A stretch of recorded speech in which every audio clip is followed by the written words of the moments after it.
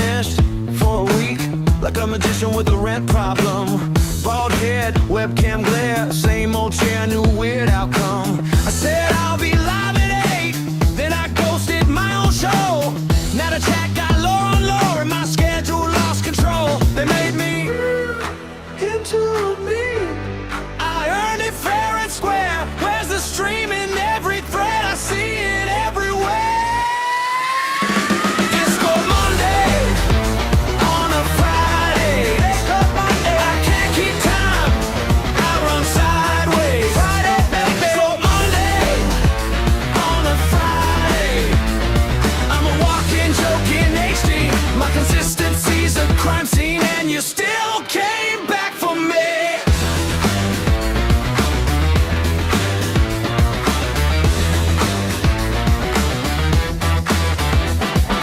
I return like, hey gang, with a snack and zero shame. Mic hot, camera tilted, same ball king, different name. They asked, bro, where were you? I said, deep in the couch. My calendar said one thing, my life said, figure it out. The memes got legs now. It travels by itself. Back tomorrow means maybe, and maybe means hey. Disco Monday on a Friday. Disco Monday. I can't keep time. I run sideways. Disco Monday on a Friday.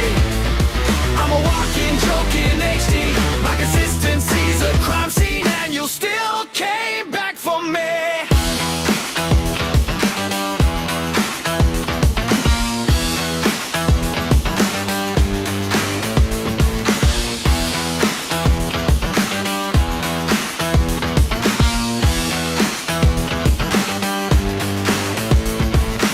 I got a streak of zeros and a talent for delay. If I ever find a routine, I'll probably hide away. Count me out, count me in, then watch me miss again. I'm not unreliable, I'm just a limited edition friend. Disco Monday on a Friday. Disco Monday. I can't keep time, I run sideways. Disco Monday on a Friday. I'm a walking, joking HD. My consistency's a crime scene, and you still came back for me.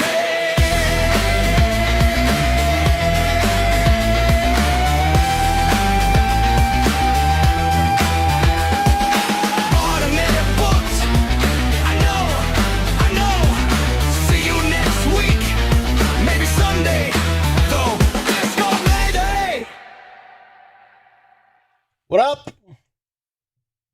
I have been fucking missing. I have been desperately fucking missing forever. Sorry about that. Had some real bad shit happen. Couldn't fucking help myself if some bad shit happened. There's a lot of fucked up shit that happened, okay? There's a lot of shit that happened. It's been a fucking terrible week. What up, Alaraz? Why, John Com? Because I can't pronounce your name. Eucharist, how you doing? So, today, I'll go through a whole bunch of shit of what exactly happened this week. Some of the good, some of the bad. It's been a fucking wacky bullshit week. Then, I completely skipped Discord Monday. And shit's been piling up again. Shit's been piling up. I got 2 mics. Do I? Oh yeah, there's one here as well. I forgot. I'll catch up on everything. Let me just make it fucking simple, right? So I'm gonna go through all the bullshit I had to put up with, all the fucking horse shit that is out there that stopped me from doing things. Old Sparky might be dead. Maybe. I'm not quite sure if he's dead or not, but he very well might be. Then we're gonna go through some of the videos that have been piling up in the Discord for a while. Standard South Africa week. Pretty much, actually. Fucking unfortunately, yes. Pretty much. And then, after that, we got someone to put on the Guild Wars... You know what? We'll start with the Guild Wars 3 list first, because that'll be the quickest thing. And then after that, we'll play some Final Fantasy 14. Who's Old Sparky?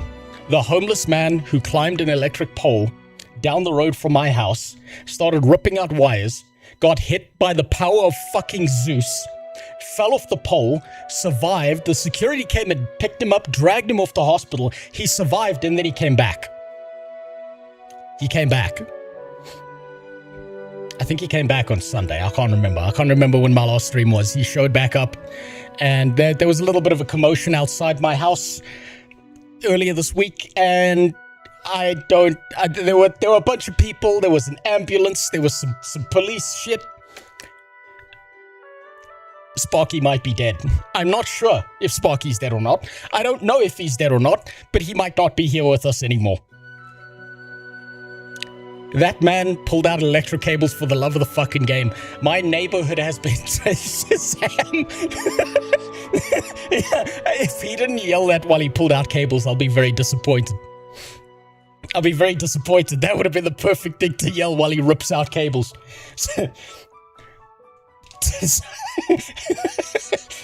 That's fucking too good. So, this is kind of what happened, right? So, last week kind of went awry for me. Some bad family shit happened that I'm not going to talk about. That I'm going to skip over. I've been working my ass off trying to get shit going. Trying to get some stuff working. I've realized I need to accelerate my fucking plans to go live in the middle of bumfuck nowhere while I figure out how to get to the US. So, yeah, probably by sometime next year, I'm probably out of this place. I gotta be somewhere else. I gotta keep my family safe. Fuck that. This neighborhood's going for a ball of shit, and as the economy sinks, shit gets worse. When was the last time you had a good week? You know, I can't remember. I can't actually remember. I have no fucking registration of when there is a good week. So, I got some shit to go through first. Let's start with the good news. Before anything else, let's start with the good news, huh? It has taken me forever. I nearly got scammed. I had a bunch of bullshit artists that I had to deal with. But finally, I'm now at the point where I'm going to be sending out some of those D&D models. I have finally managed to find the right packaging. If you look over there, I got them stacked up. I finally got some nice shit going. It finally doesn't look like a pile of dog shit. And I'm going to be sending those out. But in order for me to send those out, I need money, as it turns out. The root of all evil. I need fucking money. So I figured out a plan. You see,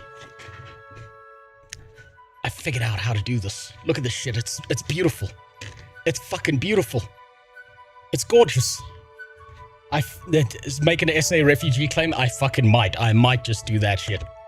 I'm finally going to be sending these out to the long-time subs, the people who've been subbed over on Patreon for fucking eternity. I'm going to be sending out a few tester models to certain people I trust in the US and the EU so I can test out if these things are going to actually show up or whether they're going to show up as a fucking pancake. But I finally got it done. Took forever. Now on to the other part of this. I figured out how to finally fund shipping costs. I figured it out. There are exactly 2 large TTRPG D&D businesses within my country. One of them is in Ape Town. One of them is here up in Johannesburg. Prostitution. No, my ass doesn't sell for that much. Are those the packages? Yes, those are the packages. Deal with them. Look at this. Look at this. But let me start off with a story about these things, right? When are you going to start producing Suros with AR-15s? That's when I get to the US and I find the ArenaNet offices. So I nearly got scammed. I nearly got my shit pushed in by some piece of shit scammer in this goddamn country. So I was looking for affordable packaging that didn't look like dog shit for these models. I've been looking for it forever.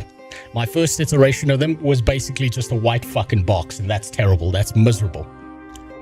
I got in contact with a package supplier in this country, and he had promises up and down. Yeah, no, it's easy. We do this all the time. We can send you the packaging, blah, blah, blah.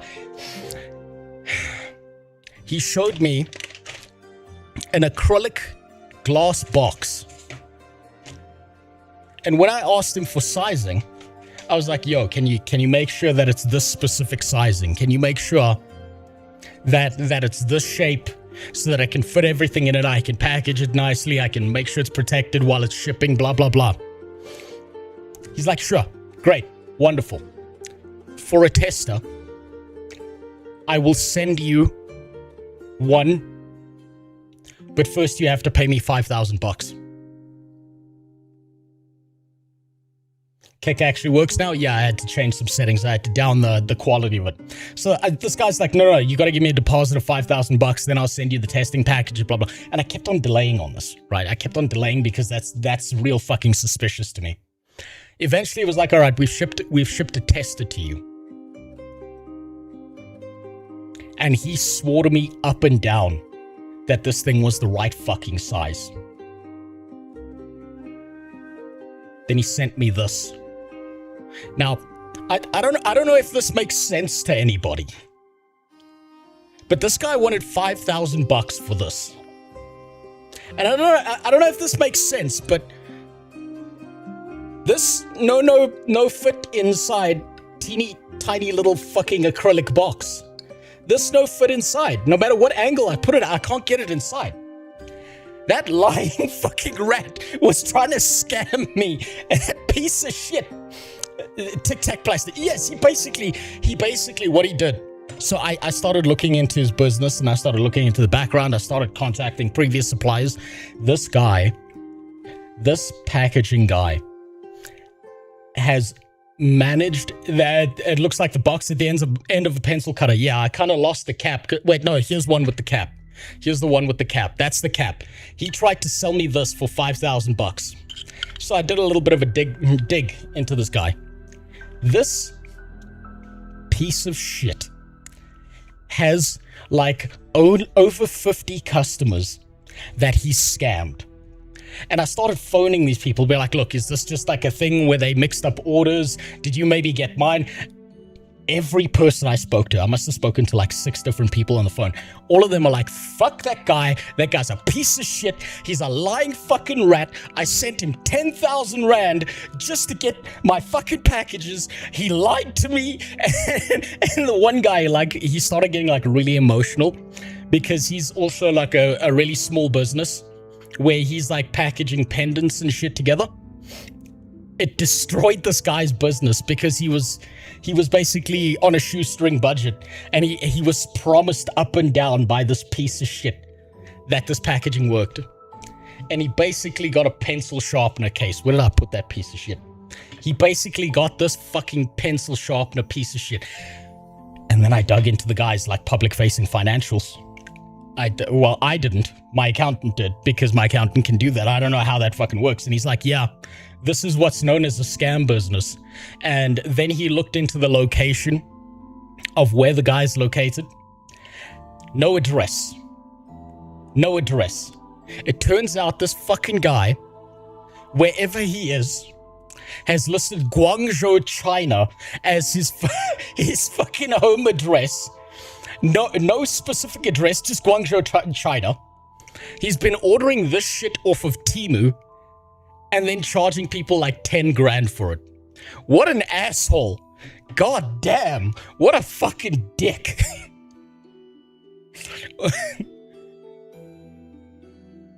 What's that in first world money? 10 grand. Let's check. Let's check what it's like, what it is in let's see. RSA to USD. ZAR. What am I saying? ZAR. Let's see. 10 grand. $600. Dude wanted $600 for pencil sharpener fucking boxes. What a piece of shit. He tried to charge me specifically $300. What a dick. And afterwards, my accountant was actually mad at me. My accountant was genuinely mad at me. He was like, you have no fucking idea how much work you've just given me. because now I need to report this to SARS and I need to report this to the accounting practices as a false business and a scam and all of this shit. I have to fill out a fucking bunch of... He was genuinely mad at me because he was like, you've just taken my weekend away from me by nearly being scammed. You asshole. I ruined my accountant's weekend. $600 went to a bunch of businesses and they got this. He basically destroyed like over 50 small businesses in this country. Does your accountant ring you up asking to clean your bank? No, my accountant keeps on phoning me up. He's kind of given up on phone calls. He like keeps on emailing me like, listen, I'm telling you this now and I'm going to email you again next week because I know your dumb ass is going to forget. Do your taxes. You got scammed by an SA voodoo doctor? Fucking nearly. Very close. What an asshole. God damn. And he's made so much money. He's made like in the hundreds of thousands of rands when it comes to this. And yeah, tax month is coming. Well, it's here, technically speaking. It's here. I've got to do my goddamn taxes soon. Oh, the pigeon got into your bank account, so it needs cleaning. Yeah, no, I don't.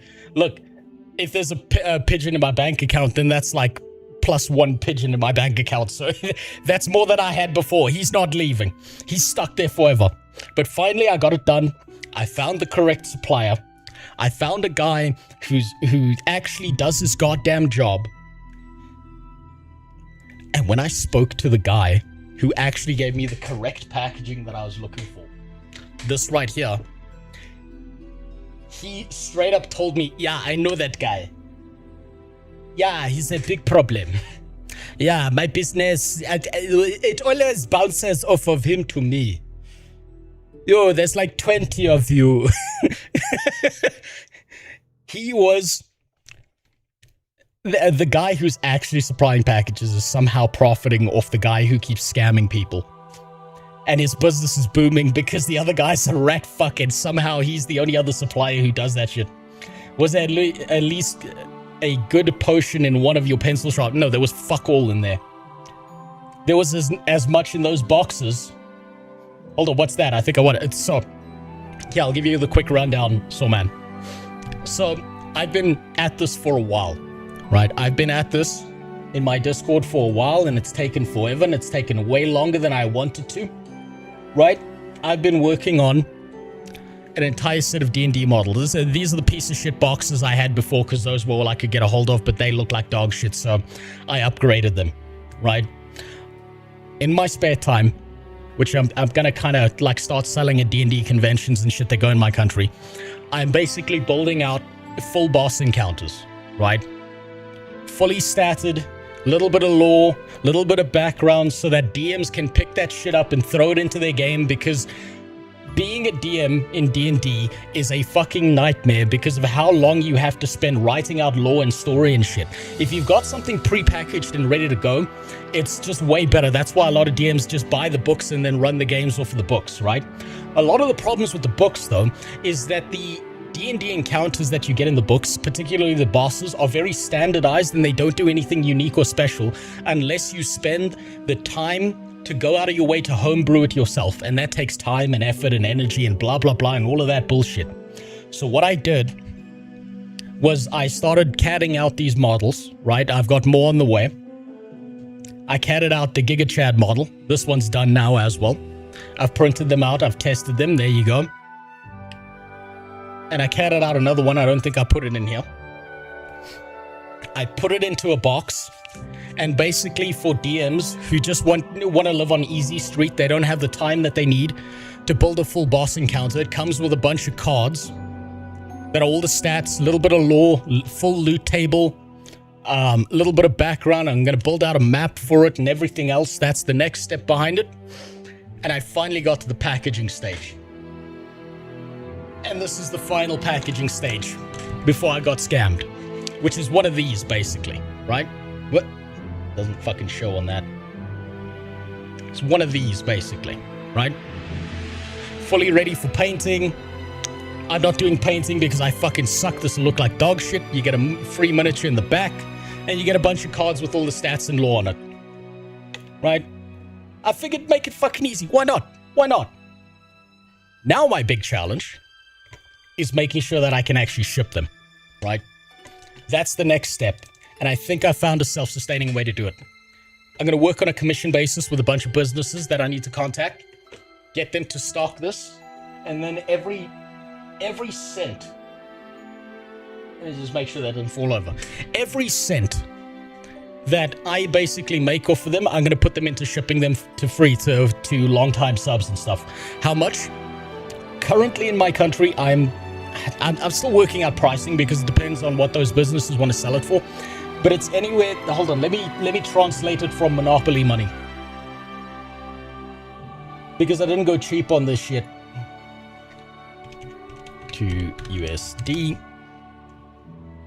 So currently, I'm thinking of trying to sell them wholesale, full boss encounter, full model, free model at the back for about $600, which is about $35.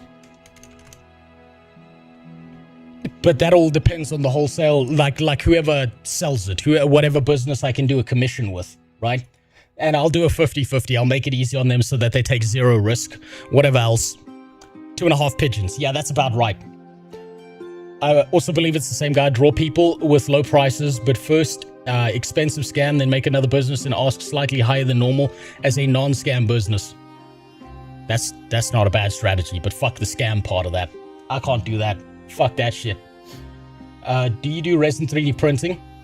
Do you have dedicated room where you run those printers? Every time I try to do a 3D resin print, the room temp ruins the print. So I do resin 3D printing myself. I've got a long fucking history in resin 3D printing, as well as FDM printing. I used to do it to an aerospace level when I was in university, right? I was the 3D printing guy because no one else could figure that shit out.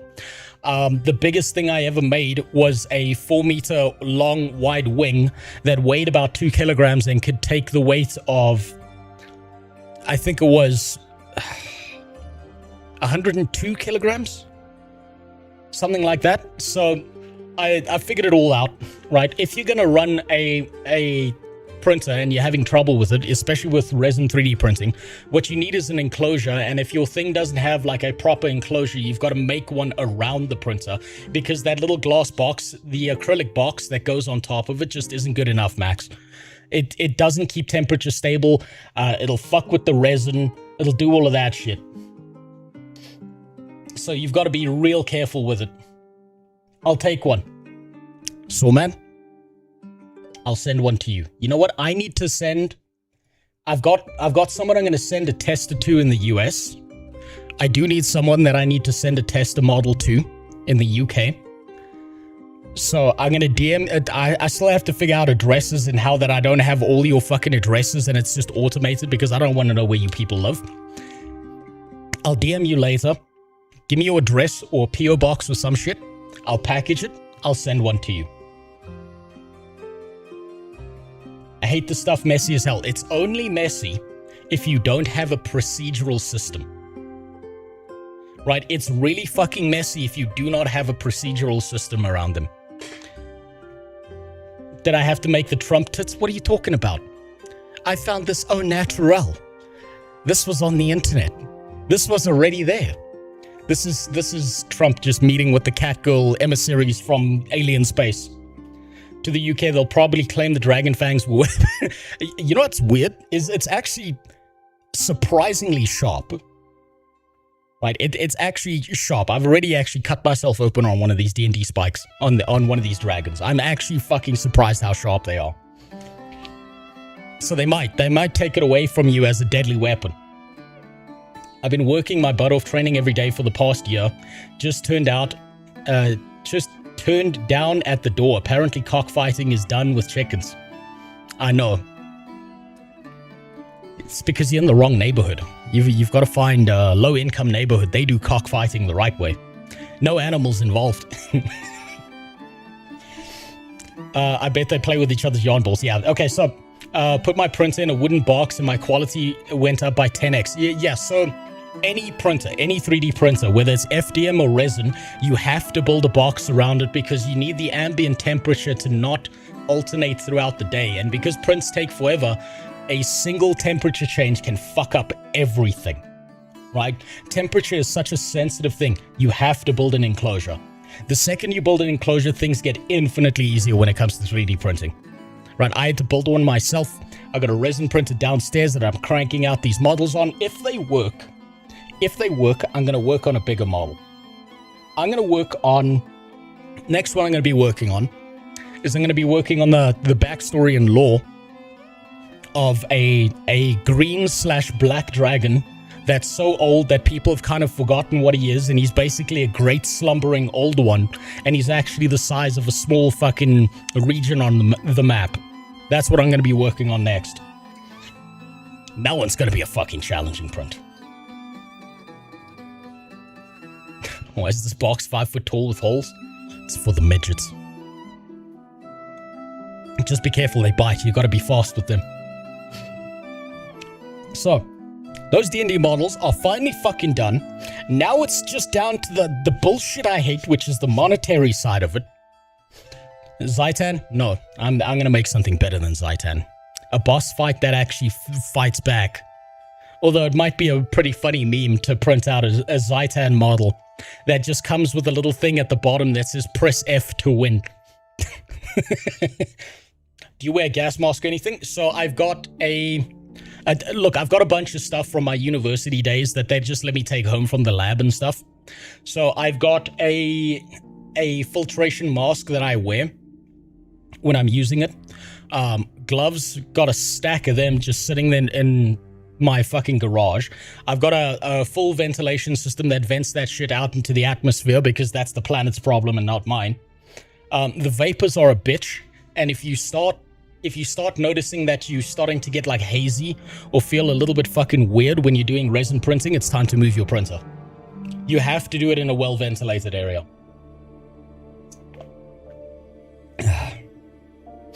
For UK buyers, just say that the dragon fangs are Muslim. That, you know what I'll do, actually, Cyro? Is I'll 3D print out little turbans and I'll put them on top of the dragon and say this is a Sikh dragon. That's why it's allowed to be this sharp. Off the RP. Well, thanks for stopping by, so man. Go RP. Do your next Skyrim RP video. Those ones are bangers.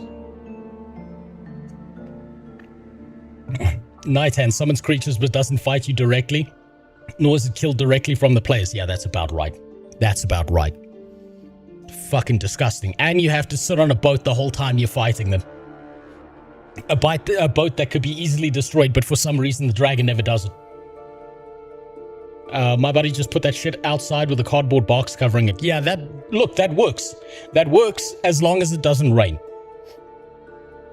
But yeah, so I've printed these out. I've got some shitty ones that have kind of fucked up. These were like the testers and stuff like that. I've got this shit dialed in. I got this shit fucking dialed in. Oh my god, it took forever. Now I'm gonna do it all over again with another model. But hey, at least I'm getting somewhere. At least I'm fucking getting somewhere. So, the next step is this. Where is it? Fucking got it here somewhere. The next step is this.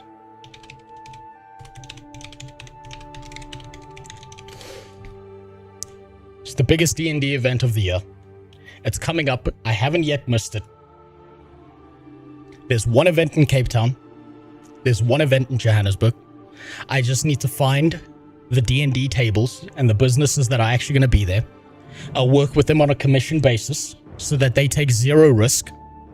And any money that they make, I can then just roll into sending it out through shipping to long-time subs and shit. I'm finally fucking getting somewhere. That's the good shit that happened. Most of the bad shit was family stuff. Not gonna talk about that. Old Sparky might be dead though. He's gone. I think. I kind of hope he's gone. That guy was a fucking nightmare to deal with. Just making all the Guild Wars 2 bosses and reworking them to be better. Next, he's gonna make an ancient undead Lich King dictator that rules the desert. You know, that's not a bad plan, actually. Consignment deals. Okay, so consignment deal. Yeah, I'll explain it this way. Don't get minifigged. I won't. I won't. Plus, I can always 3D print out more models, Lou. So, it's fairly easy to do a consignment deal. Mostly because, well, bricks and minifigs doesn't exist in my country. But essentially, this is how a consignment deal works for most businesses, right? There's you and your shit. There's the business. You go to them with your stuff. If their business is relevant to the stuff you're making, you go to them and you say, look, I'll do a 50-50 consignment, right? So what that means is you stock this product. You take zero risk. Nothing that sells means you take no loss, right? It just sits there until it sells. You take 50% of all the sales. Give me the other 50%. I can take that, roll that into shipping, print out more models using that, and then send them off to people everywhere else on Earth. That's the best way I can think to do it. If I come to them honestly and earnestly, maybe it's a little bit bright-eyed, maybe it's a little bit fucking stupid of me to do that, but I don't want to be a risk on someone else's business by making them buy them up front. I'll wait until they sell. Then maybe things change after that. If I had a 3D printer, I'd make rings instead of holding gems or stones or jewels. I'd put 3D printed chickens on the ring and call them cock rings and sell it online. Nice. You know what? There's a lot of things I do want to do with that. 50-50 is the standard. No way make it 60-40. I'd rather go 50-50 on them. Right? I'd rather... So this is an Arab business tactic. Be as generous as possible up front. Because if they screw you when you're being generous, they're going to screw you much harder later down the line. Right? So I'd rather do 50-50. That way they still get something out of it. It's free for them. It's not a big problem. And I can then, like, list out the kind of people who will screw me over and never work with them again, and find the people who are actually into it and work from there. Could you set up a booth at Comic-Con and sell them there? Yes, I could. However, Lou, there's one big fucking problem with that. That shit costs money. That's why I'm going to use someone else's booth. There are already people who've booked booths for that shit. So I figure they've got the business set up. They've already got the label. They've already got all the front end. I'll go B2B instead of D2C. Worst case scenario, they say no. Second worst case scenario, they point you somewhere else. Exactly. Right? If I go talk to the wrong person, they can point me in the right direction. Now, I do have a few emails I do need to get back to. I haven't forgotten about you, guy who emailed me from Cape Town about these. I do need to get back to him now that I've got the packaging right. But I'm fairly hopeful that hopefully I can get these D&D models out. I'll send one to Sawman just for that super chat.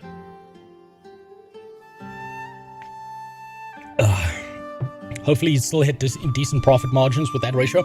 So with that ratio, so this is the thing about startup businesses that people try way too hard to think about, right? I'll give you some backstory and lore here. I have worked with very many businesses on their back end in the past. When it comes to businesses, especially startups, here's your problem, right? You've got your expenses and you've got your profit.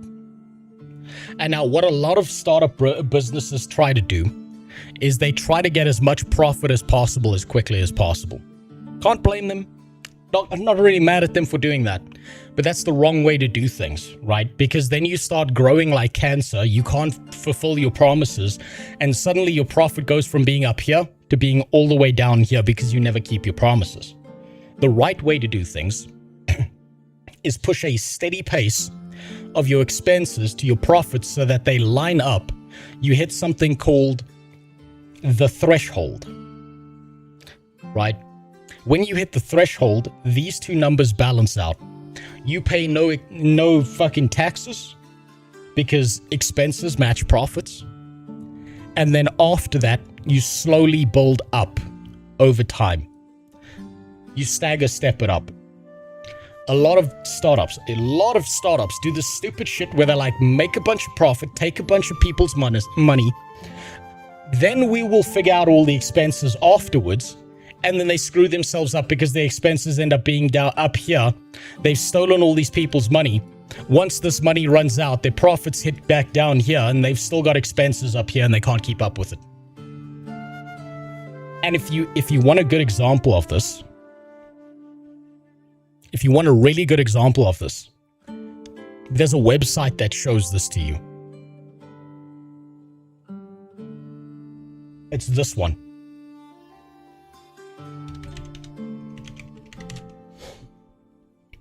This business this right here shows you all of this bullshit. I don't know why it went to a frying pan. But a lot of these businesses fall into the same trap, right? People start something up. They get a bunch of people's money.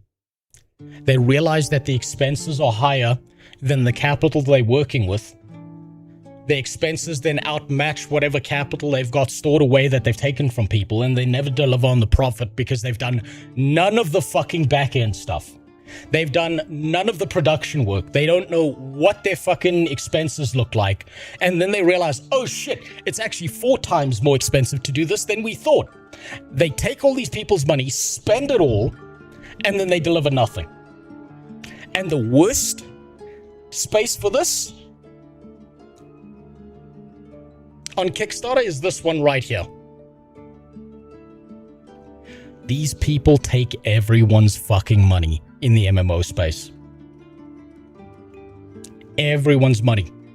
People take huge risks on giving money to people on Kickstarter, and they just fucking shouldn't. A lot of startup businesses are like ashes of creation. You are wrong about nothing, Sihan. When do the stockholders ruin the business? No, that's when you go publicly traded. That's when you're already a multi-million-dollar industry that's screwing people over, and then you decide that your customers are stock, like the people who hold your stock as opposed to the product you're pushing, and that's why Valve is God, because they refuse to go publicly traded. When Gabe dies, different conversation. You mean kickstarting an MMO never works? There is one kickstarted MMO that's worked that I can think of, and that's Albion Online. Beyond that, yes, it never works. Never fucking works. They just take people's money and disappear with that shit all the time. Happens all the fucking time, and it's incredibly frustrating when you've been like a systems engineer and project manager, and you've seen the insides of these businesses, and you start to realize that everything is held together with tissue paper and wishes. Makes sense provided that there is enough starting capital to ride out the pre-break-even point. Yes, however, most of these businesses never calculate what their break-even point is. They never figure out what their operational costs are until it's already too late, and then they fuck over everyone. What if aliens just scam Earth of recourses and fuck off? Well, if they're hot cat girls, they could probably get away with it. They just open up one alien OnlyFans and they're done. They'll scam us all. Then it's done. But with those tits on Trump, goddamn, when is he opening up an OnlyFans? Now, beyond that, beyond the D&D models, beyond the good news, Sparky's dead, probably. I don't know, there was a commotion outside. He might be dead. What else I gotta get through here? Let's see. D&D models, the family shit. Let's see, I'm gonna be hopping back into Final Fantasy XIV later. We gotta catch up on some of the Discord memes, some of the videos there.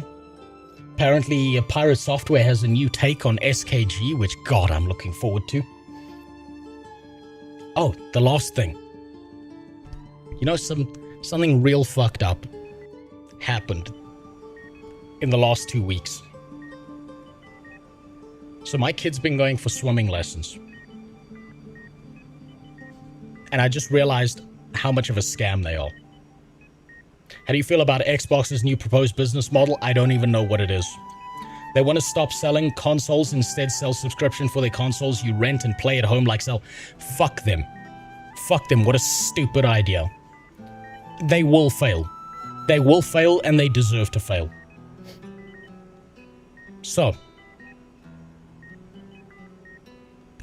I realized something when it comes to kids. If you've got a kid, or if you have a kid in the future, you're going to be told a bunch of stupid shit.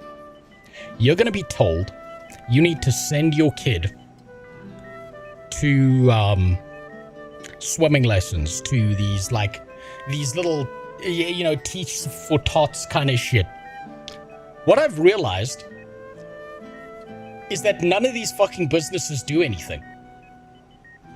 It's just a place for lazy parents to take their kids because they don't want to watch them for an hour or two or teach them themselves. All these businesses are built around the idea of avoiding a lawsuit instead of actually teaching your kids something. And I drove my wife insane over the last 2 weeks over this. Because I've been going with my wife to my kids' swimming lessons. And I very quickly realized this is a scam. Because my kid's not learning to swim. They're just splashing around in the water with a fucking teacher, and learning nothing.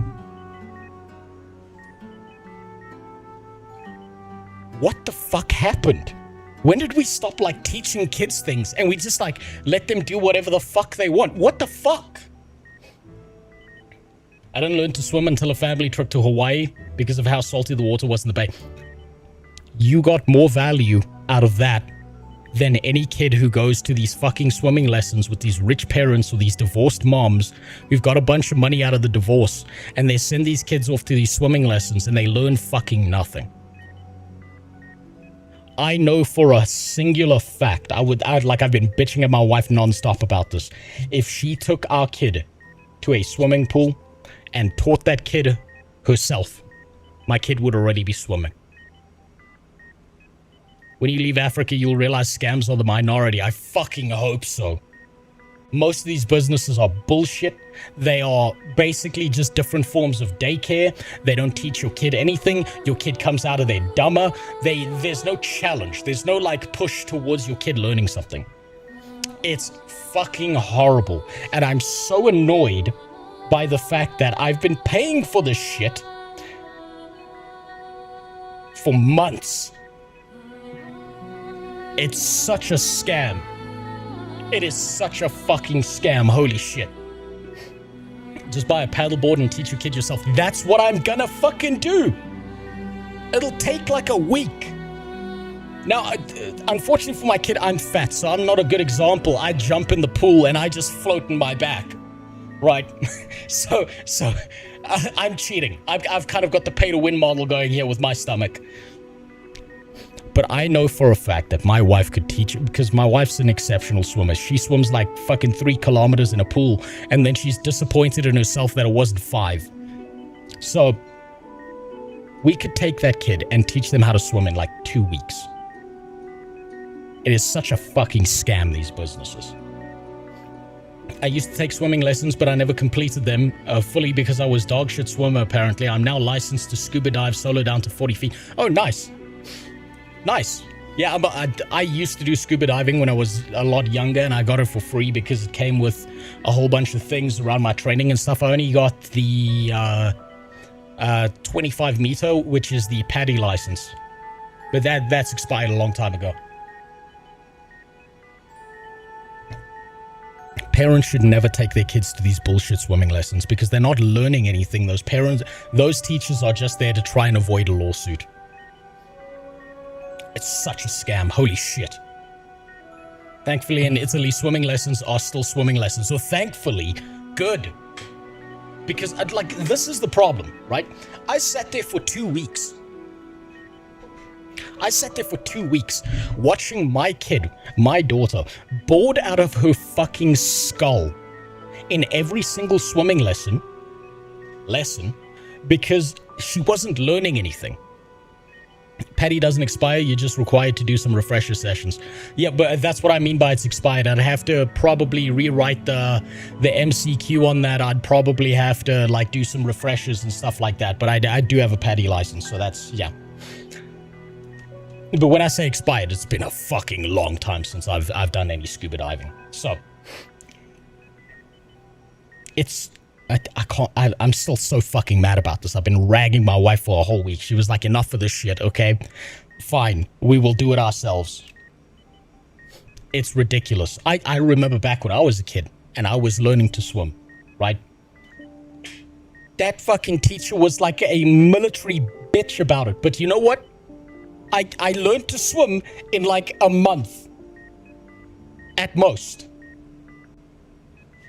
I don't know what the fuck's going on. God damn, I hope it's not like that in the first world. It's fucking nightmarish how much of a scam this is. Now, anyway, it's time to move on. Particularly because you're right, Green Sky was, yeah, we're yapping for too long. Thanks for the sub, GB. I appreciate it. Oh, the membership. Oh, shit. So what's up, dude? How you doing? As Italian, I don't know the names, but in Italy, each tot months, they teach the kids different swimming style. Yeah, so it's probably freestyle, breaststroke, backstroke, butterfly, all of that shit. That's proper swimming, right? Niccolo, that's learning to swim. That is actually a valuable lesson. I know that right now, if my kid goes near a body of water, despite all the fucking money I spent on these lessons, that kid will hit that body of water and drown. And that pissed me the fuck off. That drove me insane. That actually pissed me off a lot. Daycare is for households who want to empower moms to work 40-hour weeks. Yes, 100% agree with that. Who doesn't want to be a homemaker, free teacher, Adam? Look, I think that like my entire perspective around this whole shit has changed dramatically since my early 20s, right? That whole, yeah, women can do it too. They can go and get a job and shit. Women should not be putting themselves through the suicidal nightmare of working in a fucking office 40 hours a week. If you're a woman with a kid, you will do an infinitely better job teaching your kid than a bunch of these public institutions, right? You should be around your kid. You should be teaching them, because if you're not around teaching them, someone else is putting some crazy bullshit in their head. And a woman with their own child will do an infinitely better job than any of these public institutions. I'm starting to become fucking home-pulled. Women shouldn't be in the offices, not because they can't work or whatever the fuck. They shouldn't be in the offices because it's soul-draining and it makes you a worse parent. Hands down, it makes you a worse parent. It drains your energy. You can't deal with your kids. You default to beating them and shit like that. Do you do home teaching? Yes. My kid's too young to go to school currently, but we do home teaching. Right, we've taught her to do like a bunch of shit because she's like very physically engaged in stuff. She wants to like do activities. She wants to like climb on shit and like she plays pretend all the time. She's learning Greek. She's learning French from my wife. Yeah, a bunch of shit like that. And I swear to God, my wife has taught my kid more in a day than any of these bullshit public institutions have tried to teach my kid in like 6 months. It's fucking ridiculous. I'm starting to understand why a lot of homeschooled kids are done with high school by the age of like 15. It makes sense. If you're a woman, why would you make the choice of the ultra nightmare difficulty that is trying to do what men does? I think it's primarily because the world is set up with the idea of there needs to be 2 people in a household to support a household, right? So they take you away from your kids and then the states can educate your kids and fuck them up with their own bullshit propaganda instead of them learning some fundamental value that matches their parents. You got the internet cable shoved up back up? Yes, I did, Jimmy. I 100% did. Look, even I can happily say this. Look, even if some woman out there didn't share any of the same values as me, even if they were completely different on any kind of spectrum, whether that's opinion-based or political spectrum-based, it doesn't fucking matter. They will do an infinitely better job raising their own child than some bullshit public institution. Fuck, it's bad. Agreed 100%. SAPC guy? I think, because I see SA in that name, I think you know as well as I do why the reading rate in our country is such fucking dog shit. Why kids can't read at a 3rd grade level by the time they hit grade 8. Why there are people today, walking around today, voting, who can't read words on a fucking page. And it's because all these public institutions are just horseshit. They're just lies and they steal money from you most of the time. Fuck, it's bad. I'm starting to realize why so many people are so fucking retarded, and it's these big institutions because they don't actually give a shit to actually teach your kid anything. It's miserable. You should teach your kid how to read by getting her to play Final Fantasy with all the rating. You know what? You know what's really funny about you saying that, Sihan? She's seen me play some video games, and she's actually fascinated by it. And the best, like, this is, oh my god. This is one of the best things, right? So we're teaching her to read at home. We're teaching her to count at home, right? So this was a while back. I had her on my lap while I was playing Baldur's Gate 3. And you know it's got the dice rolls in Baldur's Gate 3. And she fucking loves the dice rolls. She loves watching that shit. I thought my kid could only count to 10 when I was doing this. Little did I fucking know, when I started rolling above 10s in that Baldur's Gate 3 game, she would point at the screen and say 13, 14, 15, 16. She saw some of the damage numbers, and she fucking stunned me when she said the word 50. I didn't know that my kid knew what a 50 was. I thought she was gonna go 5 and a 0. No, she said 50. 100% credit on my wife, because she's been teaching all this shit and she's been doing an infinitely better job than all these bullshit institutions. It's actually insane. It's actually insane how much video games can teach a kid if they're actually interested and they're excited and they think it's fun, right? I bet kids who play Final Fantasy get a bunch of reading lessons that they don't realize they're getting. Except for beta and fuck beta, and that'll fuck your kid up. What worsens it is people are forced to have kids later in life and both have to work and support a household. Yes. Oh, Jesus Christ. So this is the last part of this, right? Then I'll move on. In all these bullshit institutions that my kid's been going to, right? I am the young parent. I am the youngest dad there. Do you know what the age is of the dad who's closest to me that we've met so far?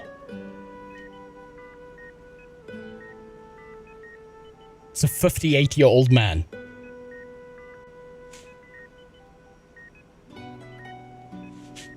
A 58-year-old fucking man. The youngest mom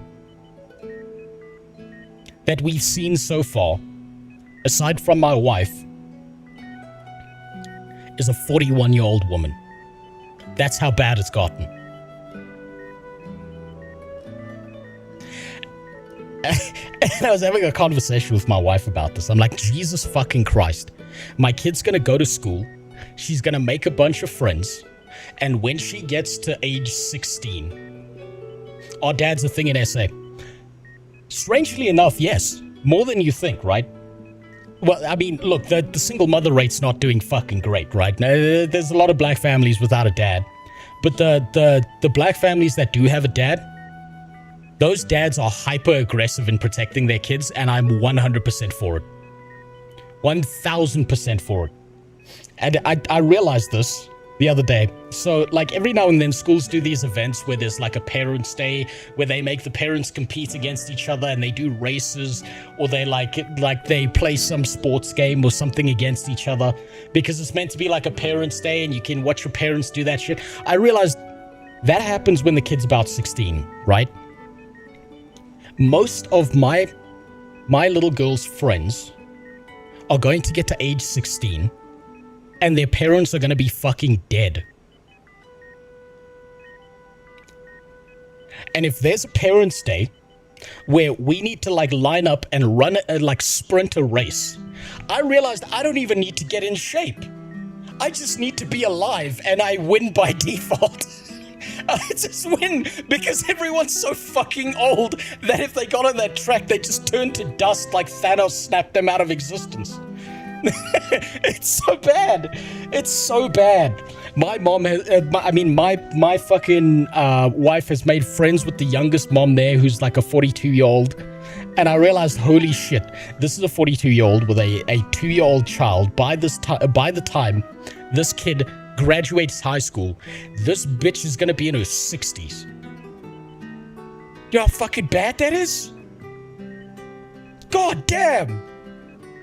Man, society's really fucked up. And it's really fucked women over real hard. Real fucking hard. Nowadays, you see a lot of parents, and when their kid becomes an adult, they are already coffin age. Yeah, you have no idea how true that is. You have no idea. And I think it's a monetary problem as well, right? Because everyone who's young doesn't have kids because they can't support kids, they can't support a family and all that shit. By the time they have the money, they're too infertile to have kids. We know 5 separate groups of parents who've had to use a surrogate mom. They've basically had to use a rent-a-pussy system to have a child. Because the mom's too old to have one by herself. How fucked is that? Bring back teen pregnancy. Now, hold on now. Let's not go too far in the other direction. We're not bringing back Epstein Island.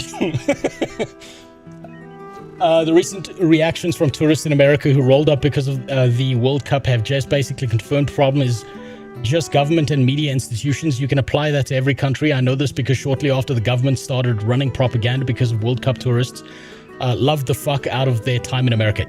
Oh yeah, no, America's fucking awesome, dude. I've been to America twice. I went there when I was competing in sports and shit, when I was younger. America's fucking ballin', dude. Everywhere I went was awesome. Except maybe one place that was a pile of shit. It was very left-leaning. We came out of Indianapolis, and I can't remember what city we went to, but there was just all these pink-haired fat retards walking around yelling shit. And my wife and I were both like, eesh. Well, not my wife at the time, but like I showed her pictures of it, and she was like, where's this in South Africa? I'm like, no, this was in the US. So don't go to that place.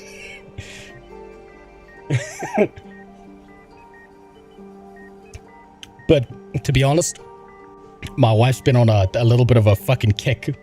She's been looking into Wyoming, and she's like, it's so beautiful. It's so gorgeous. How did it get like this? I'm like, well, it's simple. They've got a functional country. God damn it, I want to live in a first world country so bad right now. Freezing eggs doesn't guarantee shit. 300 to 500k potentially down the drain happened to someone I know. It's happened to multiple people we know. That's why a lot of couples now use a rent-a-pussy system where they get a surrogate mother. And I think the whole surrogate mother thing is royally fucked up, because I can't imagine any woman who can carry a baby for 9 months, give birth to that child, and then let it go. I can't fucking imagine that. That's insane to me. That's crazy people shit. It's fucking nuts. Seattle, it might... No, I don't think it was Seattle. It was some fucking, like, mini city kind of thing where basically, if you stood up the road of that place and you looked down at, all you saw was concrete and McDonald's. There were just, like, fucking restaurants, like fast food chains everywhere. A gas station, or petrol station, if you're from the rest of the world. And not a single tree in sight. It was fucking ridiculous. Isn't it like 30k for a surrogate? Cheaper than freezing your fucking eggs, that's for sure. But fucking way cheaper. Now let's move on. A friend of mine went to New York like 10 years ago. Was amazed how awesome it was. He went back last year and came back sad. He said the crazies and stench of weed and garbage is inescapable. Yeah, I've heard that about New York as well. I've heard that the only people who like New York are New Yorkers, and everyone else is like, wow, this place is a shithole. And they're like, hey, you just don't understand New York. New York is a bit different. And like, yeah, you built like fucking rats in a garbage pile in India. What are you doing? Hey, but New York, you gotta represent. And you're like, no, clean the fucking streets, bud. Clean the goddamn streets up. That place has become a shithole. What are you doing? damn, they need to fix that shit up. Man, these parents are bad, though. Anyway, let's move on. We've got someone else that we now need to put on this list. We've got another name, another person sitting right here who we need to decide where they land. They've been working on Guild Wars 2 videos for a while. I've seen some of their stuff before. I'm not unfamiliar with their content. Let's see where this man lands on the spectrum of thought for Guild Wars 3. Donatello is a crackhead nowadays. Donatello is every crackhead on every side street who thinks he's a Ninja Turtle because he's taken so much crack, he's actually transported himself out of reality. That's the problem. Detroit used to be the automobile manufacturing hub of the UD. Then we moved shit overseas. Oh yeah, no, Detroit used to be fucking beautiful, dude. I had an American guy I met when I was in the US. And what he showed me pictures of what Detroit used to look like, and he told me to guess the city. And I was like, dude, this place is gorgeous. This place is fucking beautiful. Where is this? I couldn't even guess. And he was like, this is what Detroit used to be. And that blew my fucking mind. I couldn't believe it. Detroit used to be gorgeous. It was mind-blowing how amazing it used to be. Most major cities in the USA are extremely liberal when they hit a population threshold. If you're looking for a city, pick a second-rate city, which is more likely more level-headed. I'm thinking of just moving out into the fucking boonies. Take me out to where all the hillbillies are. Take me out into the fucking forests. I'm thinking that big cities are something to avoid, generally speaking, because I don't know if this is true or not, but the general trend I've seen online is the fucking craziest people in the US seem to come out of the cities, and then you tend to go like towards the more rural areas, and then sure, people are Christian conservative and stuff like that, but they tend to be rather rational, logical. They tend to say hello to you. They're not dickheads. It seems like you can get along with a lot of people and just not have a problem. No, that trend is accurate. That's fucking disappointing, because some of the city centers in the US used to be incredible. Now let's take a look at what Silhouette Gaming had to say about Guild Wars 3. Let's see, where does he lie on the spectrum? I lived in Detroit for 6 years. It's the only city that has a unique smell. That's because you haven't been to central Johannesburg. I bet you we've got that smell times 10.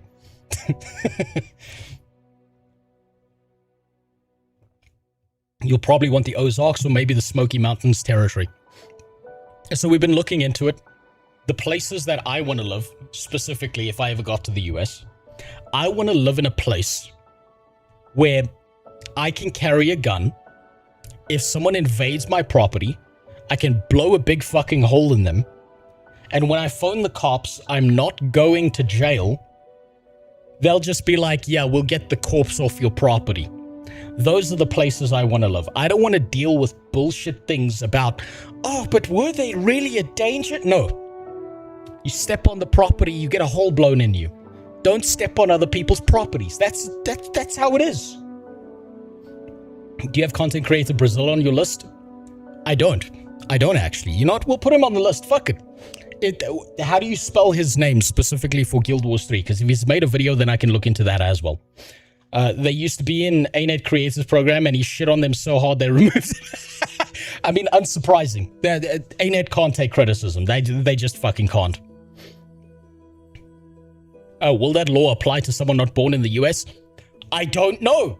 But look, even if it didn't, right?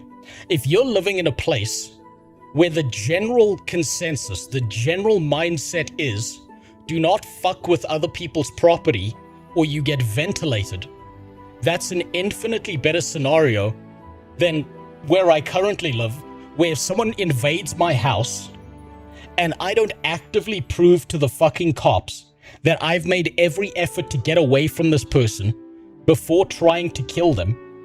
Like, I have to, like, lock all the doors and hide away and put my kid under the bed and shit. And then if this person tries to kill us, then I still go to court. Fuck that. I love the idea of castle doctrine.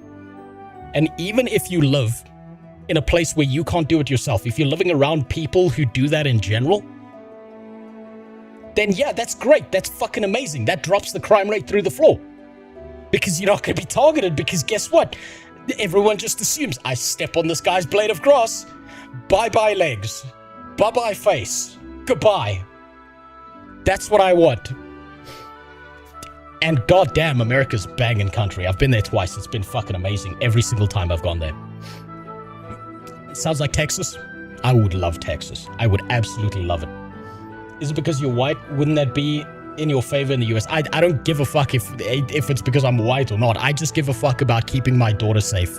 That's what matters to me infinitely more than anything else, is keeping my kids safe. Now, let me just fix this real quick, because I see this is fucked up. Where is it? God damn it. There we go. Let's just move that over there. Let's see what Silhouette Gaming has to say. I don't give a fuck what color my neighbor is, as long as we both can come to an understanding that if you touch a kid, you die. And if someone invades your property, they die. That's it. That's where I want to live. Oh, it works both ways. You stop near someone's land to take a piss, you get a gun shoved in your face. Well, then don't piss on their land. Some people go overboard. Just don't piss on their land. It's that simple. I'll piss out the window going 120 down the highway. Nice and simple. I'll keep it nice and simple like that. Now, let's see. We're delaying enough here. Let's see what Silhouette Gaming had to say about Guild Wars 3. How are we feeling? We got some hype detox after the big news. Let me say I'm still buzzing a little bit from all the dope games we got to see. I know you guys are here for Guild Wars stuff, but let me say that I am super excited about both Stellar Blade and Lords of the Fallen 2, which I did playthroughs of Lords of the Fallen back when their 2.0 release dropped a little. Not my favorite Soul. Is Lords of the Fallen any good? I thought it was just another Dark Souls clone.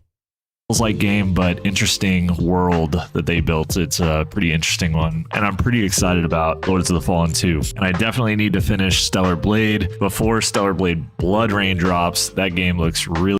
Kick died? Fuck. Let me check why. God fucking damn it, Kick. I changed all my settings. Just for you. No, you just gotta reset. Just refresh on Kick. You gotta refresh. Kick's being a piece of shit. It's still being a piece of shit. Keep your daughter away from the UK after that crazy report with an estimate of 250k affected by the... yeah, I know about the whole rape thing, Sihang. I'm gonna... Okay, I'll give you one last hot take, right, before we go through this. I'll give you one last hot take. There is one thing that I noted about the UK and all the insane hiding of all the rape stuff. The blacks in my country have the rape stuff figured out, right? If you go to like a township or like a very low income area or like a shanty town or something like that, the community has to police itself because the police are fucking useless in those areas, right? The blacks in those areas have it 100% correct. If they find a guy touching a kid, the entire community gets together, grabs that guy, ties him to an old mattress, douses him in diesel or petrol, gasoline, and sets him on fire in front of everyone. Guess what? When those communities started doing that, the rape rate dropped dramatically. Dramatically. Gee, I wonder why. Maybe the UK needs a little bit more of that. Maybe if the UK is going to start importing so much of the fucking third world, they need a few third world kind of rule of law things going on there. The blacks down here in those areas, they've got it 100% correct. You catch a rapist, you kill him. Because he's not going to stop. There's no forgiveness. You touched a kid. You're going to fuck up that kid's entire life from that moment onwards. Die. They've got that shit correct. Do they reoffend? I mean, I don't know if you're burning in hell, can you really reoffend? I'm not so sure about that. But fuck them. Fuck them. No mercy for them. Really sick. But let me start the Guild Wars part of this video by saying I told you so. Basically, everything I've been saying about this game and But in my country, we call that a linchamiento. I've probably said that wrong, but good. I'm sorry, that's what a rapist deserves. That's exactly what a rapist deserves. franchise since well before I became a partner was right. They split the studio to develop another game. They kept a few people on Guild Wars to craft these mini expansions, which pale in comparison to ArenaNet at 100% power level. And they used the effort to develop Guild Wars 3. And in my The trouble with dishing out lore is dealing with false accusations. Absolutely. But the problem is, you can either do that and reduce the rate of rape, or you can do nothing and it's going to keep getting worse over time, right? And most of the time, right, you got to remember the people, rapists aren't exactly intelligent people, right? If they were intelligent, they wouldn't be rapists, right? They leave a bunch of evidence behind. They usually get caught in the act, particularly in townships, because townships are always busy. So usually they're caught in the act and then dragged out and killed. They're publicly executed by the community, and all of a sudden, magically, the rape rate in those communities drops. I'm sorry, the blacks have that right. They got that right.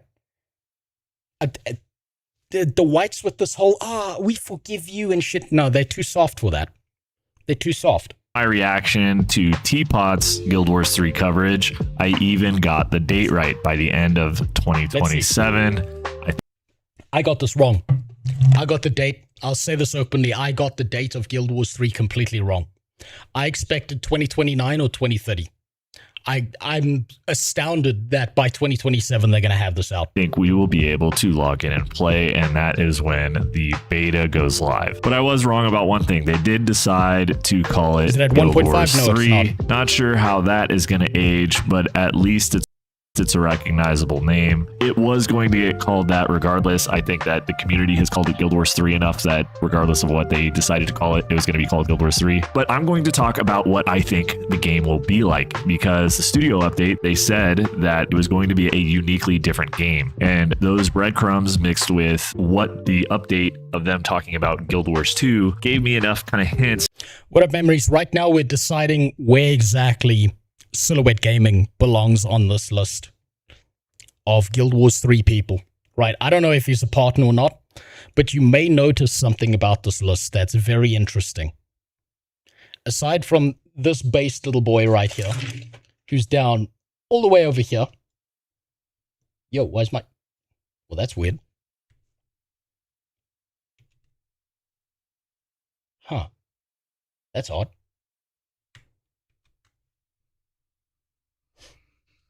Yeah. What the hell? Yeah, that's all fucked up. Hold on. Give me a sec.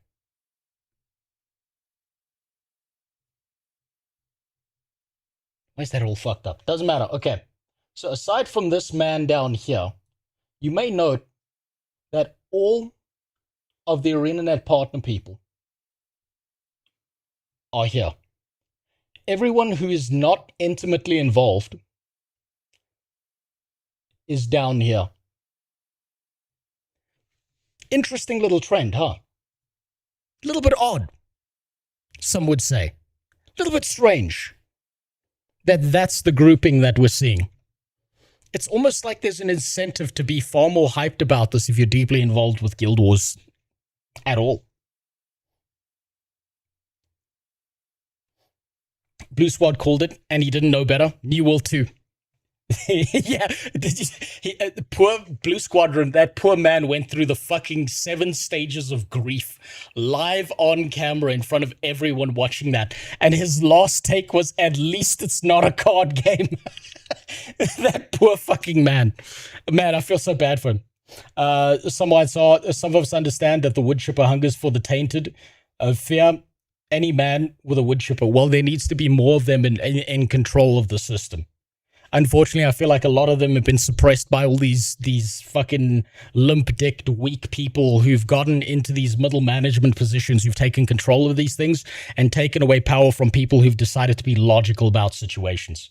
To fire up the old imagination machine to think about what Guild Wars 3 might actually look like from a build, craft, and gameplay perspective when comparing it to other games that are kind of modern MMOs. So first off, Blues was pretty hyped. It was hyped when it started. New Gash, he called it New World 2 when it started. He got hyped. He was like, oh, wow, Guild Wars. And then at the end of the trailer, he looked like he was going through hell. And his final take was, oh, shit. Well, at least it's not a card game. That's why. He's a big, explosive, expansive personality, New Gash, and I appreciate him for that, because that's just what he is all the time, and he fell off the fucking cliff at an end. If you're new here, I plan on covering all 3 Guild Wars games and eventually some other games that I mentioned, like Lords of the Fallen, Starblade, etc. However, if you aren't subscribed already, please... By the way, New Gash. Yeah, I know I'm going on tangents. Guess what? Today is Tangent Day. I see you getting famous. I see you getting famous. I see you upsetting the pay-to-win defenders. I see you're upsetting the people who don't like pay-to-win, who love defending it, the dick riders for pay-to-win. Congratulations, New Gash. You're getting famous. Your base takes are being spread around the internet and it's upsetting people. Well done. Please consider it. I am trying to get to 10K and it's kind of taking forever. So if you could help me with that, that'd be awesome. So the Guild Wars 3 trailer shows off some rendered footage from in-game. Some people online have been... That guy's incredibly delusional. There are a lot of people, New Gash, who are incredibly delusional about the idea of pay to win because they are desperate for someone, their favorite game or game they like, to not also have the label of pay to win on it. Right? They are desperate to have that happen. What they don't realize is that you can have a game that is still good, but it also has pay to win in it. And you can have a game that's good and not have pay to win in it. But to them, the words pay to win is synonymous with it being a dog shit game. Right? They can't figure that out. They really can't fucking figure that out in their head. So the second you say something truthful, like this game has pay to win in it, to them it's a full indictment on the rest of the game. And then they lose their fucking minds over it. They just can't fucking handle it. It like breaks them in half. And clowning on it. I think it looks really good. Some people are complaining about needing a 2060 graphics card to run, which that card is from 2019. So I understand you will actually need something more than like a potato to run the game, which is the first time ArenaNet has ever had this concern, since minimum settings on Guild Wars 1 and Guild Wars 2 would both run on like a heavily modified toaster oven if you wanted. So I'm pretty sure you could get Guild Wars to run on like a Raspberry Pi if you tried hard enough. But you probably could. One of the magical things about Guild Wars 2 was the fact that you could probably open up a fucking Lenovo laptop from 15 years ago and the game would run perfectly. It was crazy because it means you could play it on any system anywhere and it doesn't fucking matter. You're not going to have a problem. Guild Wars 3 has already limited its player base to anyone who's got newer graphics or an updated thing, or somehow for some reason bought a PS5 because they're going for this higher graphical fidelity, which means they're already cutting out a gigantic segment of the market. For this video, I'm going to save all the lore stuff for another video. I want to focus on the gameplay and what the gameplay could actually look like. They said that you will be focusing on movement, primarily freedom of movement and fluidity of gameplay. The label of pay to win carries such a big stigma that it's somewhat understandable though. It does, because of the way pay to win's been done, right? So I'll say the words, I like Guild Wars 2. I will then follow that up with the words, Guild Wars 2 has pay to win in it. They can't figure out how that fucking works in their head. Because when they hear the words pay to win, there are so many Asian bullshit MMOs that have got such vicious and aggressive and psychologically manipulative gacha systems in them that they think that you are calling it that. But I'm not going to buckle and bend just because someone's too fucking retarded to think critically. I don't care if they are incapable of critical thinking. That's their problem. They got to open up their fucking mind and realize that pay to win exists. It is present. It is there. and the game can still be good. It's simply that pay to win makes for a worse experience overall. It's like a debuff. You can get a debuff and still play the raid. It's a debuff. It's like a -1. And if the pay to win stacks up high enough, it's a debuff that's a -10, and it makes your game a 0 out of 10. But just because people are too fucking stupid to understand nuance doesn't mean I'm going to buckle to them, and neither should you. No one should do that. What that says to me is that it's probably going to be like Warframe, which would set the game apart from its predecessors, but it would also set it apart from the only other reasonable competition, which is Soulframe. Now, Warframe and Soulframe are both really fun. I think the issues with the word win really doesn't win. I've had this argument an infinite amount of times, Vis. Any game that allows you to exchange money in return for winning back your time versus people who do not use those systems is decidedly pay to win. Because you've won back not just a resource, you've won back the single most valuable resource that your entire life has, which is time. It is continually spent, and you can never get it back. If you can win back your time through any mechanic whatsoever, it is pay to win. Games. Warframe is fast-paced, hop in, That's how hop you deal out, with like dungeon crawler-esque game where you load into lobbies and do different things. It does have some open world elements, and I think that ArenaNet will be focusing more on the open world than dungeon instance elements. However, the gameplay is key. But not game win. Yes, it is a game win. Here, I'll explain this, right? Here's how it's a game win.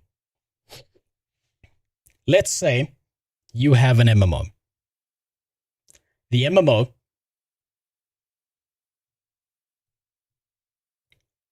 has a convenience item in it, right? Let's say it's minor. It lets you open up your bank wherever the hell you are for $5, right? You've got another player who's not going to use those systems. They bought the game, they've got access to the game, but they don't have access to this feature because this guy has bought it. And he has to do a bank run of 1 minute versus the guy who has a 1 second bank run because he can open his bank wherever the hell he wants. You play any game. Let's say it is reasonable to assume that every hour in the game, you have to do a bank run. MMOs are long period games, long period time games where advantages stack up over time. So every 1 minute in an hour, you spend at the bank.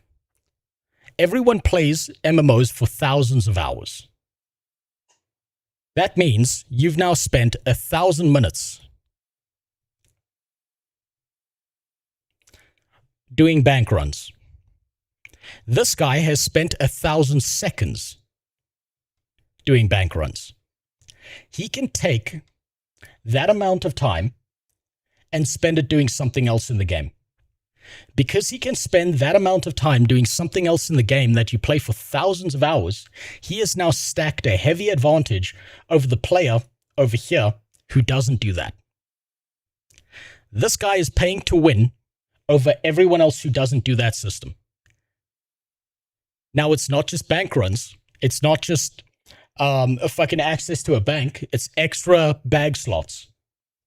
It's extra character slots where they can do extra shit on it. This guy can do like a few fucking raids, get extra pieces of gear, and this guy cannot. It stacks up over time. This guy is winning over everyone else because of those systems. He is winning. He has won back time that he can use doing something else that is more valuable to them. I wasn't intended to go down this rabbit hole, agreed on all that, but I won't kill another player with it.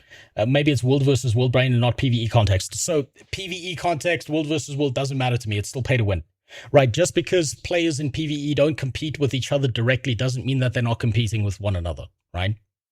And I know you generally understand this because, Vis, I've seen your comments. I know that you're capable of critical thinking, right? you've got to also keep in mind, I'm an insane fucking pay-to-win extremist on this, right? I categorize things as pay-to-win and not pay-to-win, right? And these are the two circles, right? Pay-to-win, not pay-to-win. Something either is pay-to-win or it's not pay-to-win.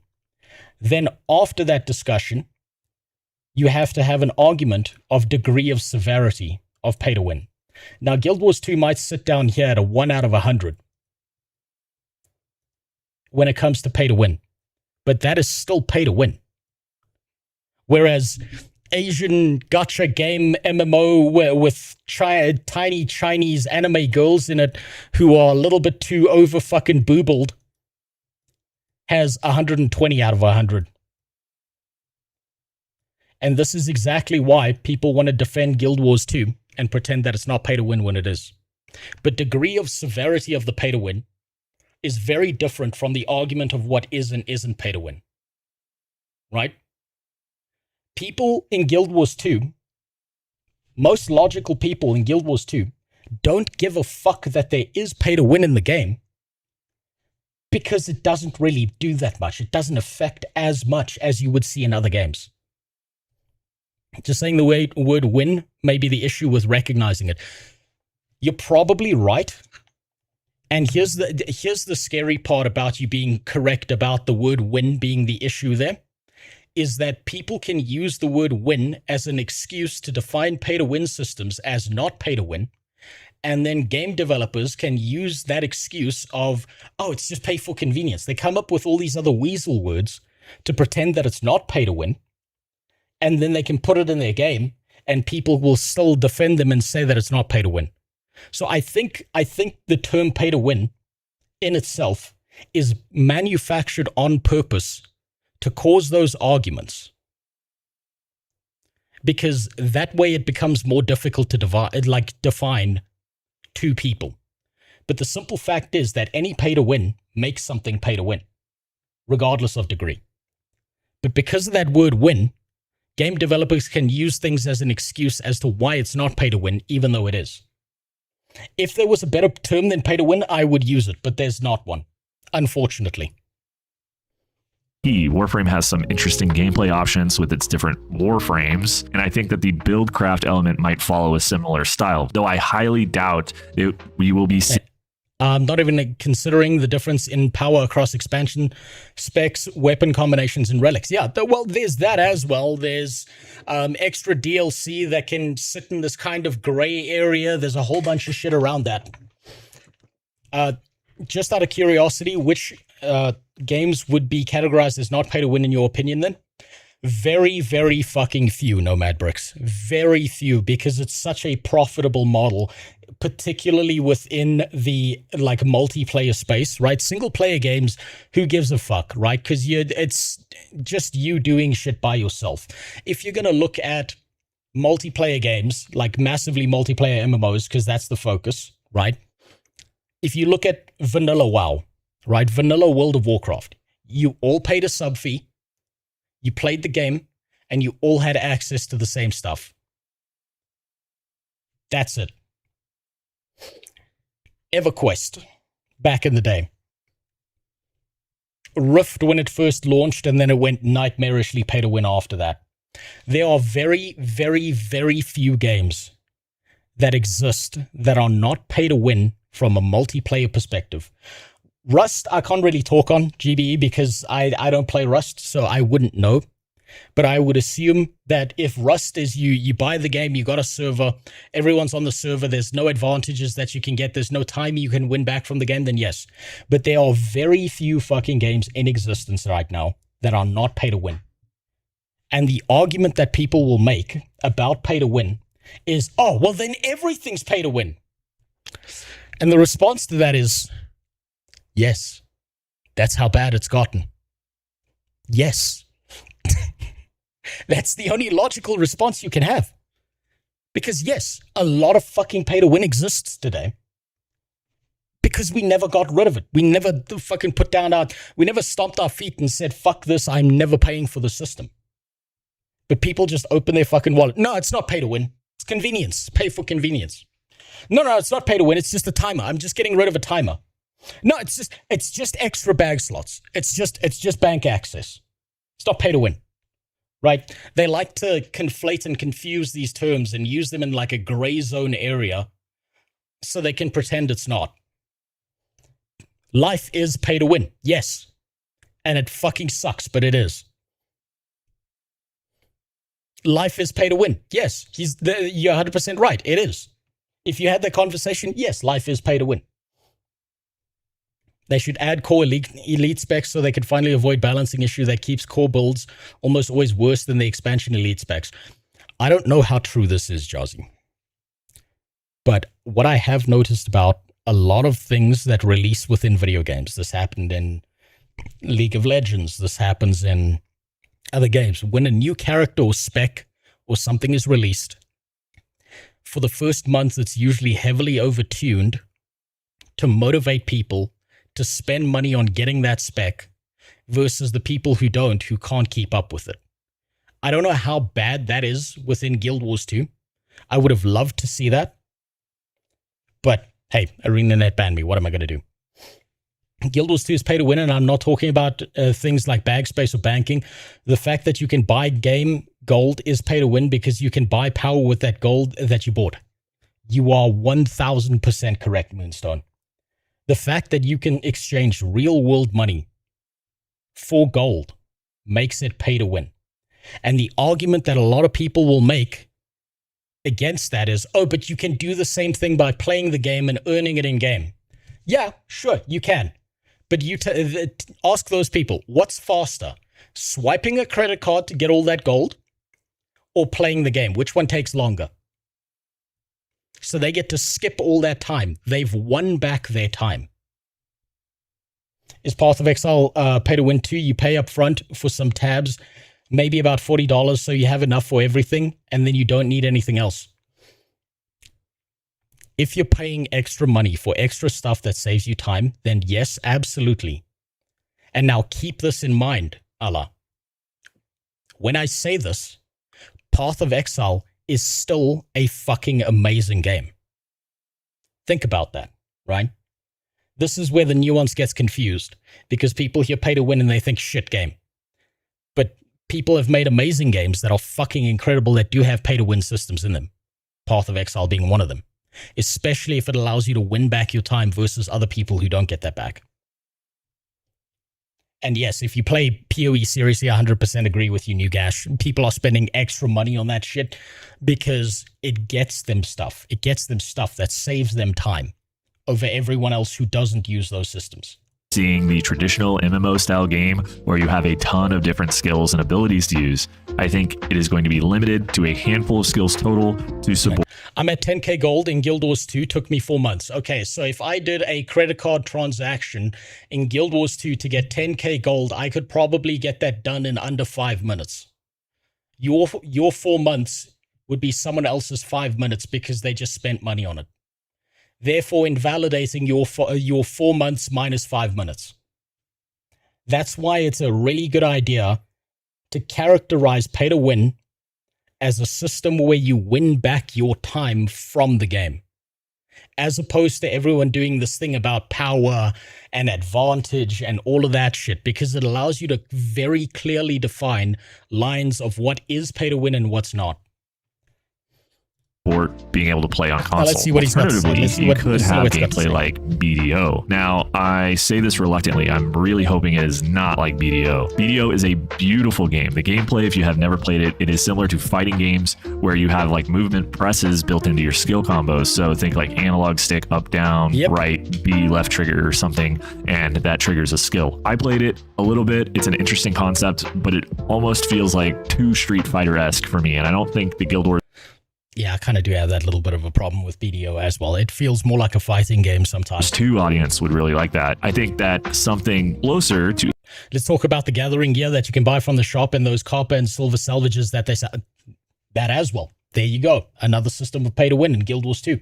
Does that make Guild Wars 2 bad? No, but it does reduce its quality because pay to win is in there. either Soulframe, where you pick a class and you kind of get a skill tree that you build out from there, or even something like Remnant 2, where you have a primary skill or stat line that you can tier up and rank up, and then you have your primary modifiers to your build, which are attached to your weapons and armor. In Remnant 2, this system is very fun to build around. You have a weight mechanic, which is kind of Souls-like thing, but that gives you a distinction between armor weights and how it impacts your movement, primarily your dodge ability in the game. But also your skills and stuff are primarily determined by your items. So each specialization in Remnant 2 isn't really all that flashy. You basically get to pick 2 active skills, and your play is determined by what your primary and secondary gun are and what modifiers are on those guns. Your melee weapon also has similar functionality. Some of them will shoot a ranged projectile, some of them don't, and you can also build around that. Guild Wars 3 is going to have crossplay between PC and console, and it has a solo-friendly gameplay loop based on.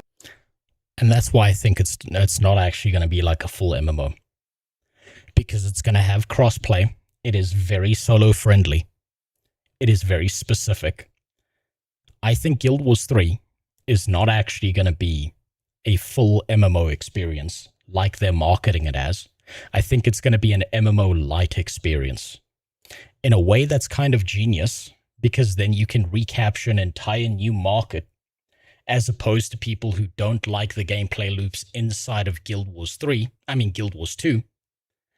But the other downside of that is you might have a bunch of people playing Guild Wars 2 who go over to Guild Wars 3 and get dramatically upset because they are marketing and selling this as a full MMO experience. On some of the descriptions from the teaser videos or Steam. So I think it's going to be similar to Remnant or Warframe, where your lobbies are going to be limited to like 3 to 5 people. I'm not sure what the party limitations are going to be in Guild Wars 3, but I'm assuming it's going to be like a max of 5 in most combat situation. Getting back a little bit to the buildcraft, I think that tying your skills or your gameplay to your weapons and armor selection would kind of follow Guild Wars 2's kind of design philosophy, where your weapons determine your skills. So I could see this being one element of the buildcraft in Guild Wars 3, while another element may be determined by the class that you choose. And until we get more information, there's a lot of really fun and exciting possibilities that you could kind of steal from other games or hodgepodge them together. For the most part, while Guild Wars 3 and Soulframe are very fantasy heavy, I believe Guild Wars 3... Holy shit, I just gotta say, I fucking hate this trailer so much. I'm even more pissed off at this Guild Wars 3 trailer after listening to Colin talk. Because Colin speaking about Guild Wars 3 did an infinitely better job of selling Guild Wars 3 to people than this shit right here. This shit right here was such a dog shit trailer in comparison to hearing Colin talk about it. I think that this trailer was a lot of people's first impression into Guild Wars. They saw this trailer and immediately said, I don't give a fuck about this anymore. 3 will have more of a feel to Warframe with their movement focus. Soulframe separated itself from Warframe by being slower, more intentional, fantasy rich. But I digress. Let's get... They should have just talked and shown concept art. I 1000% agree with you. They should have talked. They should have shown concept art. Colin should have been on that stage and just talked about the game.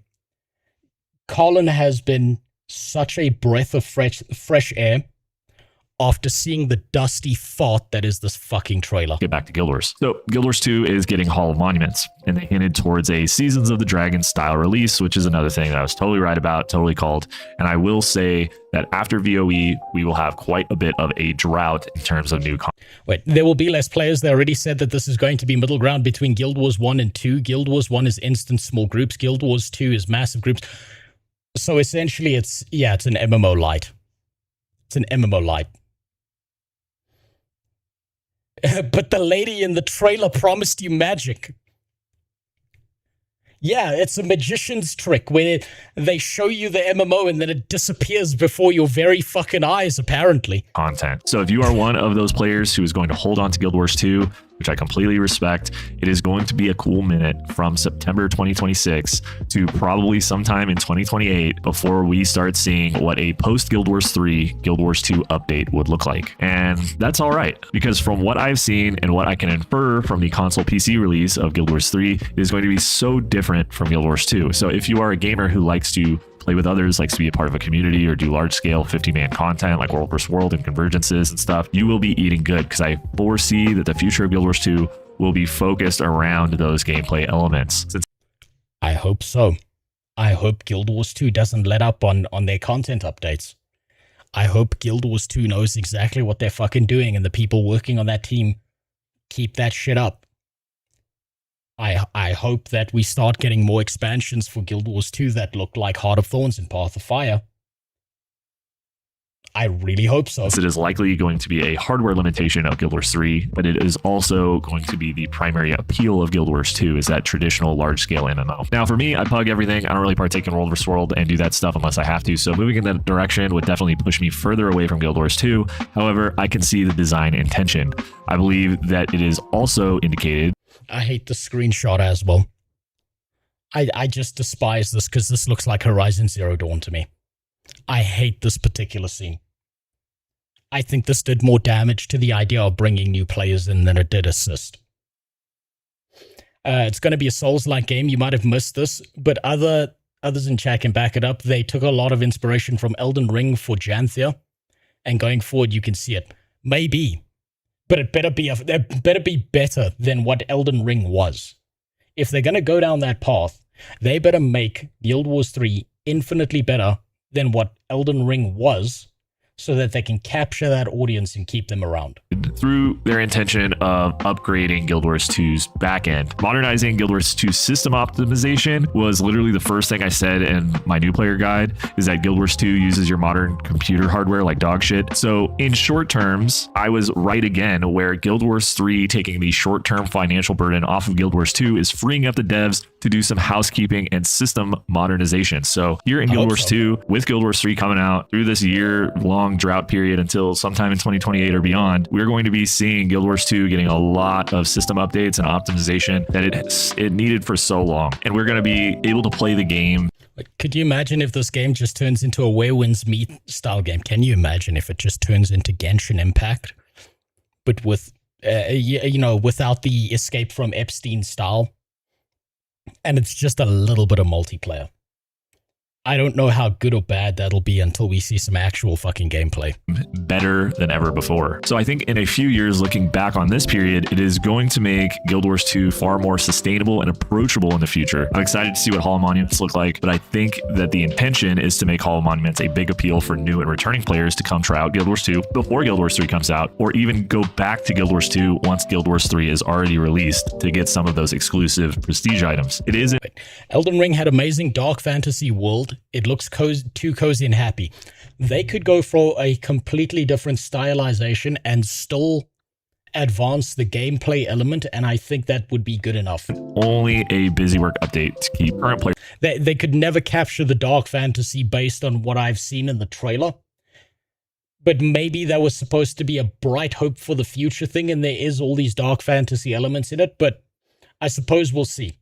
Based on what we've seen from Guild Wars 2, probably not. Players engaged. It is going to be something solid for the long-term benefit of the game. That is what the Hall of Monuments in Guild Wars 1 ended up being. So I think that they see that, and I think that they're going to be trying to make it even better, right? I would really hope that it's not just a Seasons of the Dragons thing rebranded. Once we start getting those updates after Visions of Eternity, that's when we will figure out where we're actually at with the whole Hall of Monuments thing. But yeah, I'll be covering Guild Wars 2 news, Guild Wars 3 news, and I still have quite a few new player guides to pump out. So I hope you guys stop by those videos when you see them pop up. I know most of you are crusty old veterans of this franchise. Let me know what your thoughts are on Guild Wars 3, what you think about the trailer. Are you guys hype? Are you dooming? Are you uninstalling Guild Wars 2 right now?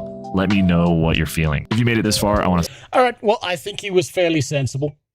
He didn't go, like, insane, frothing at the mouth, crying over the trailer kind of shit. I don't think he was fanatical about it. I don't think he was even unrealistic or idealistic about it. He seems to be hopeful for Guild Wars. I would put Silhouette Gaming right about here. I would say he's hopeful. He's being fairly realistic about it. He's not like frothing at the mouth, fucking shitting his pants live, doing a backflip and telling you that ArenaNet is Jesus come back to Earth. I think he belongs right about there. I think he's done a good job. He didn't really like go insane into the hype, and I think he's more curious. I think he's more tentative. So I think he does belong there. Now, what the fuck did you link me, Jimmy? What is this? That seems about right. WoW is adding in-game Discord cross-chat.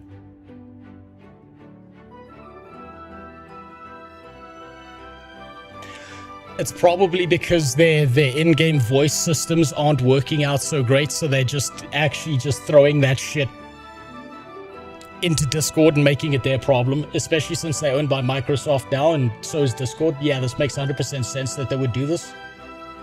But it's a bit of an odd decision. It's a bit of a weird decision that they're working on stuff like this instead of the actual fucking gameplay. Just work on the gameplay. Just make the game better. You're fucking rearranging chairs on the deck of the Titanic here. Stop doing that. Work on the fucking game itself. That's what they need to do. Realistic is fair. No, I agree. I think realistic is the right spot for him. I think Silhouette Gaming, he's more hopium than hatred. He seems fairly sensible. I think he belongs right there. He's the first realistic. I think that's exactly where he belongs. I don't see how cutting player numbers in any way pushes the MMO genre forward. So I think ArenaNet may have come to a realization in what they've seen within the MMO space in general, right? Where a lot of people have registered that the fundamental true basis of a true MMO is not something that a lot of people are investing time into anymore.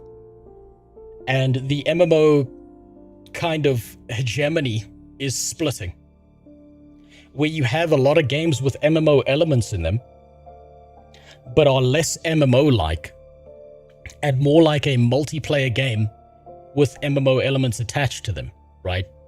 So we had the wave of MMO-esque survival games. We're going to have a wave of MMO-esque ARPG games. We're going to have different subsections of games that fall under the wide branch of what MMOs are in general.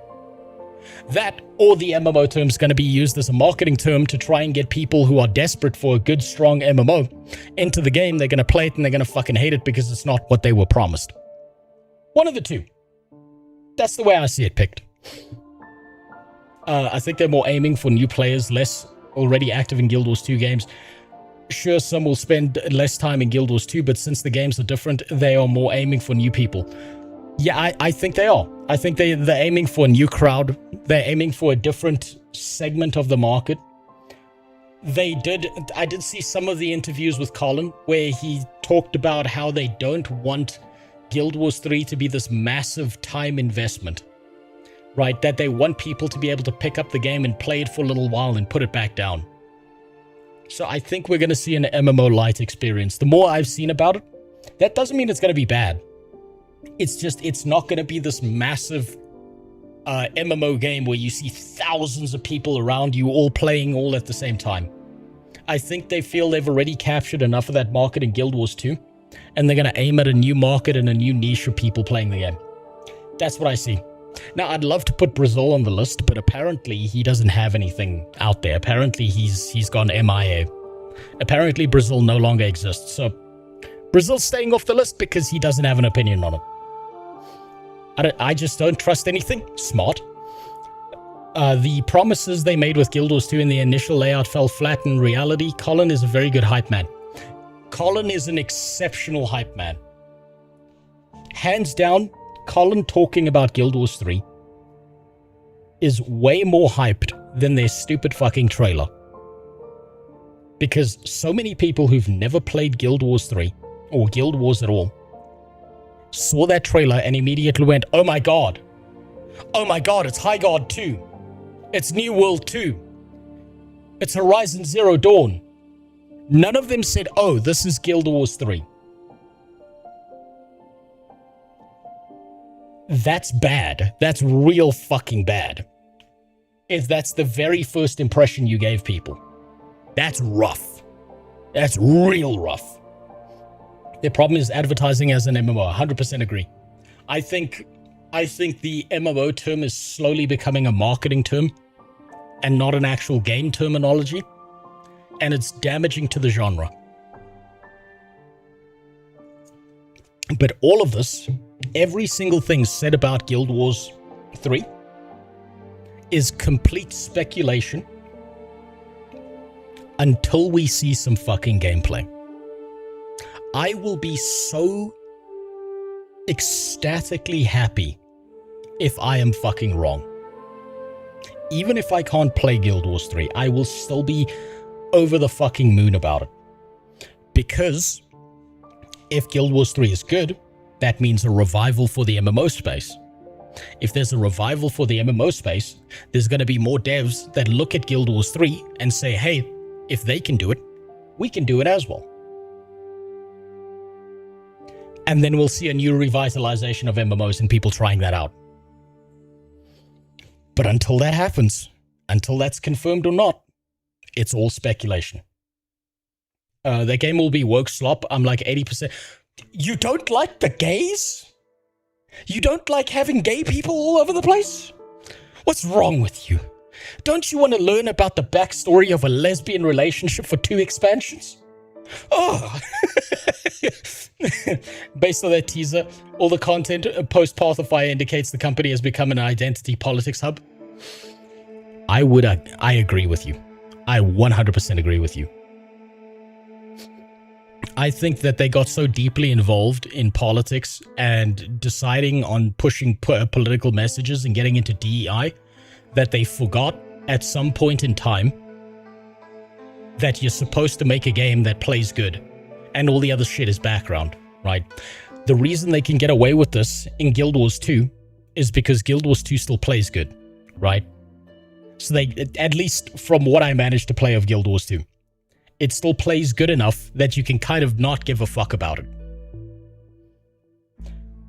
What scares me, Demsis, is this. This is what scares me about this, right? If this is your resource budget for Guild Wars 3, if this is every single resource that you can put into the game before it either fails and succeeds, this is what, let me use a different color. This is what the whole woke shit was in Guild Wars 2. If they got away with that much woke shit or whatever else, or whatever political bullshit messaging that they had in Guild Wars 2, when it comes to Guild Wars 3, what is stopping them from thinking, okay, well, we got away with this much in Guild Wars 2. Let's make it this much inside of Guild Wars 3. And what that does is that takes away resource dependency from the rest of the game. And what fits into the rest of this are things like gameplay. It's things like, how do we design stories? It's how do we couch our expansions? What does our lore look like? What are the gameplay loops that keep people interested? And if you've got less of this shit that actually matters to people playing games and more of this shit, that means that the game could have been this much better. But they chose to waste this many resources on shit that doesn't actually matter. That's why this stuff drives me fucking insane. I couldn't give a fuck if your character's lesbian or not. Is your character awesome? Is your character a badass? Am I gonna love or hate this character? Is this character good? I couldn't give a shit. I don't care who they fuck. I care about their writing. I care about how good their character is, their design, their world philosophy. How well do they fit into the lore of the world around them? Fine, don't be gay. Fuck some ass. I don't care. But make the game good. But the fact that they put all this political messaging into it means that they start wasting time and writing resources and elements on all these stupid things that don't actually matter to someone playing a game. Gays are fine until they start talking about their sexuality. I give zero fucks about anyone's sexuality unless I'm watching some lesbian porn. Based as fuck. There's another element to this, right? That a lot of people don't really think about when it comes to this. I'm gonna default to this because I've been watching a lot of anime recently, right? There's an ultra woke, mega DEI character inside of One Piece, and he's the most based, fucking insane, crazy person, and I love him so much. He's so awesome, and it fits in the world. It fits in the narrative.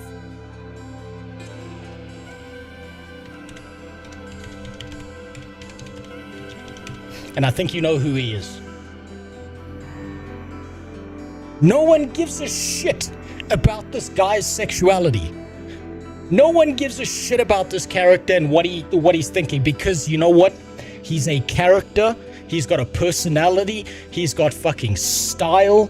He's cool, and he makes the ultimate sacrifice for the main character. He's a fucking badass. He's a god. And no one gives a shit about what his sexuality is because he's a well-written character. And the problem when it comes to games and that, which is analogous to this, is instead of thinking about how are we writing this character, what makes them awesome, what kind of sacrifices do they make, what is their hero's journey, what makes them really impressive to the player, they instead think about how can we remind the player that this character's gay every 5 seconds? How can we push that narrative into the player's face so that's unfucking avoidable? Can't stand One Piece. That's fair. Some people fucking hate it. I think it's awesome. It's got its awesome moments. It's slow as fuck sometimes. God, that whole arc with Foxy, I fucking hated. God, I despise that shit.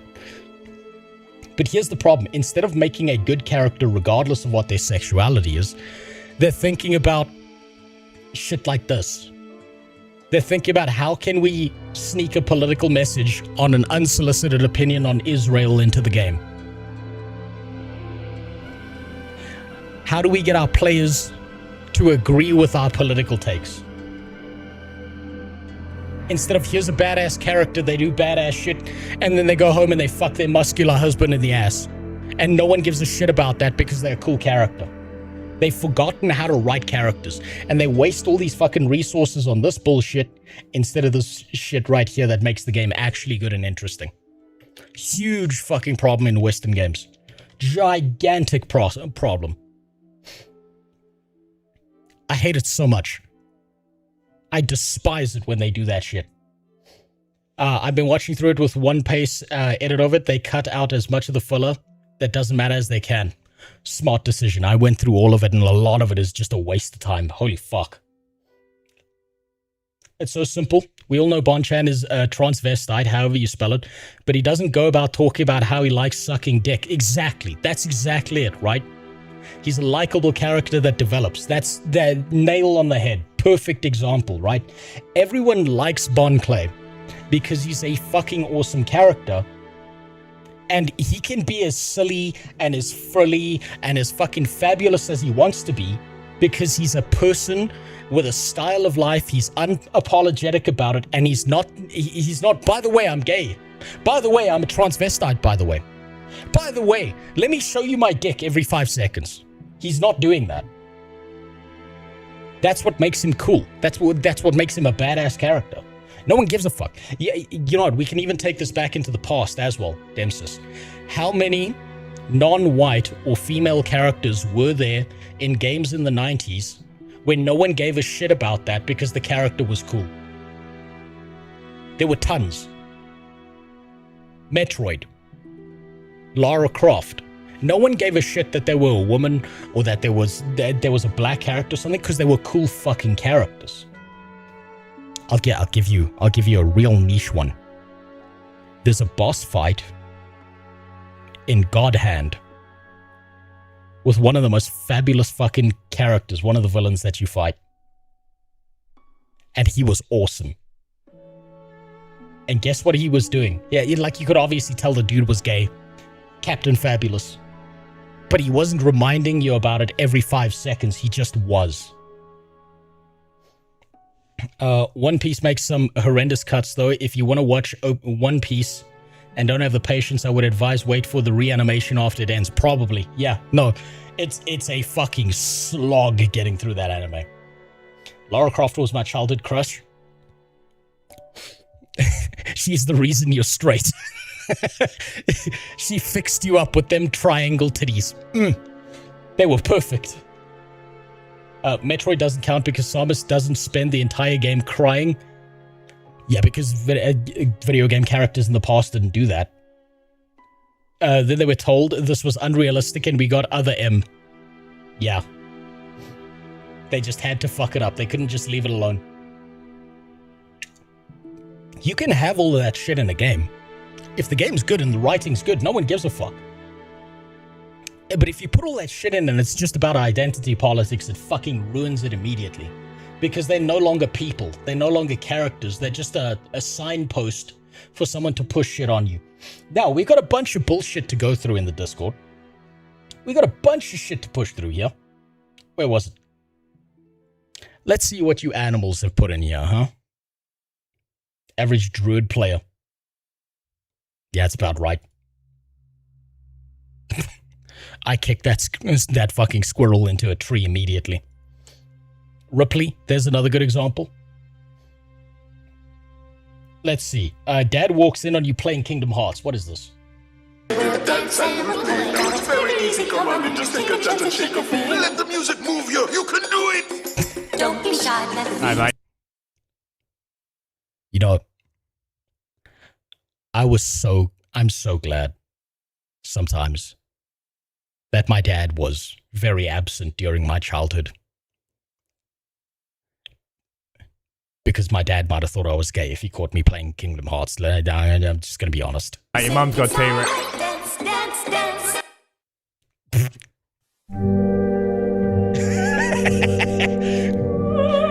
It's over. It's over. It's fucking over. Also, Powerpuff Girls was cool as fuck when you were a kid. Come on, let's be honest. Yeah, it was a girl show. It was about 3 girl superheroes, but it was fucking cool.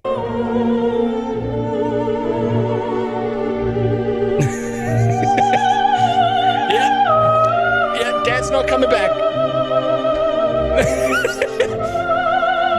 Dad's gonna go sit in the bedroom and cry into his fucking sleeves right now. It's over.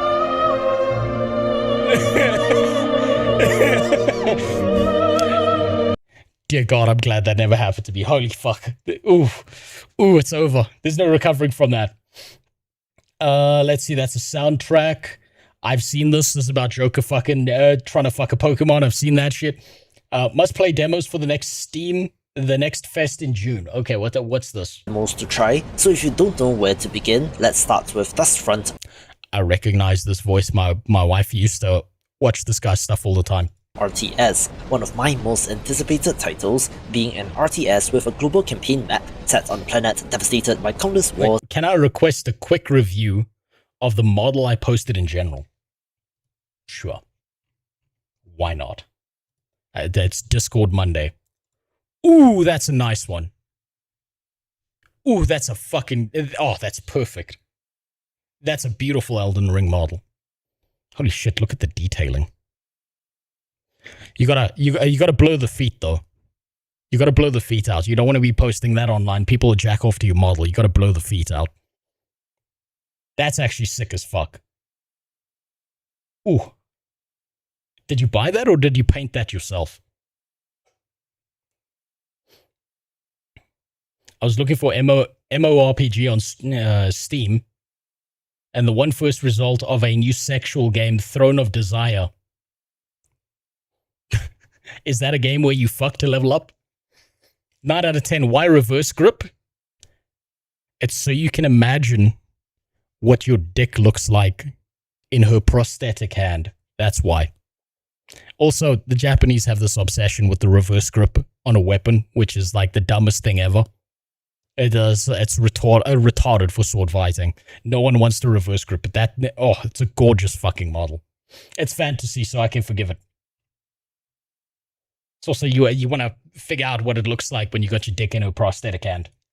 That's why. Let's see, what do we got here? The remnants of humanity's former might lie buried under This thick doesn't look layers bad. of soot and concrete. There are procedurally generated missions with a non-linear structure where you have to think about the bigger picture in the larger war instead of just individual battles. I might play this. Spending time anticipating enemy maneuvers as well as commanding tanks, planes and infantry in real time on the battlefield. You build factories, refineries and barracks, choosing from 3 powerful, unique factions, each with their own super weapons, very Red Alert-esque, with a sick, grimdark art style that reminds me of... Wait, I don't think that just go play Guild Wars 2 is going to be acceptable to Guild Wars 3 mains that want a PvP in their game. A Guild Wars 2 without PvP is not happening. Even Guild Wars 1 has largish fights, albeit 16v16. Ooh. That one's hard to have a comment on until we see what Guild Wars 3 actually looks like. And if there is a PvP basis for it. Because it might be good, it might be bad. Bought it on Etsy and then painted it. You did a fucking great job with that paint job. I know there's a lot of people that would like to paint that model white after you're done with it. So well done. You're fucking skilled when it comes to paint. Holy shit. My paint jobs look fucking terrible on any model. Warhammer 40k and is going to be huge. Realm of Taiwu is an officially licensed Dark Wuxia Blood Heaven book-like spin-off of the Scroll of Taiwu, where the story unfolds in... That's just Hades. That shit's just Hades. Come on. That's just Hades. An alternate timeline of the original universe where you play as the lingering spirits of That's just Asian Hades. a Come broken on. sword, drifting through the void, battling enemies in search of the 10 scattered divine swords. This is from the developer of Realm of Ink, sporting a similar Chinese calligraphy-inspired art style and Or maybe it's more Vampire Survivors with the Hades art style. looks good, if a little Guna beat, but their previous game was an excellent A 9 out of 10 model missing the jaw. 100% agree. Hades-like title, so I'm She has to bathe in the rot. fairly confident that this will be good. This video is brought to you by Hamish, a pixel art, fast-paced, momentum-driven 2D levels into something it's stranger. Ned. Cry Don't 15th, give a fuck. 2026. Void Diver Escape from the Abyss is a Lovecraftian extraction shooter that adds in anime girls, also adding in a dose of antique shop management for good measure, and sure seems like quite the prospect. You run a curious I'd rather play Zero Seavert. This one's a skip for me. I'd rather play Zero Seavert. civet or whisper mountain outbreak. Perhaps give this a look. Boil Cabbage Mixed Soup is a cozy idle desktop companion that you can place anywhere on your screen, starring an Make soup. Cozy idle game. That's an insta skip for me as well. Yeah, that one doesn't do much for You want me. to get a list of all the games in my summer showcase, all 290 of them. He's got another ad? Come Get on, your man. free PDF, link in the description. Man, this guy's got to be doing well. From the creator of Desert Child and Cardboard Kings comes Slay Blade, essentially roguelite Beyblade, where you build your own battle top, selecting from more than 60 Okay, this brings up memories. This is just Beyblade. There was a period during my childhood, not for very long, it was like a month or two, where Beyblade took over fucking everything. Do you know how many bathtubs were destroyed by fucking children who had a little brother and 2 Beyblades? It was a common trend of kids coming to school crying because mom or dad took away their fucking Beyblades. Because they were like, Beyblade, let it rip, and then whirr into the bath, and it just carved up the fucking bathtub. There were so many of them. the unlockable parts, then send it spinning The Asian kids were smart. They used a wok. into the streets to take down rivals and become king of the streets in a vibrant Y2K flavored city. Skate around You skipping the sponsor segments is just pure envy? Yes. I'm mad. I'm the upset. city, earning cash from each match, spending it on new parts that you merge for increasingly broken combinations, with each blade upgrade visibly changing how your top behaves in the arena. However, the developer does ominously add, if you die in the game, you die in real life, at the end of their short description on the Steam page. Slayblade. Okay, they're not even trying to hide it. I don't blame them. That actually kind of looked cool. then you would have that one kid that went and bought the huge metal ring that would rip everyone else's apart. We never had that. We did have a kid whose uncle was like a mechanic, and his uncle was too poor to buy him a Beyblade. And so instead his uncle like welded one together, like in his garage for him, and he brought this fucking evil full metallic monster to school. And it just fucking destroyed everyone's bought Beyblades. And like there were chips of metal and shit coming off of everything. And everyone was like, don't Beyblade that kid. Don't do it. Don't do it. Whatever the fuck that thing is, that's the Exodia of Beyblades. Just don't go near him. So I'm not sure what they mean by that and how the roguelite structure factors into the game, but luckily for us, you just have to try the demo to find out for yourself. The developers of DDoD self-describe as having Diablo-style action cross... And you know what the thing was with that kid? Like, everyone laughed at him. Everyone laughed at him when he came to school with his jank-ass Beyblade that his uncle had welded together. And they were like, there's no way that'll stand up to my officially licensed Beyblade. And then it took 3 rounds of kids crying after this fucking demon monstrosity spinning top just ripped their shit apart. And then everyone was like, I'm not Beyblading with you. I'm not doing it. You're gonna kill us. Stalker's atmosphere, so color me intrigued by this top-down roguelite shooter. You arrive at the edge of the Purple Lands, a sealed-off experimental industrial region struck by a sentient substance called the Fog, tasked with cleansing the zone solo or in co-op for up to 4 players. The map covers 60 square kilometers of real-world topography, mixing dense woodlands, swamps, and industrial ruins with a full day-night cycle and warped climates caused by the anomaly. Combat is loud, fast, and reactive, where mutant enemies, including the iconic giant snail, hunt you down with customizable weapons using elemental mods like fire, cold, and electric factoring into the combat. Use the battery management system tied to a portable protection device to create a safe zone to regroup between this one, 5 out of 10. battles as you push into the heart of the zone, seeking out the source at the center of it all. Having previewed... What does this remind me of? I can't remember the name of this game, but this looks like a slower version of this game where you've got a bunch of different classes and you play like a robot guy going into a corporate office, and you've got to clear out the AI that's gone crazy as it goes up different floors and levels. The name is escaping me, but this seems like a discount version of that. well even before the next fest, so do give the latest demo a try. Deep Dish Dungeon is the next title from Behold Studios and Raw Fury, notable names in the indie space, and it's a first-person survival dungeon crawler with Metroidvania-inspired exploration and a cooking-based crafting system where you delve through handcrafted corridors, rooms, and passageways, solo or with up to 2 friends, gathering resources to build out your camp between expeditions. This one will last for a month and then it's gone. Food is the main progression here, so the recipes you unlock as you explore actually change your stats in different ways. The dungeon rewards patience and the willingness to explore and investigate as you uncover the secrets of the dungeon depths and push ever forward. Synthetic, yes, that's the fucking name. Synthetic is awesome. Synthetic is a fucking banger, and that's why it makes me disinterested in that other game. There are, of course, a variety of enemies with diverse behaviors. Cleaning office levels with an AR-15, yes. Maybe I should, Eucharist, maybe I should use an AI to manufacture Synthetic and just call it ArenaNet offices.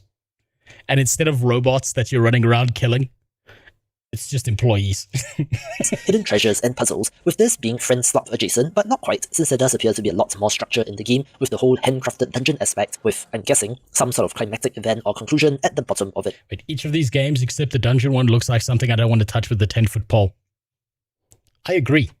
None of this looks overwhelmingly interesting. Papers, Please plus SCP Paranoia is exactly how Security 51 pitches itself, an atmospheric horror security guard simulator where you work at the checkpoint. Oh, it's another one of these games.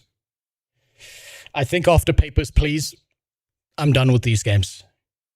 Once you've been to the top of the mountain, why do you want to go back down to the middle?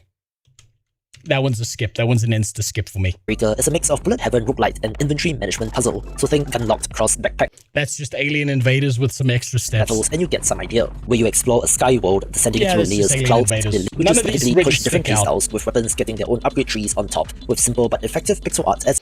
I'm kind of getting tired of indie pixel look play with friends games. So am I. I'm actually I'm actually really tired of the indie pixel stylization games, not because of the stylization, but because it's kind of become like a key indicator of what the gameplay is going to be.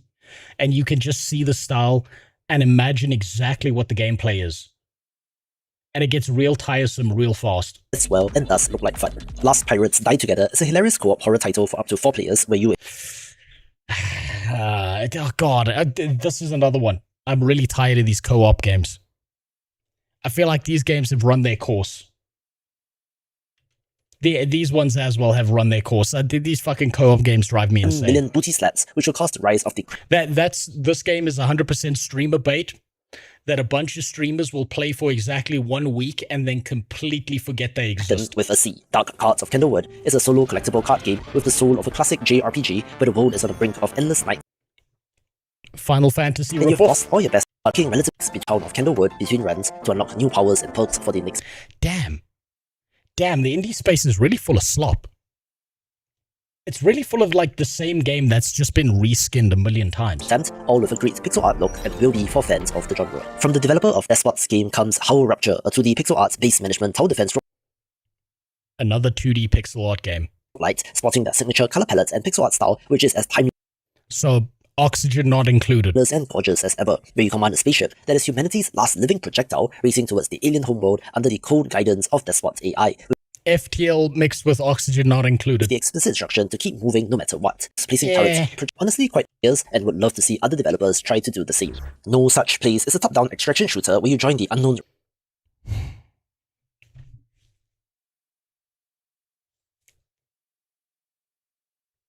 Why is there so much slop? Like, these games aren't... They're not bad, right? None of these games are like... What's the word I'm looking for here? These games are whelming. These games don't stick out like, oh my god, this is something I need to try. They are whelming. They're indie games that seem decent, that might have a little bit of a future, but none of them really feel...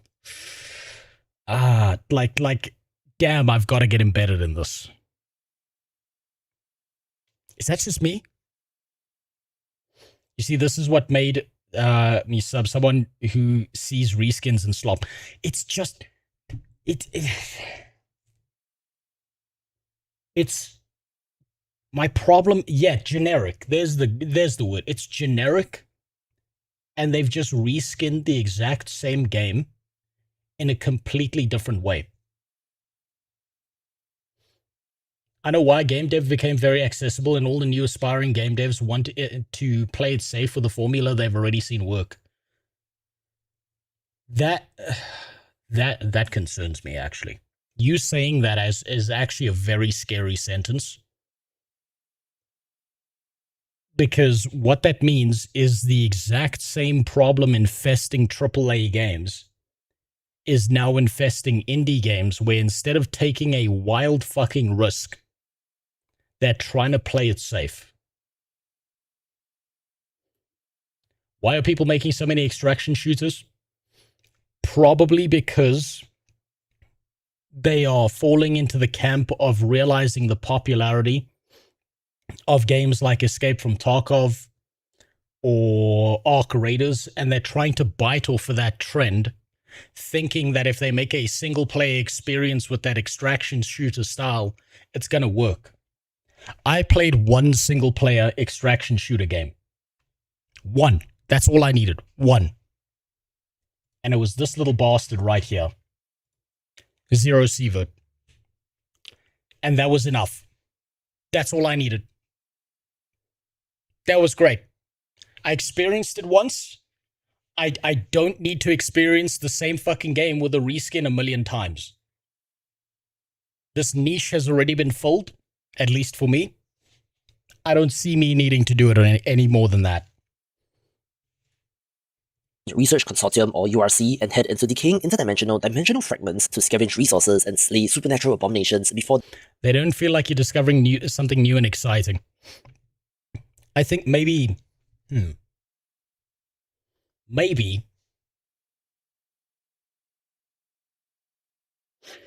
it's not just that it's becomes so easy to game dev, it's that people are making game dev decisions and they're not pushing a limit of creativity.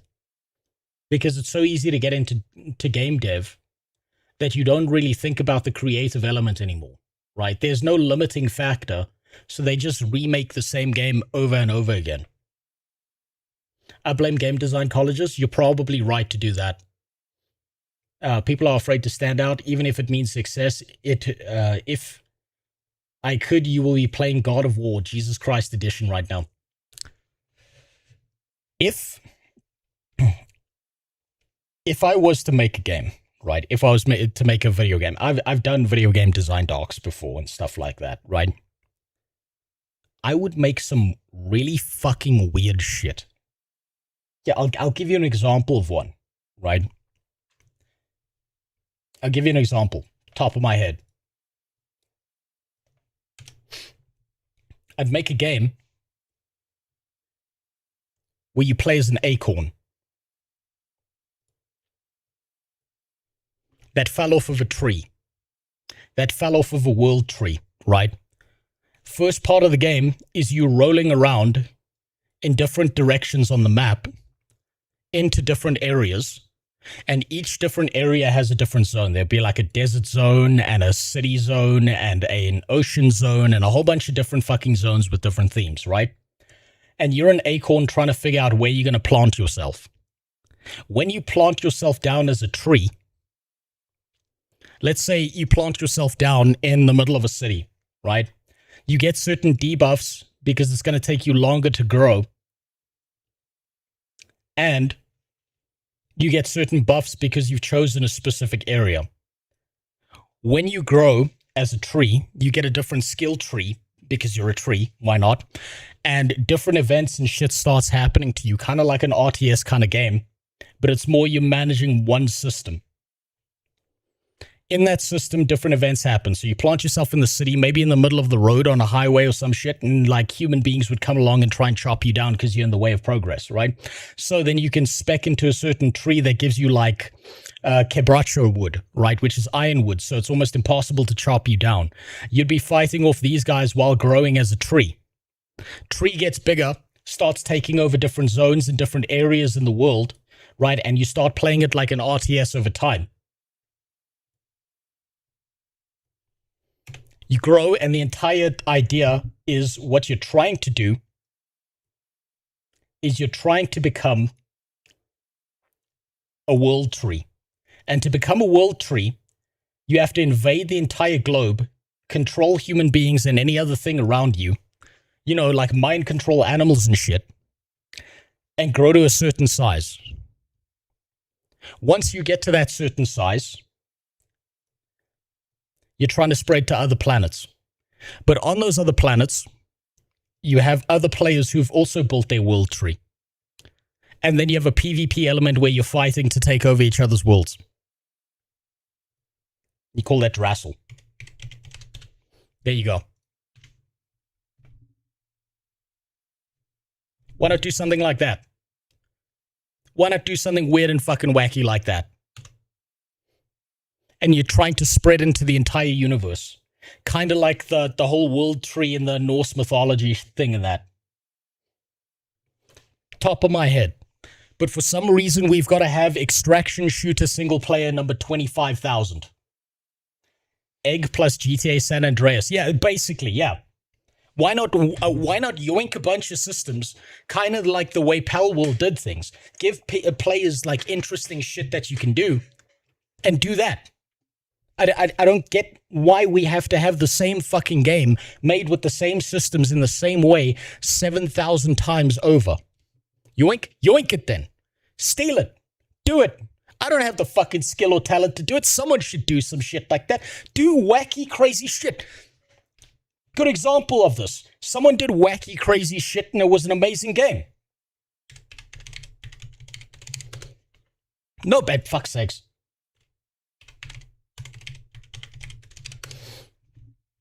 Wacky, crazy, fucking insane game. Top of the morning, you ladies. My name. Really? Shut up. Sure. Amazing, interesting, wacky game. Fucking insane. Little bit traumatic. Very unique. There you go. Mouth-washing. And those are the games that pop the fuck off because you're not doing the same slop as everyone else. Games are like any type of art. Most of them are dog shit and always have been. Yeah, you're probably right. Like the victors stand on a pile of corpses that went nowhere. Or the extraction window closes. Wait, publisher is also a thing. They force creators to make games in a certain way. For example, not a single multiplayer. Not a single publisher will take a MOBA style indie game. Absolutely. But I bet you that if someone out there made some wacky fucking MOBA that was innovative, did things in a completely different way, was fun, interesting, hit all those right dopamine points, and wasn't just a clone of another MOBA, it would probably pop the fuck off and people would love it. The standout system is Corruption Combination, where you build custom weapons by jamming completely incompatible parts together, like a motorcycle silencer onto a rifle barrel or a Victorian brass sight onto a modern carbine, reshaping how each gun handles. Each fragment or location has its own... Just on you saying this, you've stun-locked me. Dan, you fucking stun-locked me on this. I think publishers are the bane of existence on the idea of creativity. Because when you take a publisher on, you have to do things their way instead of your way. I wanted a game where two colossal beasts go through a racetrack, each with a team of players on top, both trying to kill or sabotage the other. That sounds fucking awesome. I would play the shit out of that. That sounds awesome. Decay rate and supernatural threat type, so learn and adapt to different environments, with a wider story as well, surrounding the URC being very SCP-coded or not explicitly referencing that, but nonetheless does still exist in a similar space. In the lineage of Hideo Kojima and Tom Clancy, Burn 9 is a political spy thriller where you're not the agent in the field, but rather the operator coordinating the mission from behind the screen. So, basically Dispatch. Again, copy of Dispatch. After a helicopter carrying an elite cybernetically enhanced Black Ops team gets shot down in the Antarctic, one lone operative survives and you are her only lifeline. Asymmetric information is central to this game, where you breach At least she's pixel art hot. surveillance systems, gather intel, manage your agent's mental state, and decide which pieces of information to feed her, hold back from her, share with your bosses, or quietly file away forever. You're caught between the CIA spy master, the admiral, the president's chief of staff, and your agent underground, with every choice reshaping who gets to know what, with a mention of a secret project beneath Epoch Base that everyone is willing to kill for. Wait, there are already several games like that Colossus game, but they involve airships, sea ships, and spaceships. I haven't seen them. Have you ever played The Suffering? No, I got confused for a second. I thought you were going to say The Binding of Isaac. Up the intrigue quite nicely and offers a different take on something like Metal Gear Solid. So, we have an orc problem. It's a tower defense game with incremental style meta progression where you face an overwhelming horde of orcs, and your job is to greet to them with even more bullets, rockets, and lasers than they have orcs. Defending the base comes down to placing and upgrading turrets or activating pole So, tower defense game. Again, tower defense game. abilities like artillery strikes, bombing runs, and orbital lasers to slaughter swarms of Balloons. Why are we doing this? orcs. Every run you complete, win or lose, gives you new facets and looks to be satisfying in a similar way to mow down a ton of enemies. From the developer of Art of Rally comes Over the Hill, a stylized minimalist off-roading Finally a game that makes sense. Finally. Brokeback Mountain, the video game. It's about fucking time. They are billions. There you go. Age of Darkness. exploration sim where you drive iconic 60s to 80s vehicles through varied biomes inspired by real-world locations, ranging from valleys to mountains and everything in between, solo or with up to 3 friends in online co-op. The driving model So friend slop. is built around chill exploration rather than racing, where you discover portals between areas, chase falling meteorites for resources, and complete objectives to unlock new vehicles, upgrades, customizations, and cosmetics. Dynamic weather, day-night cycles, and realistic terrain deformation adds more realism to the game. To be honest, the tower defense game looks like it'll be a phone game. It'll probably be on the iPad. It probably will be. Also having a photo mode for the sickest of shots, where the developers do really seem like motorheads and it shows in all of their games. Will there be gay sex? Only if the game's gonna be good. 7 Days to Think About It is a psychological horror game where you play as someone who feels stuck in life after 5 years of grind in studies and work, who then suddenly gets an invitation to go hang out with friends and has to decide whether or not to go, taking This again reminds me of something. I can't remember its name. But this reminds me of again, something like 7 this. days to think about it, basically being overthinking the game, which you might be able to relate to. The game is a spot the difference or anomaly detection title, where you walk around your house and observe things, answering yes or no questions with regards to the placement of objects, but the furniture gets randomized every round. It sounds simple, but then the psychological horror elements kick in and thus seem quite creepy, with multiple endings, extra game modes, and even a secret story that might give you the entire picture. The next entry in the We Were Here series is We Were Here Tomorrow, another asymmetrical 2-player co-op puzzle game where you and a partner I miss a good combat game like Interstate 76 or Twisted Metal. So do I. We need those ones back. That one's acceptable to do a reskin on. wake up in mysterious pods inside an unfamiliar That was just Death Stranding, but for cars. No, it did have that. Fuck. You're right. You're right. retro-futuristic facility equipped with walkie-talkies and very few answers. Then have to work through a list of assignments together. Each puzzle splits up the two of you, so one explorer sees something that the other cannot, and the only way through is to describe what you see, share what you know, and puzzle out the solution together. Both characters have their own distinct abilities to use alongside the communication tools, with the story slowly unfolding. You know what this is making me think about these indie games? I don't know. Maybe this is conspiracy theory. But I'm just thinking this because of your Markiplier comment. I wonder if these are actually true indie games, or these are indie games that are being bankrolled by large studios because large studios have realized that AAA games aren't working. So instead, bankroll a bunch of indie games, force them to make the game in a way that's already been, quote, successful in the past, and then you can pretend that you're supporting someone who's small and independent, but you're actually not, and all that payout actually goes to a big company.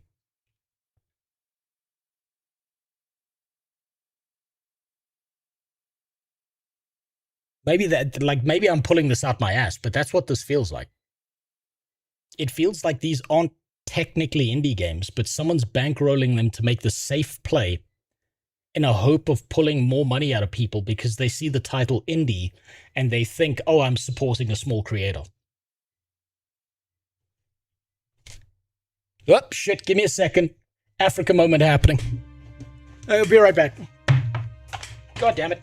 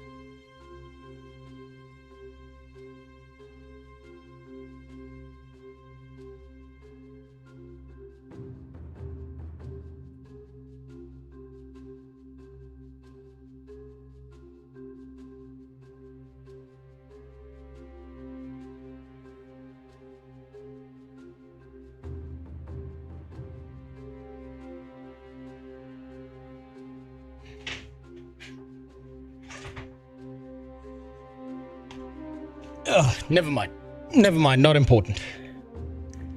Thank God. It's quiet. It's probably just the cat that set off my alarm. That's all. Oof. If whoever suggested this video did it with the intention of actually giving us something to try, you should have watched it first and are not welcome here anymore. Maybe they thought there was a banger in here somewhere. Maybe they did. But I don't know, this is just giving me, like, vibes that someone's bankrolling these people to make the same fucking game over and over again. And there's, like, they're just dodging the idea of making anything creative anymore. And they're using indie as a label to get people to more easily spend money on it because they believe that they're supporting a small creator instead of someone big. Ooh, goddamn. My chest hurts. Shit. Got back in the gym recently and I kind of fucked myself up. I went overboard. It was really funny though. Yeah, I'll give you a little bit of a side here, right? I went back to the gym yesterday and I hit the fucking let out trying to like just resolve all my emotional problems by picking up a heavy weight and putting it back down. There was this old woman in the gym, right? And she was like cycling through the machines. And so there's like a specific machine where you like grab onto this bar and you pull it towards you and it's supposed to work your back and stuff. I maxed the fuck out of that machine. Like my chest is weak, my legs are weak, my arms are weak, but for some reason I can max out the weights on the bar when it comes to any back exercise. It's probably a fat person problem. I put 200 kilograms on this thing and I was still pulling this machine being like, what the fuck? Why is this not working? And then I didn't pull out the little pin and put it back up. And the old lady who was like cycling through machines, she came and sat. It wasn't seated row. It was, how do I describe this machine? It's like you sit down. There's a pad that presses into your chest. There's a weight that leans forward that's got like a locked bar on it. You grab it, you lift it a little bit forward. It unlocks the bar and then it like extends fully. And it's supposed to like work your lats and stuff. There was an old lady who was cycling through machines. She was doing like one set, new machine, one set, new machine. And she was cycling around it. And I left it in the 200 kilogram slot. And this fucking lady sat in this machine, grabbed it and unlocked it, and she flung herself forward off the fucking machine. I felt so like such a dickhead because I forgot to move the pin. She just went Wah! And just went straight forward off this thing. Well, I felt so bad. I had to help the poor lady up because she did a front flip over the fucking thing onto the floor. It was really funny, but I couldn't laugh. I had to help the poor lady up. It's so fucking bad. Just watching some little old white lady get flung off this thing. It was really fun though. Counterpoint, what if these devs aren't aiming at games at normal players but YouTubers who will then bait in hordes of easy to manipulate children? Is that a viable and consistent strategy, though? I can see people doing that. But is that a viable and consistent strategy? I don't know how well that would work outside of maybe friend slop, because a lot of streamers want to play the new friend slop and then they just move on to the next friend slop. Because they don't have a personality, so they're trying to bounce off of someone else to grow. You might be onto something the more I think about it. The video has an AI vibe. The games aren't great, just generic shits, and the commentary on the videos are even more. Yes. Yeah, that's basically what this guy's entire channel is. Into the wider mystery of why you are there at all. Like the rest of the series, all of these games are easy recommendations. Zero Space does seem to be mixing two interesting ideas. First, of Mass Effect, choice-driven dialogue trees, and second, classic RTS gameplay. You play as the commander of the Protectorate, a galactic force tasked with securing humanity's place. Okay, this is like a 6 out of 10. Everything else has kind of been like a 4 out of 10. This doesn't look bad. In the galaxy across a story-rich, party-based RPG campaign with main missions, loyalty missions, and wait, have you ever went to a machine and not know how it works and not want to be the new TikTok meme for doing a machine wrong and just move to the next machine? My gym used to have that problem, right? So I drive to the gym I go to, and it used to be like this really shitty gym where like the tiles were falling off the walls and like the flooring wasn't done correctly and all the machines were like old and jank and shit. And then a bunch of rich white women started going there and they redid the gym and it looks like a fucking hotel now. I hate it so much. When it was the old shitty gym, if you were ever lost on a machine, right, there was like a culture in this gym where it was just go find the biggest fucking muscliest guy near you and be like, hey, sorry to waste your time. I'm kind of new at this. Can you tell me how this machine works? And big muscular dudes are just fucking nerds, right? They're just massive nerds. It's just they're nerds about building muscle. So they are so autistically excited to show you how a machine works and exactly what you're supposed to do. And I used to love that culture so much. Now, Unfortunately, my gym has become a goddamn hotel filled with a bunch of stupid bitches that don't use the machines. They just sit on them and take like 25 million fucking pictures, and then they waste everyone's time, and all the big muscly guys have left, and I don't know where they fucking gone. I miss them so much. They were so cool. You would like see like 4 big muscular guys in a corner talking about fucking macros all the time. They would sit there like, actually, no, you don't want to get the creatine that comes from China because it's got extra heavy metals in it. And what you actually want to do is you want to get the ones that come out of Germany because the Germans have a higher, like stricter regulation on this. And that creatine's actually better. And they'd be having fucking conversations like I would talk about fucking Warhammer with my friends. They were so awesome because no one was a dickhead. Everyone was awesome. And if you were new at a specific machine, they were more than happy to help you. Now it's just a bunch of dumb white bitches there. And I need to find a new gym. I need to find one that doesn't do that. On the upside though, all the new fancy equipment that they've put in there, it comes with diagrams on the machine. You miss big muscle men. I fucking miss big muscle men, yes. And I'm unashamed to say that those fucking muscle nerds were the best. They were awesome, and they were so friendly and so excited to talk about stuff. These new machines are great because they've got like a diagram on them that tells you exactly how to use the machine so you can never be lost. But the fucking problem is that 90% of all of them have some dumb bitch in yoga pants sitting there on the machine, not doing anything, setting up a fucking camera and a ring light. Oh man, it drives me nuts. Ah. And the worst part is, there's a fucking sign at that gym that says, do not bring a phone in here. Do not turn on the camera. None of them pay attention to that shit anymore. It drives me nuts. My father was a sports physical therapist and we had a family business, so I grew up around working, maintaining a gym and its equipment. It was nice to have a free gym to use. Oh man, yeah, you were living the goddamn life, dude. You were living the life.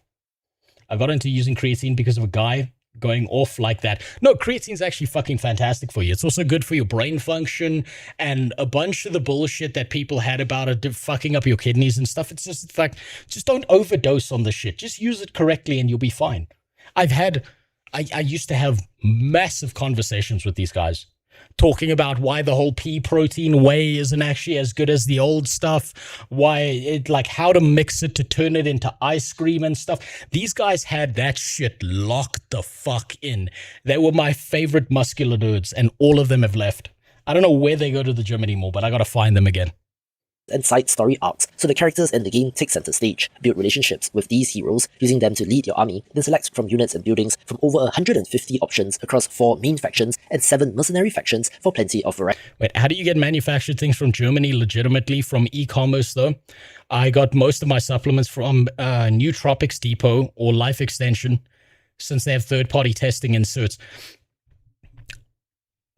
Look, I don't understand the details of it, right? These big fucking gigantic, like walking fucking buildings that used to exist in the gym, they used to all have like some specific system that they would go home and research and shit, and they would find all the certifications and they would read that shit like they were preparing for an exam.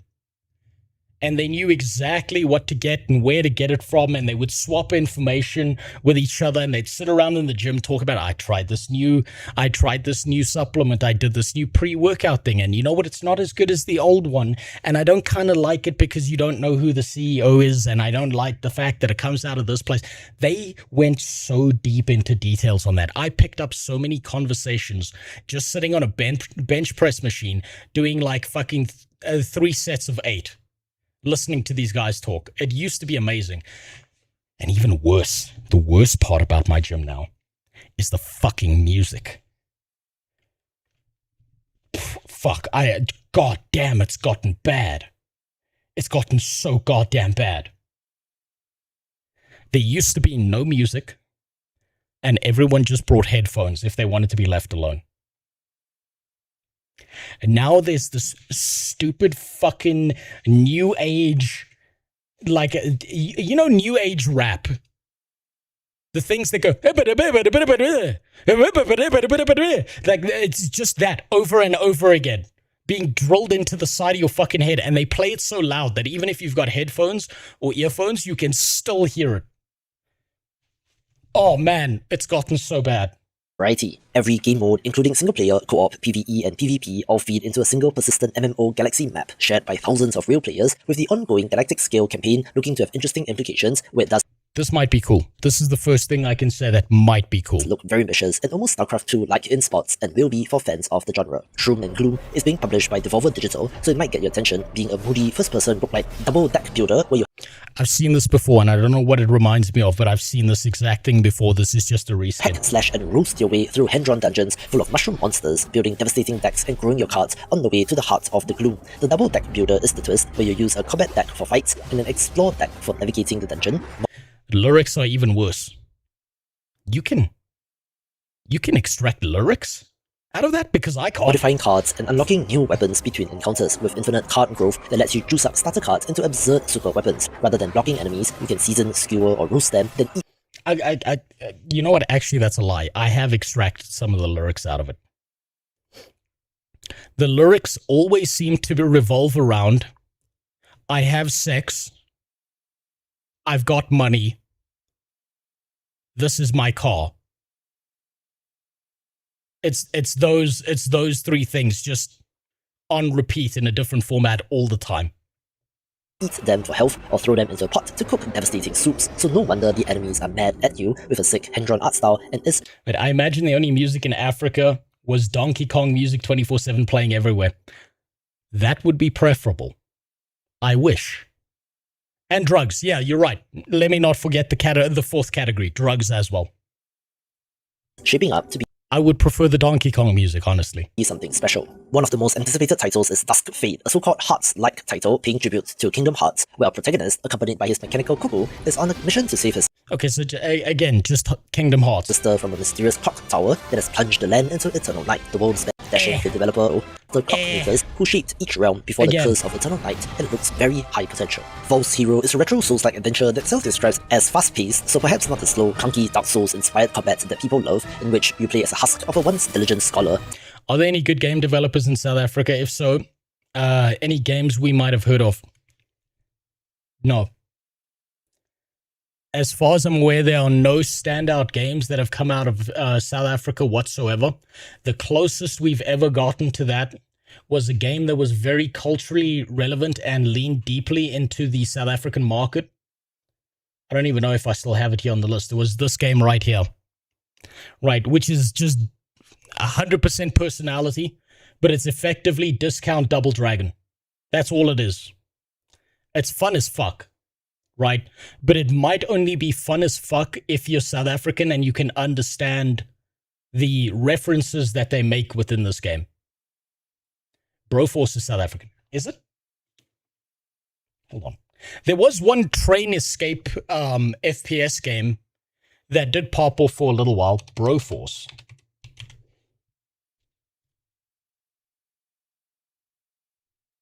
What is this? One last battle, one final fight. Did you think that? See, I didn't know about this one, so apparently I'm wrong. Apparently I can go fuck myself. Apparently there is a few, just not enough for me to know about. Setting out to find a legendary mask in the mountaintop kingdom of wisdom and slay the eldritch evil of death that is spreading through the lands. Combat is the focus, where rather than gear or grinding, you steal your enemy's attacks via your mask, chain dozens of learned moves into combos, learn enemy timing to evade attacks, and channel the power of the gods to crush them. As is Souls-like tradition, Wait, from this, the biggest interest was Dust Front, because I'm a fan of RTS. Yeah, no, that's about it. I don't really see anything else here that stands boss out. fights are the focus, ranging from mechanical brutes, dragons, and terrifying angelic beings. Yeah, this is just low poly Dark Souls. Looking so sick and is one to watch. Speaking of sick looking games, Alt Fishing comes to us from the developer of Arctic Eggs, so you might have an inkling of what to expect, since this is weird. Being a third-person fishing mystery game where the calm meditative pool of casting a line slowly drifts into something far less peaceful, since every catch brings you closer to a long-forgotten mystery hidden beneath the surface, and the that was the most unintentionally funny scene I've ever seen.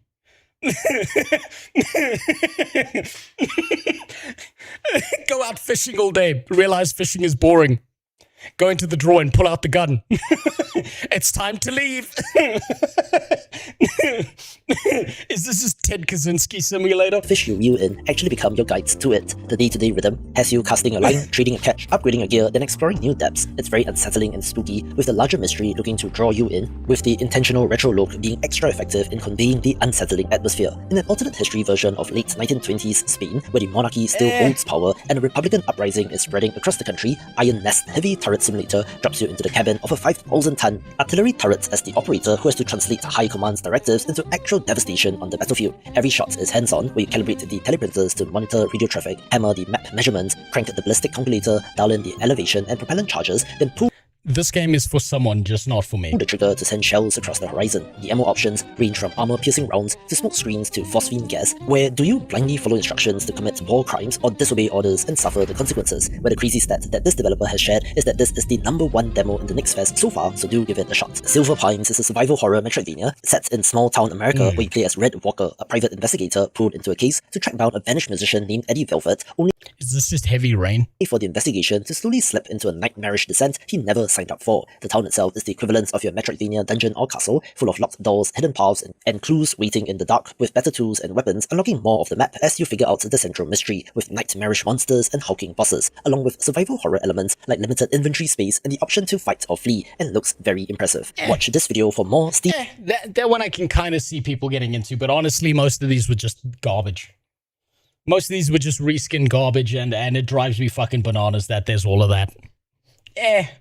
Okay, let's see what Carnage had to say. Electronic Arts launches EA advertising, What is which this? says it will add. Also, hold on, let me just do this real quick. Get rid of that stupid bar at Electronic the bottom. Arts launches EA advertising, which says it will add brands into games in a quote non-disruptive way.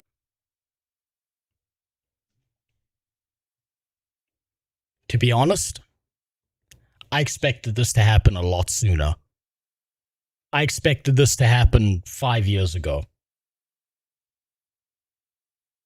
That sounds terrible, but then if you track that a little bit longer, you realize that's probably just EA wanting to put like in-game board items in their FIFA games. Imagine for EA, if for their FIFA game, they could sell in-game board advertising like an actual soccer stadium would do. I'm assuming that's what they're going to be doing.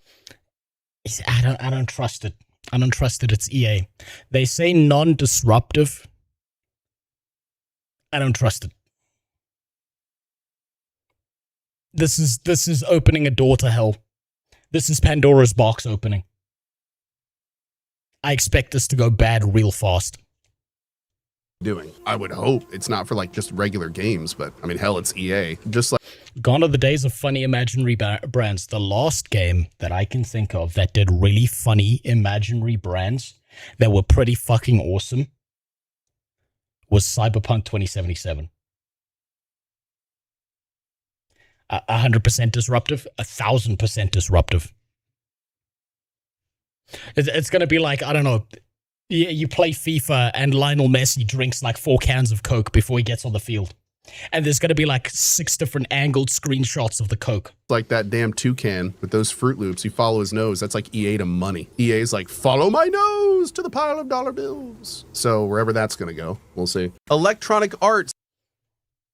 Don't trust it. Don't trust it. This is Pandora's box opening slowly. I don't trust that shit at all. Fatigue. I don't know if this is a Seth Zintach video or not, but that looks like a Seth Zintach fucking thumbnail. That's what that looks like to me. Surprise mechanics, yeah. Drink the Coke, press X. Oh, you didn't drink the Coke fast enough. We're sending a hitman to your house. Fuck you. I don't trust Ko's opinion ever since he had championed Ashes of Creation. I didn't know that he championed it. Really? Fuck me. What a bad decision. What the fuck is this? Early light. What's so bright?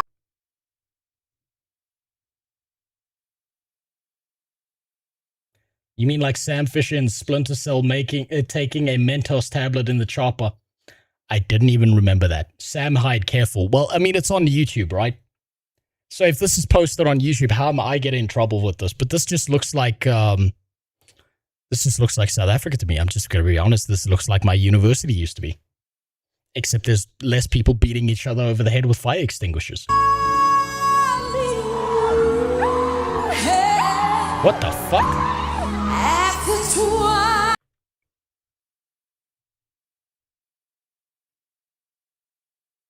Is this bitch twerking with a fucking baby on her? What the fuck?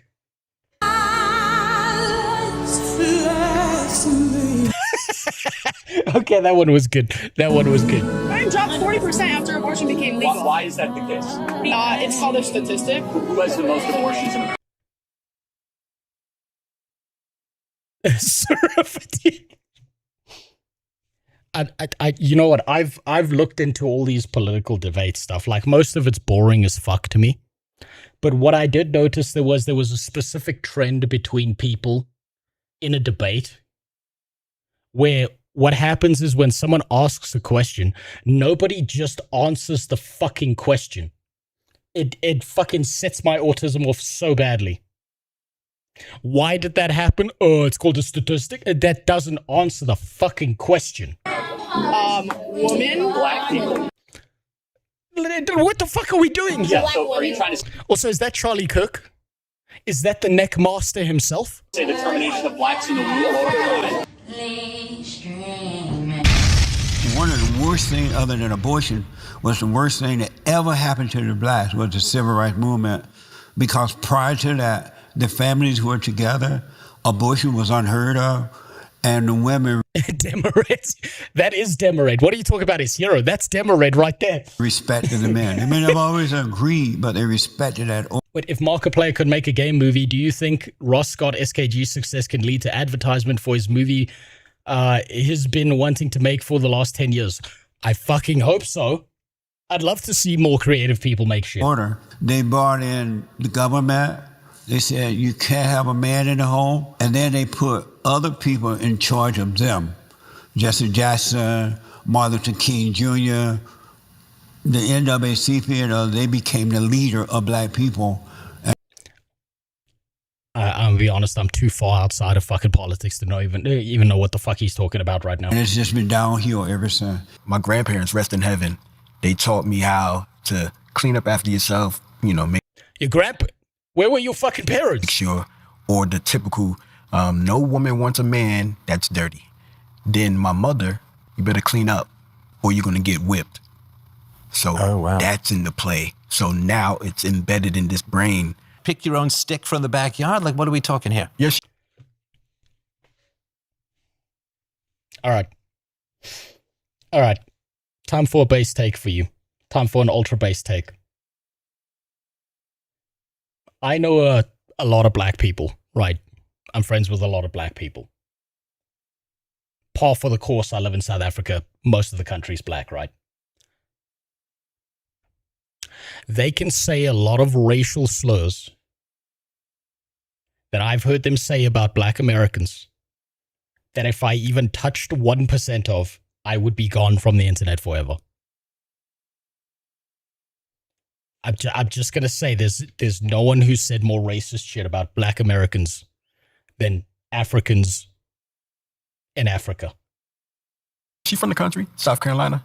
My mother. Okay. Yeah. So like whack, like with implements, like what would you get hit with? Everything. They would immediately go after this guy's fucking teeth. And the fact that he's only got braces now as an adult instead of as a kid.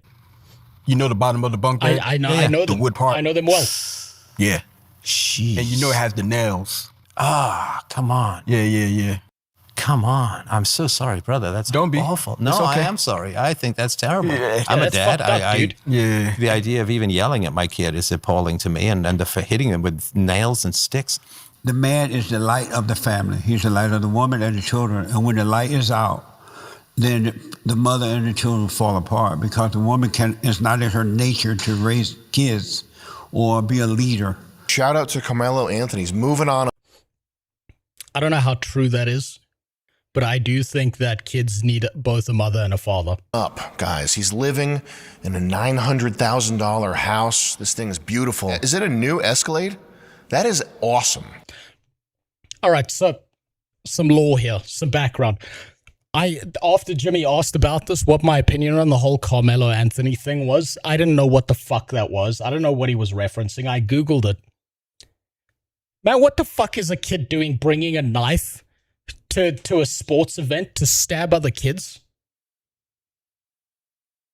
Like, what crackhead behavior is this? And how come people are defending this kid? I don't understand it. I don't get why people are defending him. I don't get the massive obsession they have with defending a kid who murdered another kid. Man, I don't get it.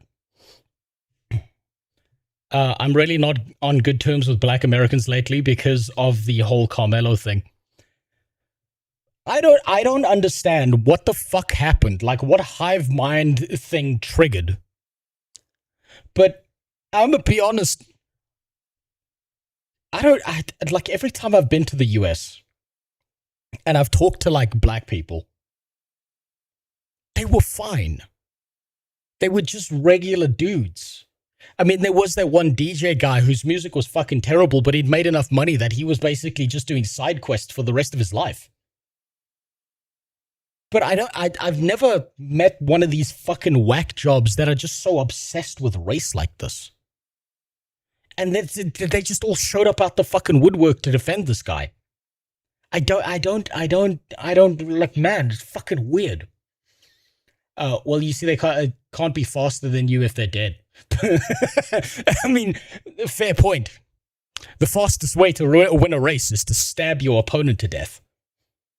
I do wonder if the lawyer told them to go out and do that to piss people off, to bring more attention to the case. I don't know. Is there some sort of 4D chess, or is it just... Their lawyer is a guy who, what did he do, beat a baby's ass? He gave a baby a brain injury. I think he was either shaking or, fuck? As they say in the hood, whooping. Public execution. Simple as that, public execution. A baby's ass. Does anybody in the black community care about this? I don't think so. Or are they just like, oh, he whooped that baby ass. He won't slap the black off that baby. He ain't gonna cry again. You see, the problem is the black people I've met are not like this, right?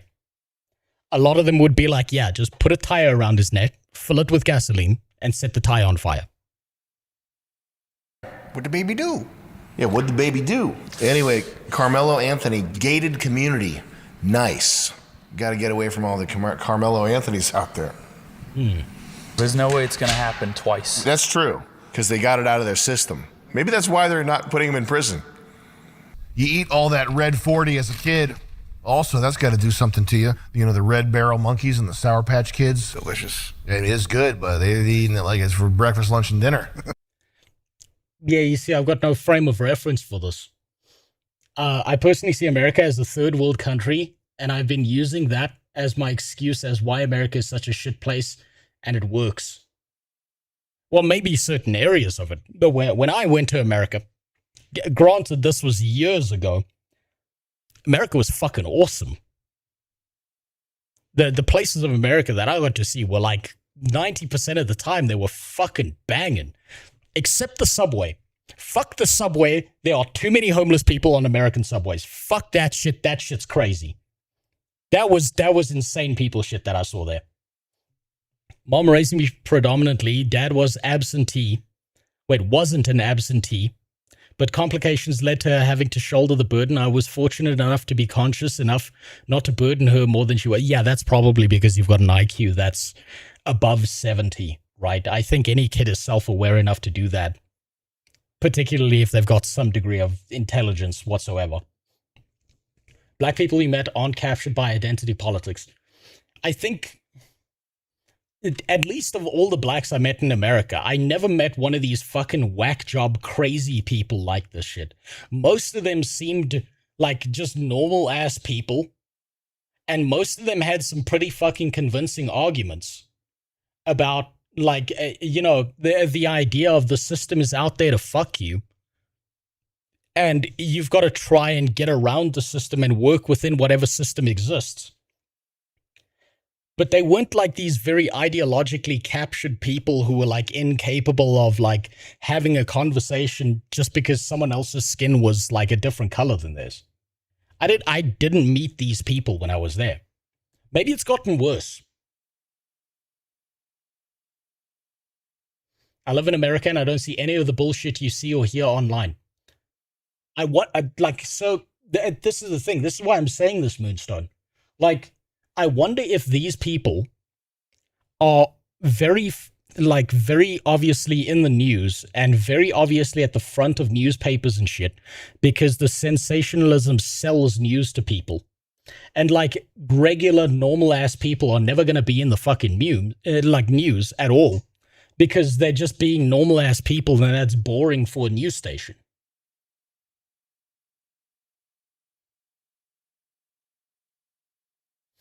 Just want to make sure you meant the train subway or the food joint, the train subway. I remember when I first landed there, right? I went with someone else and we were both there to train in Brazilian Jiu-Jitsu.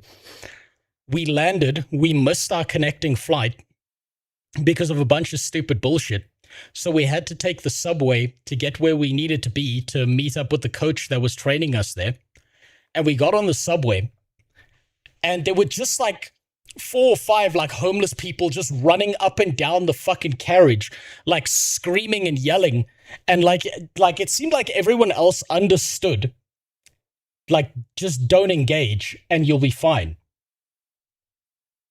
And then the guy I was with, Brandon, God bless his soul, is a very charismatic guy. He responded to the crazy fucking homeless guy. And then the homeless guy had to give him an entire backstory of some shit that didn't exist. Like he was full-blown schizophrenic. I'm like, holy fuck, we're gonna die. I'm like, I feel like I'm back on Joburg fucking hell train right now. If you never met them, you never went to the shithole areas. I don't think I went to the shithole areas. I think for the most part, we went to like the very rural areas and we went like somewhere near some of the cities where we saw some whack jobs, but we didn't like fully engage with these people. Yeah, it's interesting too because you'll see a guy arrested and he's like arrested for 26 times for why are they letting him out 25 times? Yeah, that's the narco tyranny. That's what that is. Civil rights tour. This will develop an activist identity. I met none of these people out there. You only need 3% of the population to be enthralled in violence for it to be national news. You probably just need one fucking crazy guy to make the news, I suppose. I don't. I think the opposite is true. I think by developing a grieving victim mentality, you are doing a disservice to your people. Did I already tell a story about how I taught at like a black school?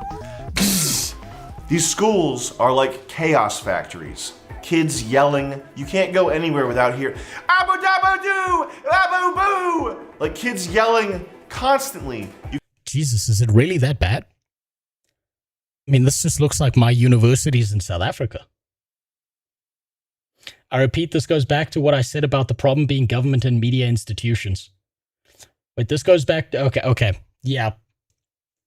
I think the fact that these things are institutions means that they're trying to sell you a narrative. And so they're trying to look for the craziest shit to put in front of your face all the time, and then you go outside and you see none of it. Avoid major metros. Color is irrelevant. It's just widespread crazy. In the city, you can get stabbed in the neck and a dude won't even stand trial. Dude will just be back on the street. I don't know what it is about fucking crazy homeless people and the US subway system, but they really love being underground, and it's kind of terrifying that they all converge there like zombies from I Am Legend. You cannot stop it. Throwing at your head, like on their cell phone. Majority of the bullshit you hear online is the same 4 states in the US: Minnesota, Washington, California, and New York. Hey, Washington is where the ArenaNet offices are. That actually makes 100% sense. Yo, hey, DJ! Everywhere. You can't escape it all day long. It's a mental nightmare. And so day one, I was trying to tell him about design or something. And this little black girl goes, I don't like your attitude. I go back to the artists, the meeting of the student teachers. And this other guy who's in art school with me, who's this Nepo baby loser. The student meeting, he's like, I'm just looking at these kids, and I don't know if they have a future. If they're acting like that, they don't. I don't know, and I'm trying to talk to them like, you have to do something. Like, you could be anything you want. You could be a scientist. You can do something with your life. Day one, giving these black kids that are in their pajamas, giving them a rousing end of movie speech. Okay. And he had a very bad experience student teaching. So I go back the second day. I have printed out outlines of Air Jordans. Nice. And then for the two white kids, like Converses, and then some girl shoes for the girls. And it's gangbusters. The kids they're coloring in Air Jordans, and it's like the best art class of their lives. It was actually kind of good. But point being, I'm just thinking back. Something's starting to make sense to me that didn't make sense to me before. So, when I was in the US, this was somewhere around Indianapolis, I met like this really rich black guy who we grappled a bit. We did some Brazilian jiu-jitsu, and he was talking about his life and stuff. And he said something to me that didn't fully register, but it's starting to register now. He said that the thing his mom did that changed his entire life was they moved out of the city, out of this deep city culture of gangsterism and shit. And his mom moved him to a more rural area. And he started going to school there. And he said his attitude and his behaviors started changing. And because of that, he realized that there's a mental virus in these areas. And he was 100% crediting his mom as to why he was rich and why he could do whatever the fuck he wanted with his life, because he didn't grow up in that kind of environment.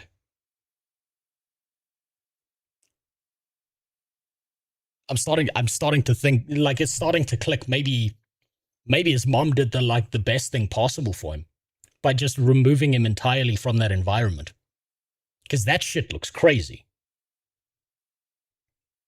Black guys in my school tended to fall into the categories of either being really cool guys, wannabe rappers, and class clowns of variable likability. Girls are either sweet as girls or bitches. Yeah, but that's all girls. The further into the city you go, the worse things get. Yeah, he might have... Man, what the fuck is happening in the cities? What the fuck are the cities doing to people?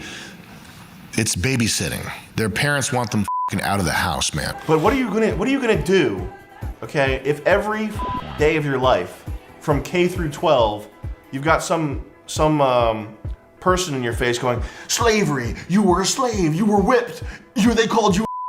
Okay, yeah, that's true. That'll fuck a kid up. You were a slave. What's gonna happen to your psychology if you hear that every day? It should be like a chapter of a book that you go through quickly. Yeah, that will fuck up your kid's mentality. They tried this with us in school, actually.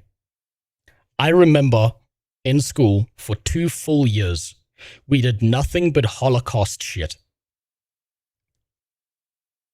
For 2 full years, it was just the Holocaust.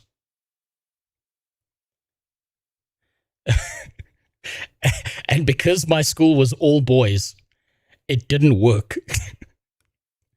It just made us worse. We just started making more Holocaust jokes all the time. European colonizers also enslaved indigenous peoples throughout the colonial period. People who were enslaved built many settlements and towns across colonial North America. I'm gonna go, and this nice lady is gonna teach you all about slavery. Why? Here are 3 black... Yeah, why is a real fucking good question.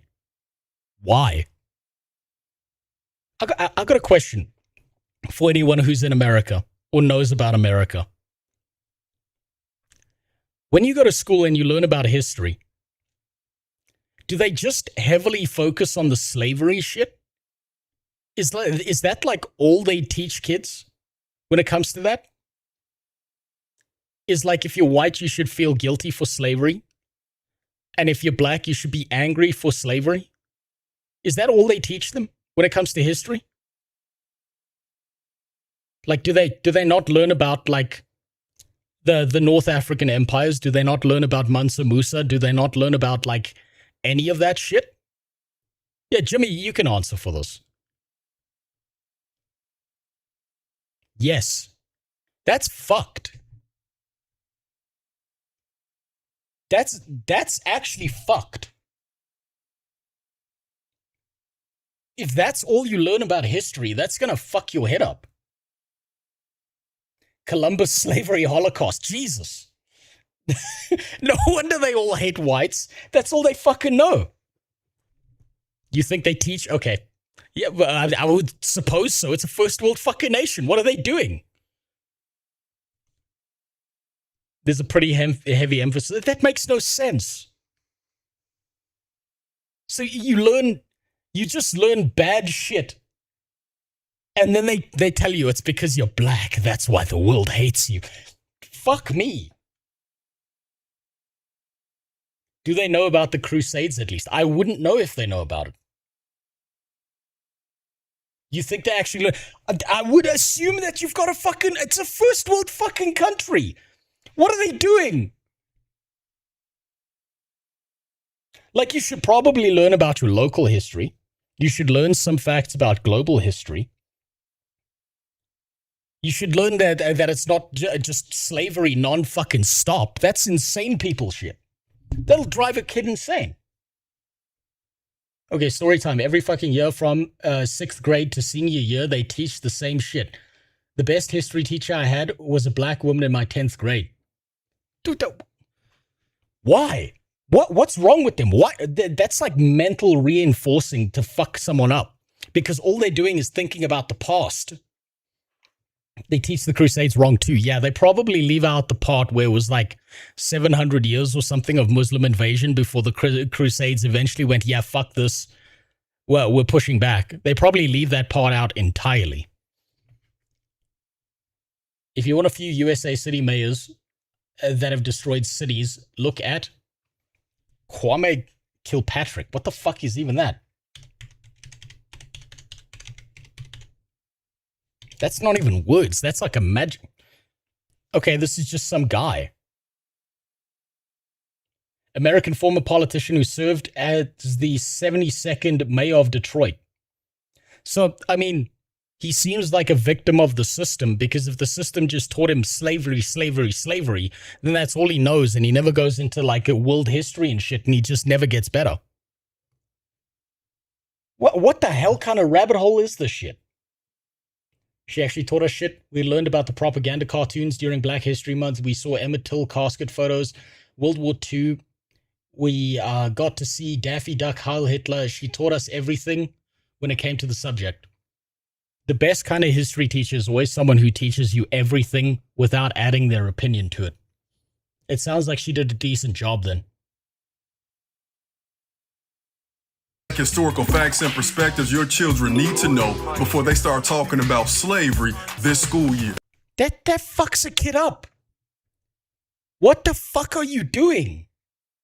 That just fucks a kid up doing this all the time. Oh, Jesus, this is making homeschooling look even more appealing. Anyway, I'm gonna donate to this. You're giving $1,500 because we are good people. We feel the guilt that we should feel, and so our money becomes their money. I hate that word, equity. That's the new word. There was equality, right?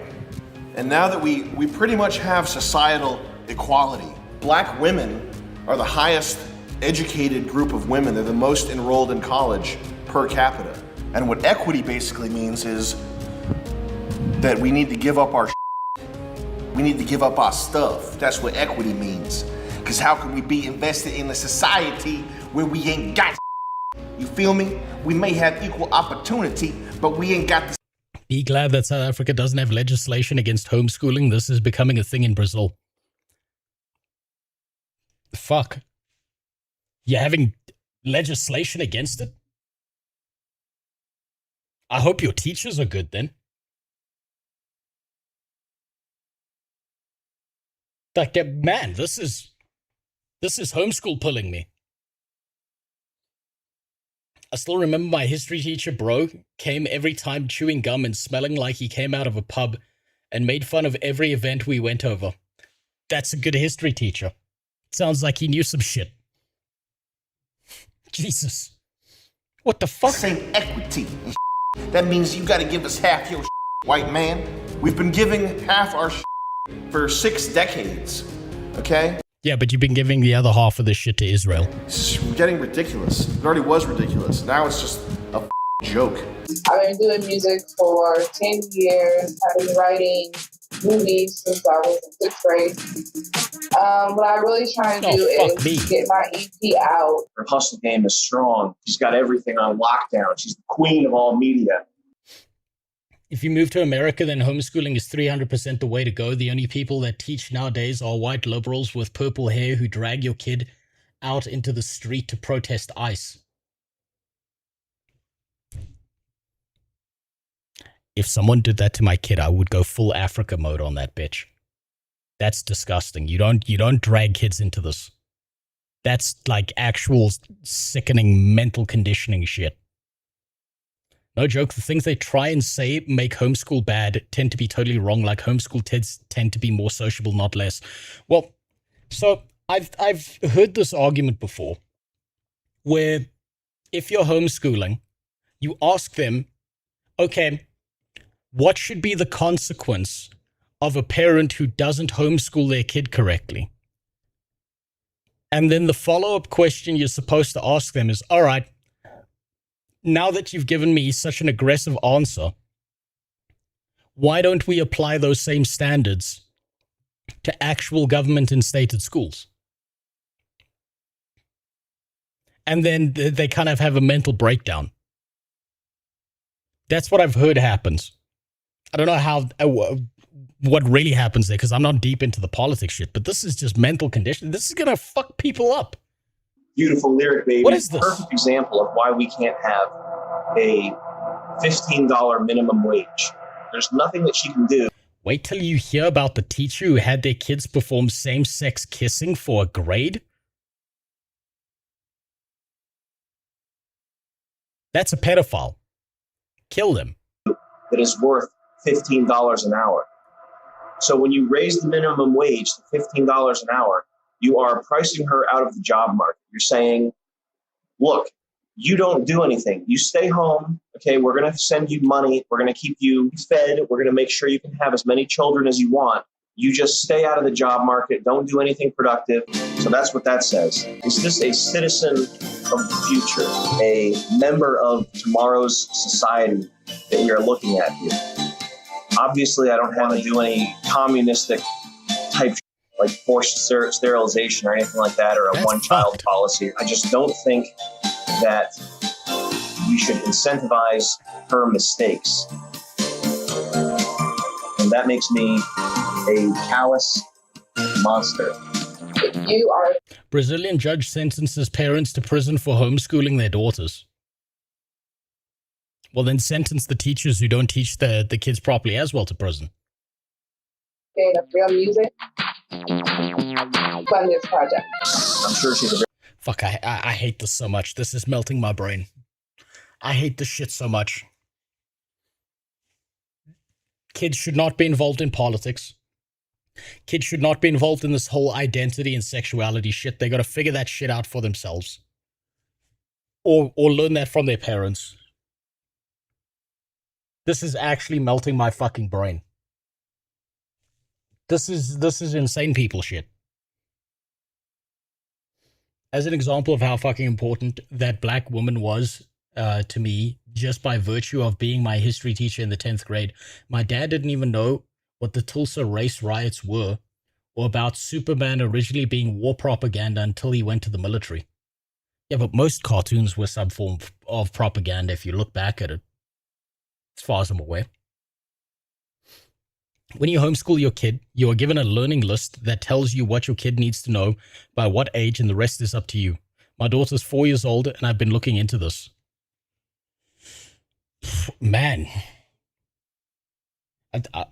Man, fuck. Honestly, homeschooling's starting to look far more fucking appealing.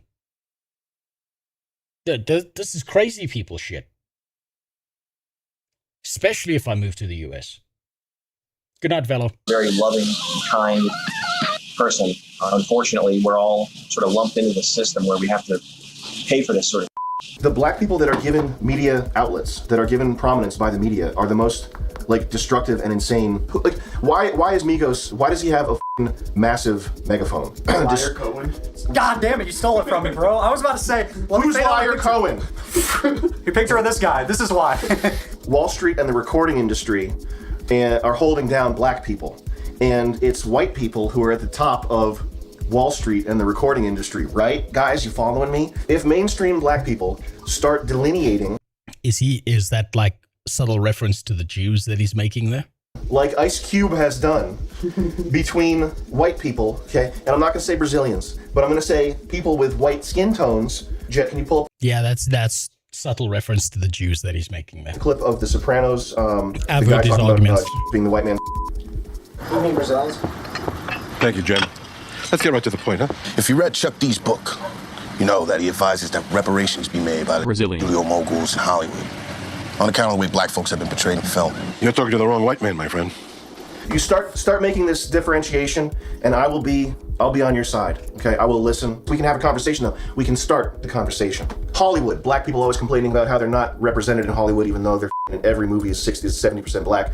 Fine. I've never heard that argument. Then again, I have seen a lot of diversity pushes for making main characters into black people for no other reason than they're black. I have heard a lot of bitching about that, so maybe that's what he's referencing.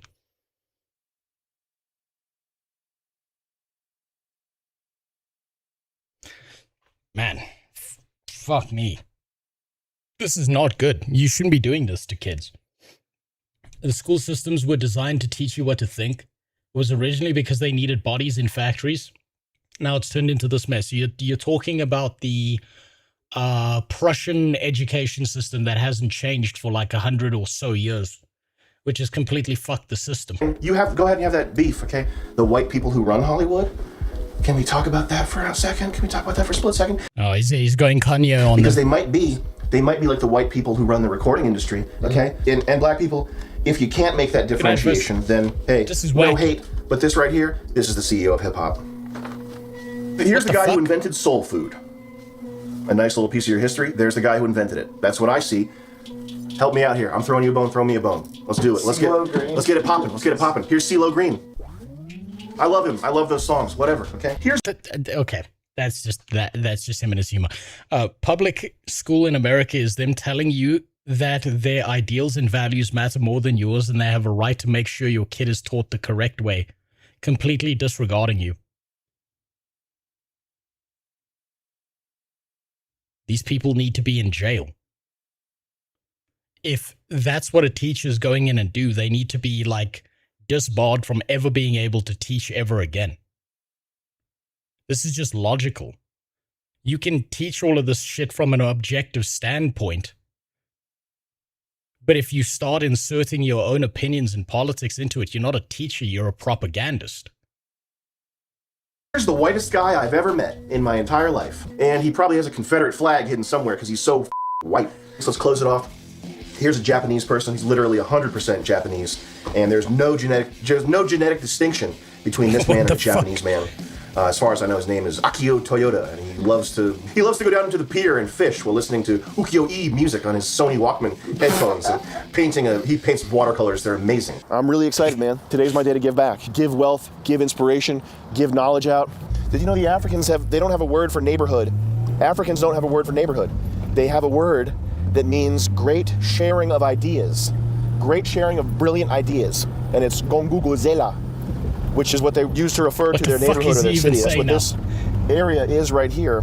I call it a meeting of the minds. And there's broken piss bottles everywhere. And I love this type of neighborhood. I love living in houses like these, living above or below someone who makes a lot of noise and is smoking and is always fighting. Okay, I'm going to be honest. I can't take it anymore. This is melting my fucking brain. This is just going to make me angry at the fucking public education system. Oh, I can't take it anymore. This one's melted me out. Jesus fucking Christ. What the fuck was that? God damn. Okay, on to more important matters. Like the real reason I got banned from Final Fantasy XIV. Oh, here we go. Xenosis. It's been a little while. Now, this man got banned for a little while. Let's figure out why he got banned. Apparently, he's got a reason why. Back okay, onto so MMOs for those and of you gaming. that don't know, 2 or 3 weeks ago, I was suspended in 14. Jesus there's a Christ, lot. 40 fucking minutes, dude. Chop that down to a 10-minute video. Okay, we'll see what he has to say. And I mean, we'll fucking dial this back because goddamn, 40 minutes of this shit? Fuck. That video was giving me fatigue. That video was melting my brain like ice cream. Jesus. Why the fuck do we need to race swap characters? Black Panther 1 did fine. Then they had to make the sequel hyper-political as fuck. We have Static Shock. That cartoon did fucking great. Now they made shit like Captain Durag. What the fuck is Captain Durag? I don't know. This is all just political signposting to me. These people are insane and should never be given a public platform whatsoever. A lot of misinformation going around. A lot of misinformation. And hopefully that this will be a wake-up call for a lot of you to not be, naive and believe anything and everything that you see online. This is actually what I got suspended for. The video must not contain racist, sexist, homophobic, or generally offensive content of any kind. This includes graphic violence or sexual explicit content. I'm getting banned from Final Fantasy XIV at some point. The part that they use against me, when I say they, I mean Square Enix, the part that they had to uphold or whatever, is this right here. Generally offensive content of any kind. Okay, so what the fuck does that actually mean? That can mean whatever the fuck they want it to mean. Yes. Yeah, this is... Welcome to every single fucking TOS on every single MMO that's existed in the modern day. Do you know what that button, do you know what that is? That generally offensive thing? Do you know what that is? That's just a we can do whatever the fuck we want to you button. That's what that is. Obviously, like, very vague, and it's obviously a huge overreach. I just want to say this from the start. Also, 100% agree, we need more Static Shock. Static Shock was cool as fuck. I don't know why that character's dead.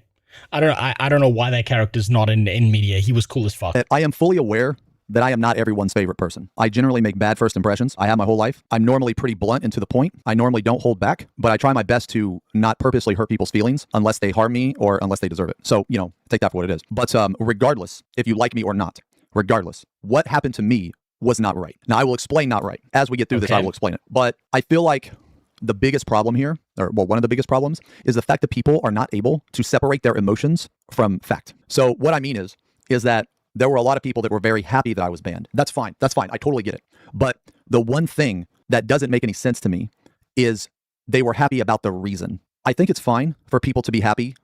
Yeah, that's just gonna be Reddit, dude. You could be literal nobody and someone will be celebrating you getting banned. There's no point in engaging with these people. There's no point in trying to register what these people say. They're just gonna celebrate it because they don't like you or they hate the fact that you exist and that you've got some online presence. That will always happen regardless of anything. There will always be people who celebrate bad shit happening to other people until it happens to them. That's just par for the course these days. Welcome to the internet. That someone that they don't like gets banned. That's fine. That's understandable. But the reason can still be fucked up. So let me give you an example. People lack the ability to agree with someone that they don't like. I don't know. I feel like online people have lost that ability. People have lost the... Do me a solid and say big dumb bitch with zero context when I ask. I think I just did. Ability to separate like fact from like feelings or emotions. So what I mean is, let's take an extreme case. Let's say that there is a murderer on trial. Let's say that a woman comes forward or a man comes forward, a person comes forward and they say, oh, well, he raped me. Well, just because he... How am I? Recovering from a bad fucking week, Fabio. That's how. He's a murderer doesn't make him a rapist. Does that make sense? And a lot of people lack the ability to understand that, to comprehend that. You have to prove that that person is a rapist. Just because that they're a murderer doesn't mean that they're a rapist. But people will just make that assumption because they don't like the person. Now, that's an extreme case. Yeah, again, welcome to the internet.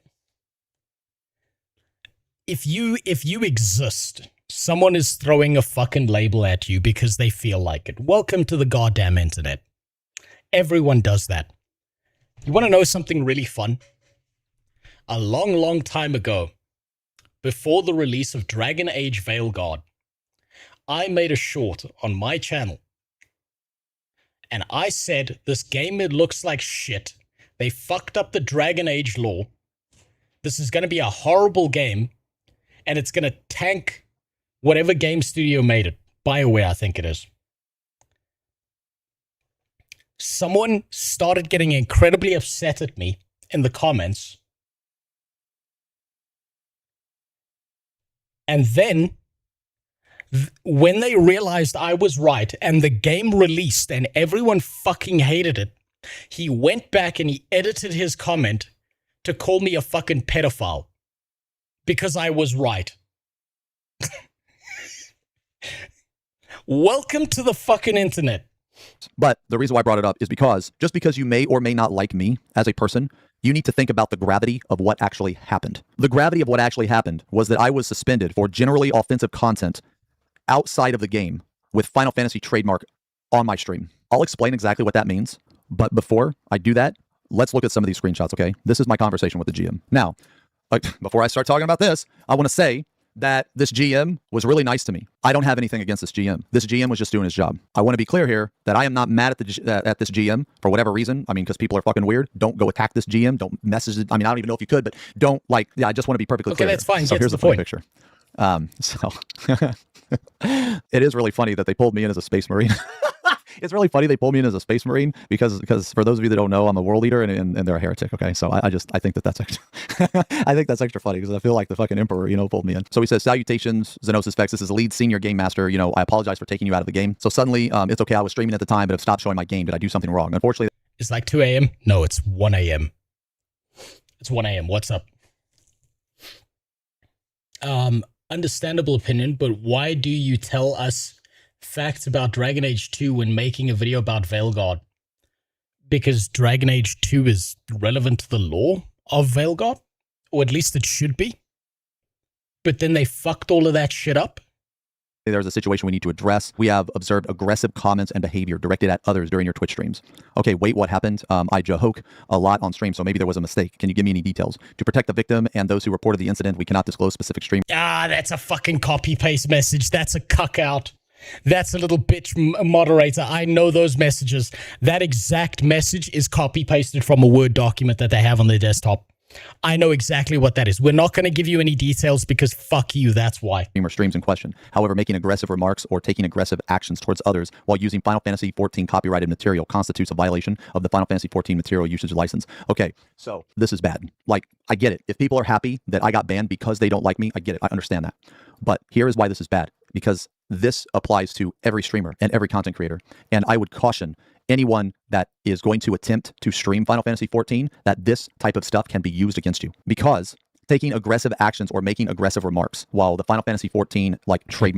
The facts I was talking about was DA2 being a terrible game before leading BioWare to their downfall.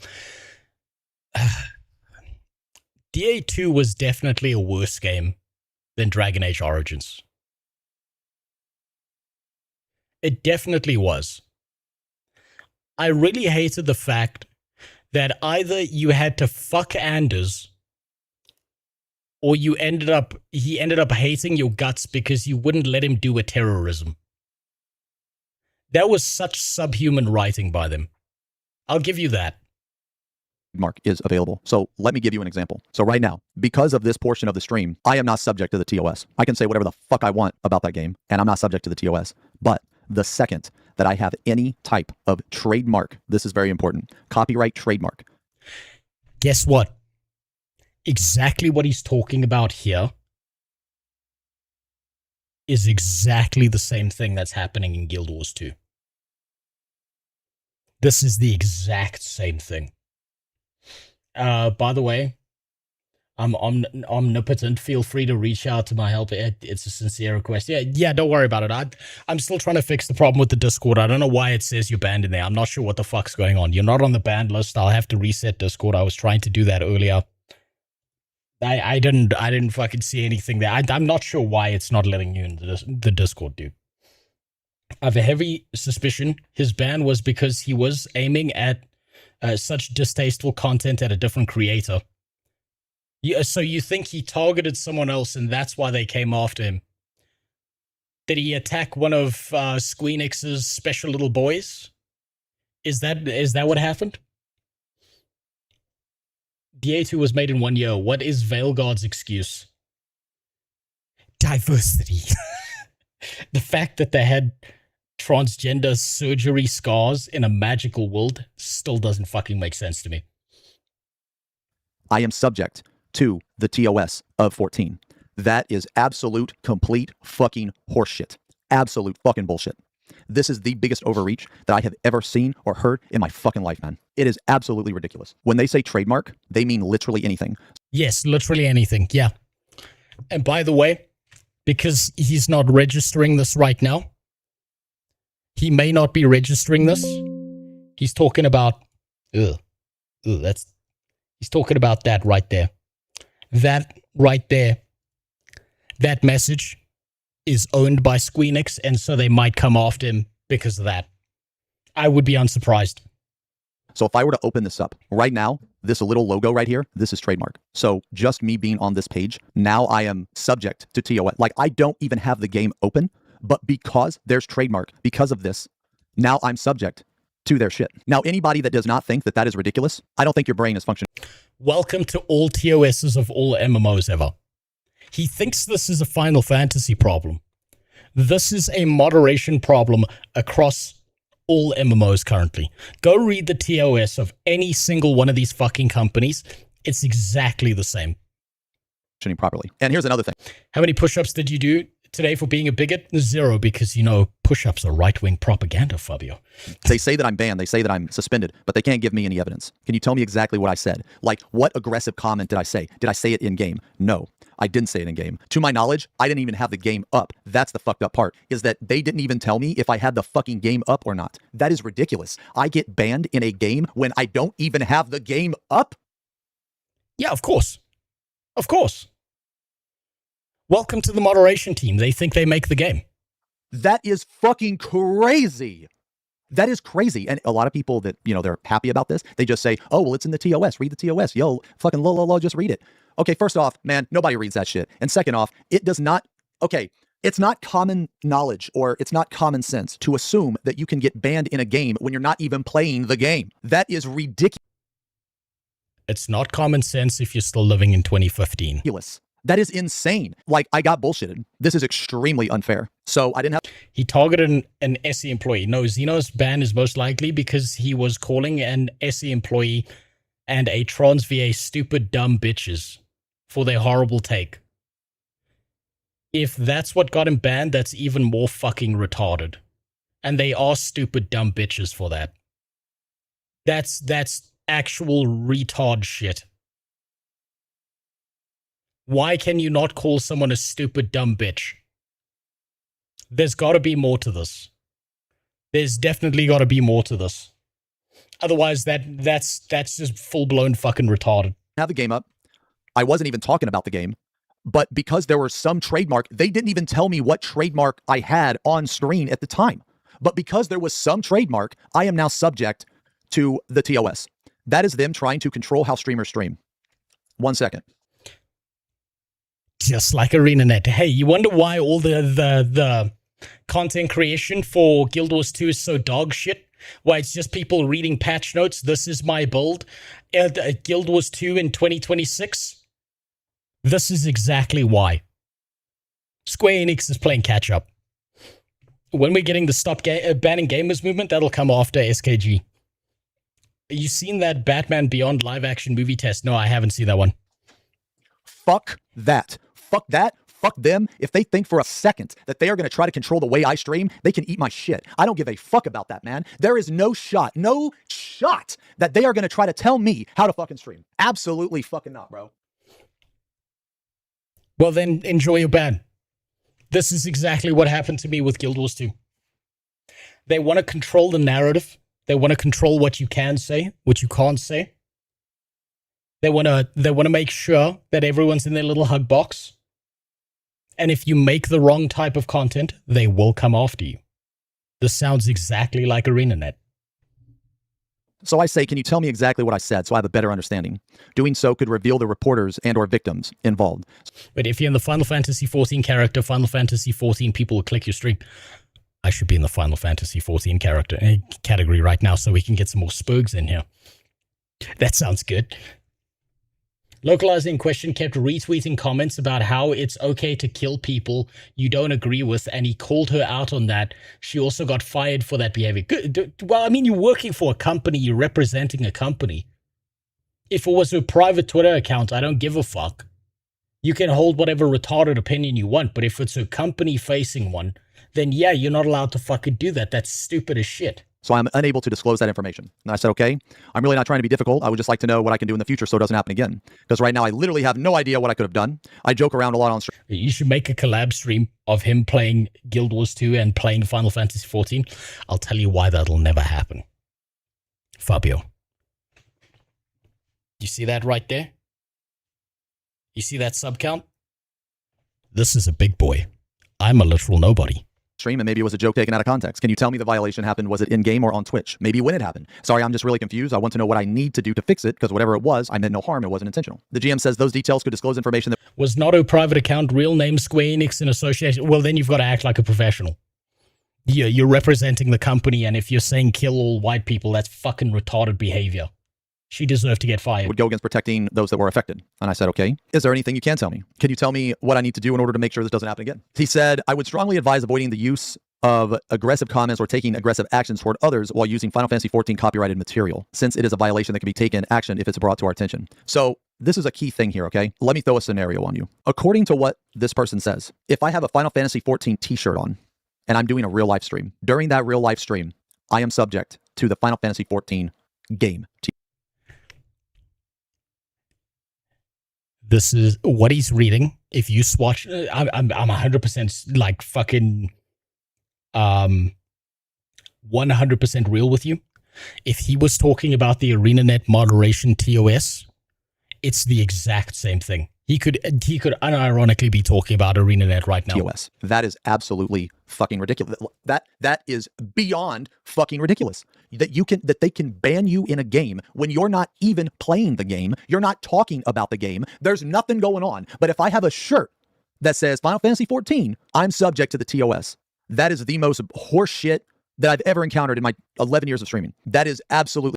Yeah, he should play Guild Wars 2 so the same thing can happen to him again. Ridiculous. So then I say, or rather, is there any information you can give me about the violation, other than there was a violation? Unfortunately, I am only able to relay that there was a violation that we found evidence on, and we are required to issue a suspension to the account. Further review is handled through the link provided. Okay, so the main reason why I cut all this up, just so people know, is because every single fucking question that I ask, he just repeats himself. He just says, I can't say. Yeah, because he's copy-pasting from a Word document. That's the byline that they give. These are not responses from a human being. This is a corporate office that's got a Word document that you're supposed to copy paste things into to different questions that you're given.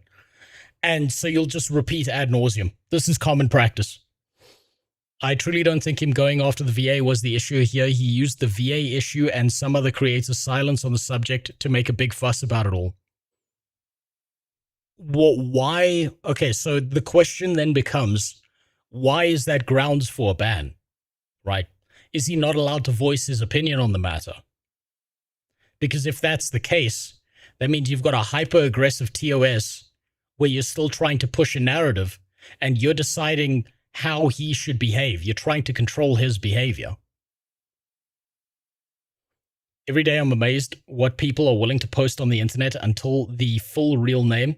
Wait, under the full real name? How difficult is it to use a fucking nickname? That's a lost art.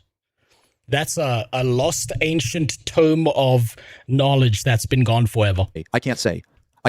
If anybody's wondering why there's so many screenshots, it's just because all of the questions I ask, he just couldn't tell me. So here's where I ask. This happened specifically on my Twitch stream, not in-game. I was very specific. As mentioned above, providing any details about the incident, such as date and exact moments with the victims. However, I can state that the matter took place while you were streaming, as mentioned at the beginning. Okay, so I didn't have the game up. Okay, so yeah, it happened while I was streaming, so it was Twitch-related then. That is correct, which is why this involves a violation of the material use. Oh my god, I've had this exact fucking conversation he's had in emails with ArenaNet. So this happened while I was on Twitch while I was playing. That's why the game is involved? Attacking employees is clearly against TOS. So he showed up at the employee's house with a baseball bat and started assaulting them. Is that what he did? Or did he say some fucking words on the internet and someone shit their pants? He called her a bitch. What if she is a bitch? What if objectively she behaves like a bitch? Then it's just a descriptor. It's very funny to me to see the word attacking someone when you just said words at them. Because at this point, I'm still thinking that I said something like about, like, I'm running all these ideas through my head. And I'm like, okay, well, maybe I said something about a person in game, but I don't do that. Or maybe I said something like related to the game or some shit like that, right? And then I say, words hurt. That is the most first world statement I've ever heard. hey, you know, when you say Final Fantasy 14 copyrighted material, can you tell me what material? And then again, you can't tell me shit. Then I say, yeah, but what I mean is, was it the game or a picture or something else? Like, can you tell me if it happened when I was playing the game? Unfortunately, I am unable to do so, since that could be considered information that you could accidentally disclose the victims, reporters involved. And I said, okay, yeah, I'm really sorry, you know, whatever. I just really am at a loss here because I have no idea what I did. Is there anything you can tell me to help me understand better? Sorry, but I'm just very confused. I don't mean to be annoying with the questions. It says, no bother at all. I completely understand being confused under these circumstances, giving the limited information that I can provide you. So he literally can't give me anything else. Like, it's not that he doesn't want to. It's just he literally can't because that's his job. Unfortunately, this is the capacity of the details that can be provided at this time. So I am not... You will get nothing more from them. That's it. You're not going to get anything more out of them. That's it. It's finished. Mad at this GM. I am extremely disappointed and disgusted by the terms of service and by the way, like, the structure in which bans are handed out, because this suspension is absolute fucking horseshit that I get suspended for aggressive comments when you literally have people fucking cheating in PvP. You have people harassing other people. There's so much shit. There's so much shit on, like, Twitter that like these people, which I'll get into it later. But, like, dude, all this shit, dude, people were wanting me to be assassinated.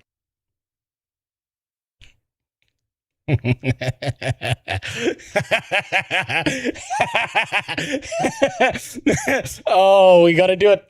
We gotta do it. No. People were wanting me to be assassinated. Where is it? Hold on. Wait, it's on my main channel. Oh, boy. Oh, buddy boy, welcome to the party. Take a seat. It doesn't fucking get better. Online. And you hate women and deserve to be raped. Welcome to the party. Take a seat. It doesn't get better. Fuck you, die in a hole.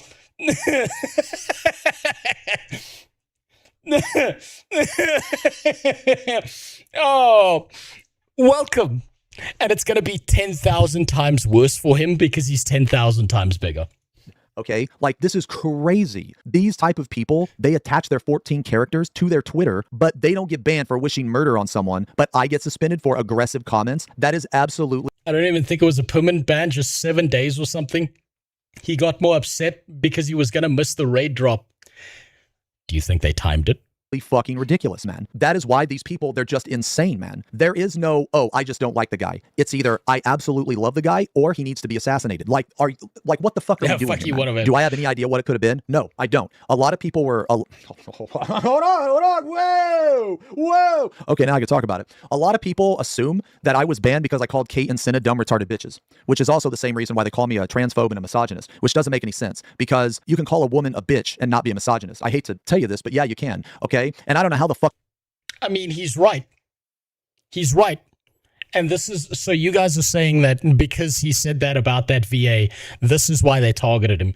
It sounds to me like they put a target on his back and they've been watching him ever since, and they've found something to technically catch him out on after that as a respite, like a response in spite to something else. Fuck, they call me a transphobe because by calling her a fucking bitch, I respected her identity. Bro, I don't give a shit who you identify as. I don't give a fuck if you're gay, if you're straight. I don't care about any of that. I'm not political. I don't care who you fuck. I mean, obviously legal and within reason. Dude, none of that is my business, man. Like, I don't care about any of that. You know why? Because I don't worry about who other people fuck. Their evidence for calling me a transphobe is because I disagreed with a transgender woman. That's their evidence.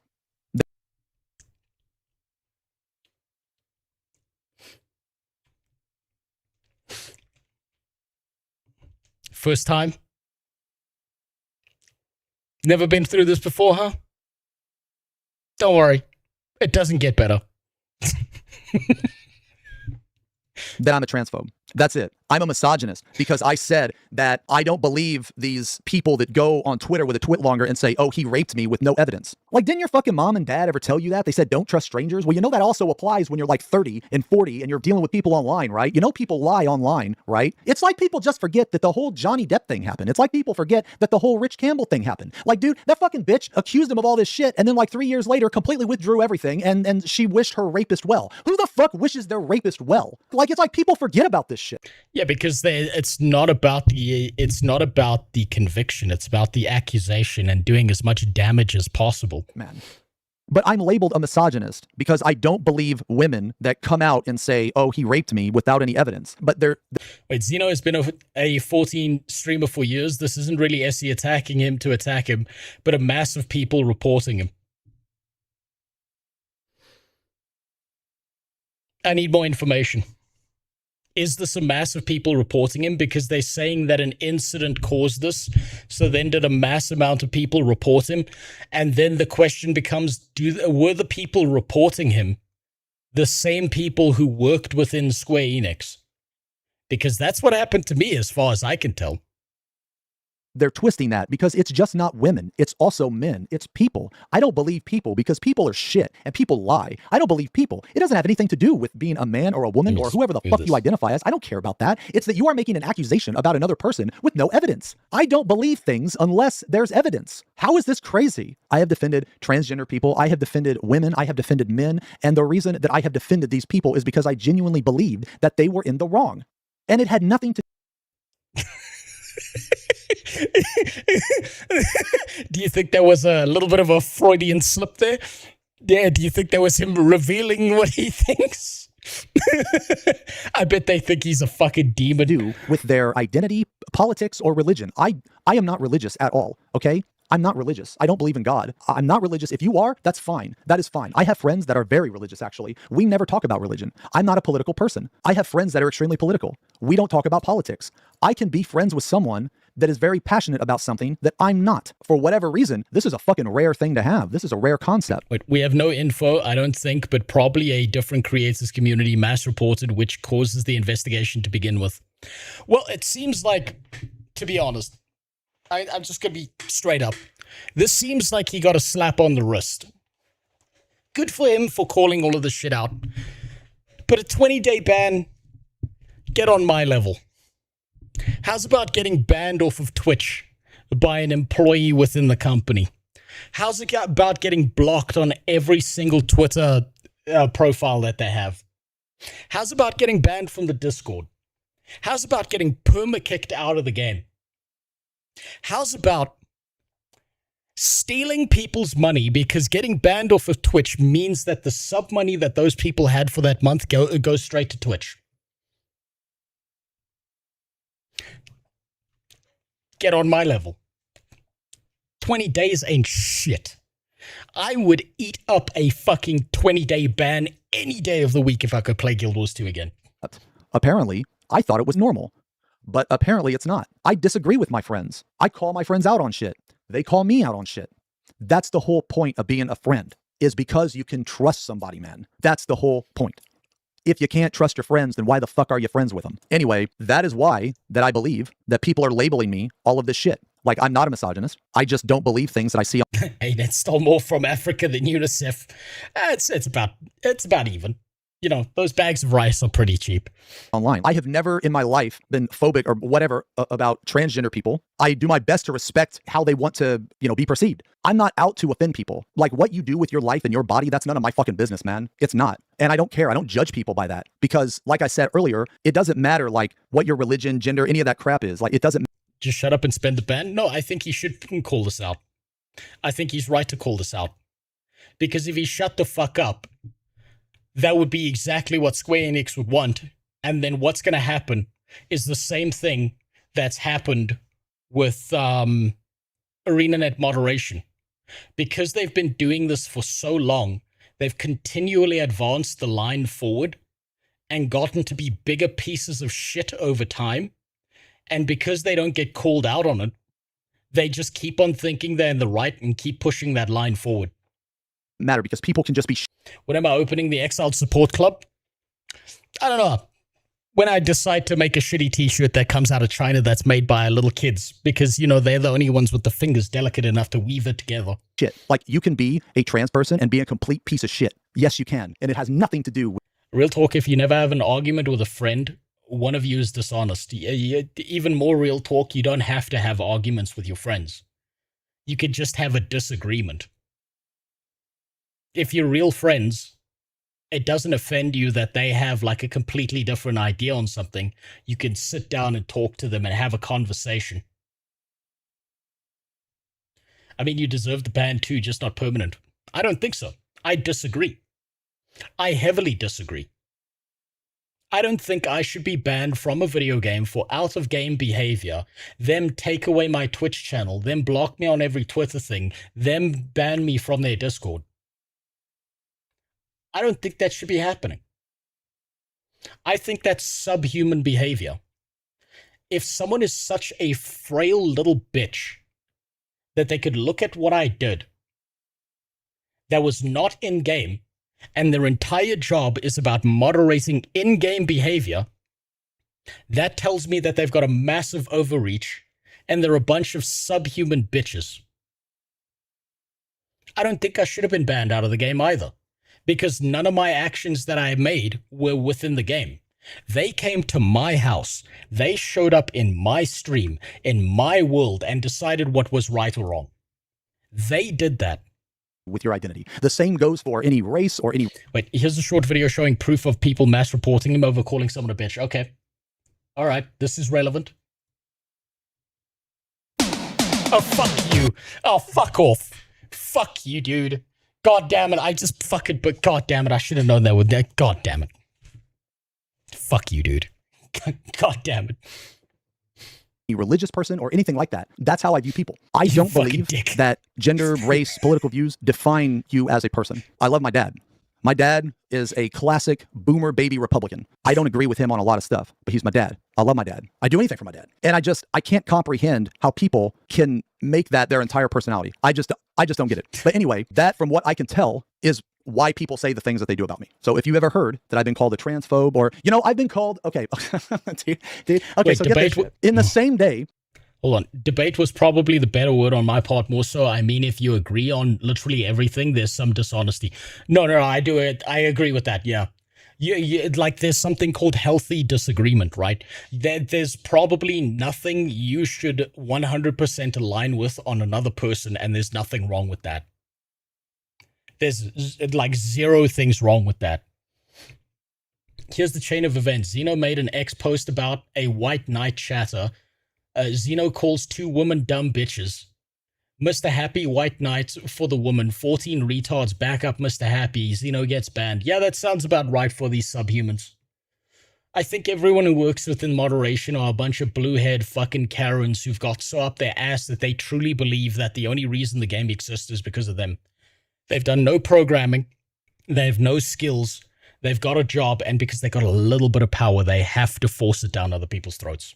I saw a tweet or someone accusing me of being a transphobe and a woke Nazi at the same time. How in the fuck is that even possible, man? How is that even possible? That doesn't make any sense. Like, they can't even lie together. No, it wasn't a bot. Anyway, back to this. Sorry for the rant. A vast majority of the people that are celebrating all this, they are the type of people that go out looking for an argument.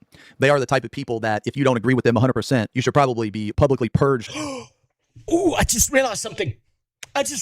My timer went off. Guess what?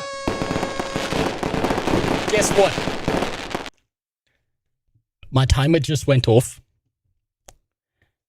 I can now apply for an unban from Twitch. That's right, I had a timer. I get to apply for my unban. Then we get to see what happens next.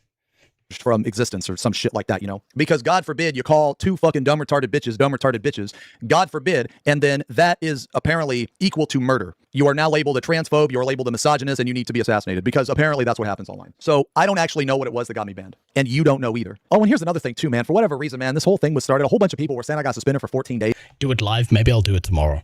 All of those people that said that are fucking. I wanna have a buffer zone there so that I'm doing. If I'm gonna do it live, I'll do it tomorrow. But I'll see because maybe there's personal details there that get revealed. Because one, I didn't get suspended for 14 days. Unban me, bitch, denied.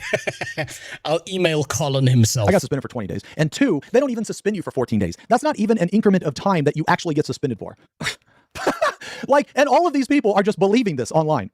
They're just believing all of this online. Basically, the GM, like, he can't tell me shit, really. Honestly, man, I don't think this GM's out to get me. I really don't.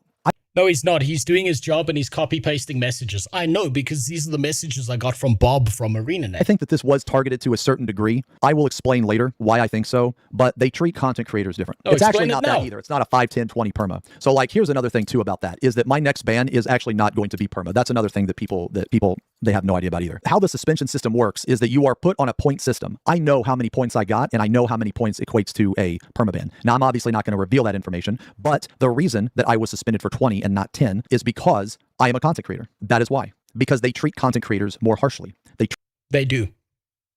They do, because you're a public-facing image and they think they own you. Treat them differently. And I have a lot to say about that later on. So at this point, I'm trying to understand here on why in the fuck that I was banned, right?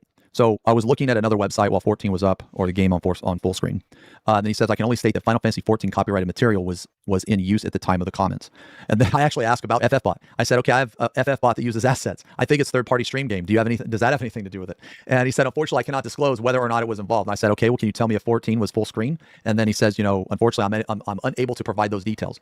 So he can't even tell me what 14 copyrighted material was on stream at the time. Like, this is obviously just going to be him going through the same rigmarole again, so I'm going to skip this, but I can see it already. It's unfortunately, I'm unable to provide those details, and it's going to say somewhere else, unfortunately, I'm unable to do so, and then it's going to be unfortunately this, unfortunately that, and it's not going to give him any details, so I can skip over this part because this is just him going through the same rigmarole again. So at the very least, the material was involved and visible. So again, what exactly does that mean? That means that, like, right here, well, now this is visible. So now I'm subject to the TOS. So let's say that I'm not, because like currently I'm not logged into the game. So yeah, this is just like the ArenaNet thing. Let's say that right now I say something, I don't know, aggressive or something. I'm like, hey, you fucking chatter, get the fuck out of here. Out of here, you piece of shit. Okay, so like, because I was yeah, let me show you something cool. I can do this because what the fuck are they going to do to me because I'm no longer subject to their TOS? Hey, Bonzi buddy. Can you generate an image for me of a blue-haired Karen Asura from Guild Wars 2 screeching like a subhuman ape inside of the ArenaNet offices, yelling perma ban Rose off of Twitch, please.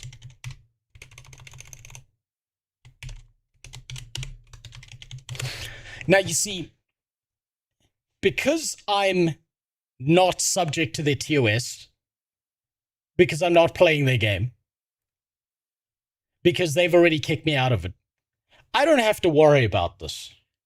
However, if I was not banned, just me doing this would be enough of a reason. Oh, damn, they made her hot. That's not an Asura. That bitch is way too hot. No, she needs to be fat and retarded. That's way too hot.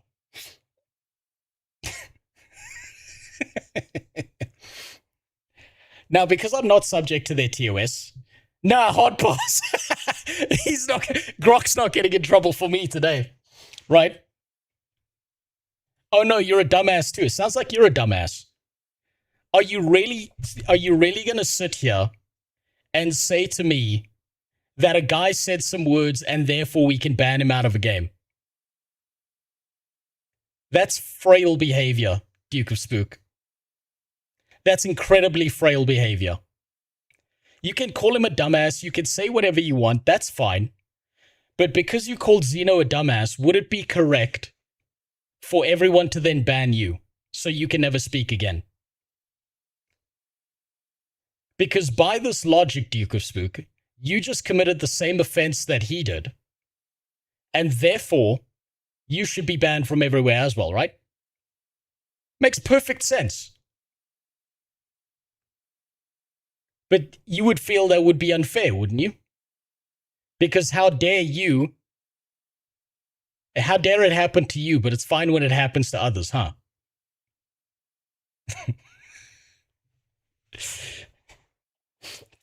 That's called being fucking retarded, Duke of Spook. And on top of that, you've got Spook in your name. Which, I mean, to be honest, that sounds pretty fucking racist, buddy. Well, catch me up. He was banned from everywhere for calling someone a dumbass. No, he called someone on Twitter a dumb bitch. He called 2 people a dumb bitch, apparently. That is enough reason to ban you out of a video game for non-in-game behavior. And he can't get any information out of it. Now, the same thing here that's happened to him has happened to me times 10. For out-of-game behavior, these moderation teams are going to be there to aggressively control narrative because they are ideologically captured retards who are not moderating in-game behavior, but deciding that out-of-game behavior means that they can kick you out of the fucking game. Which is just completely fucking retarded.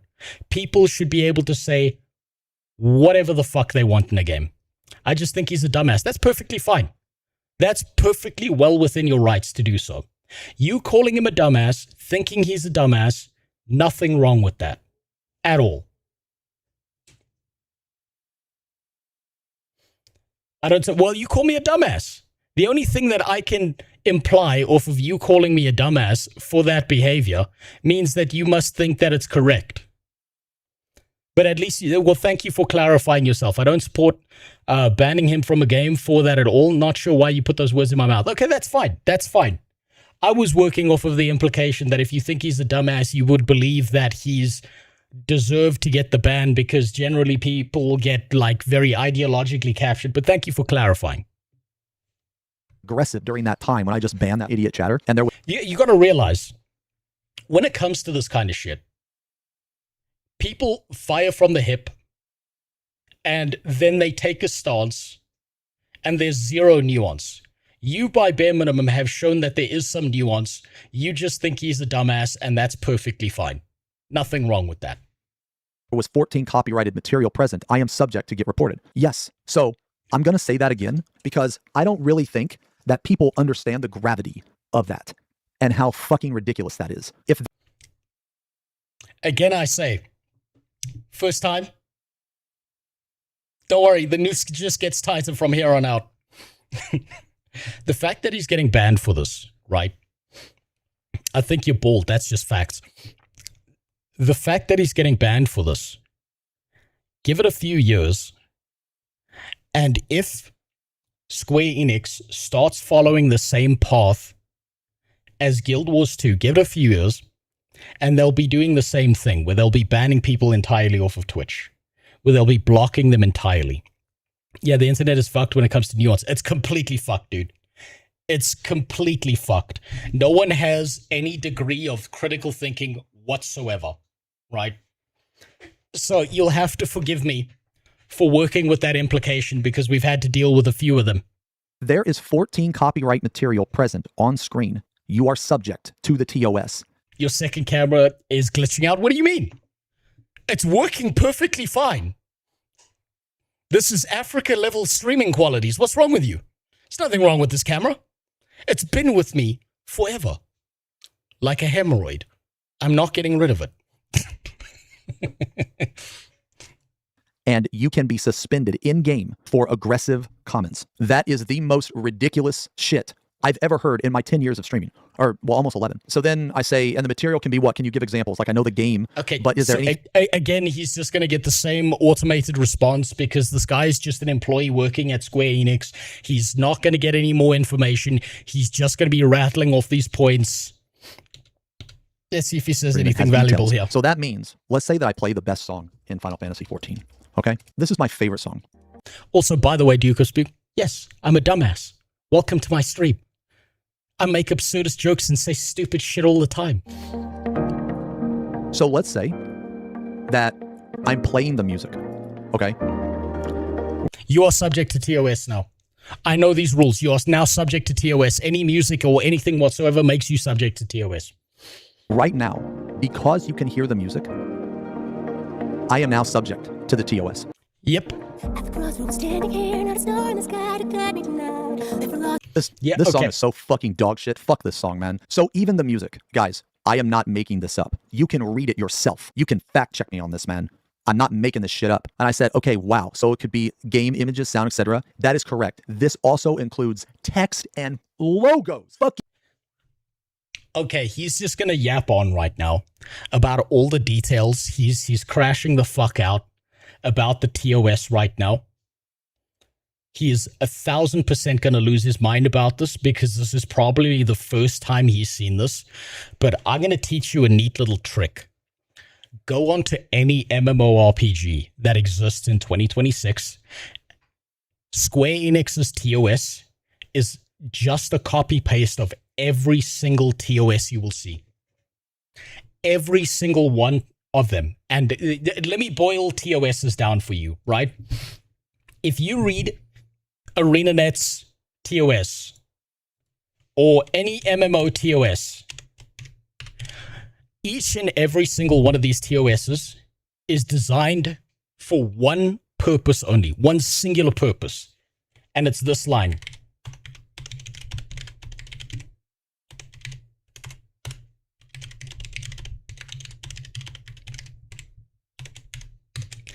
That is what every TOS boils down to. If you look at the MMO space, every single one of them. That's the full TOS if you want to read it.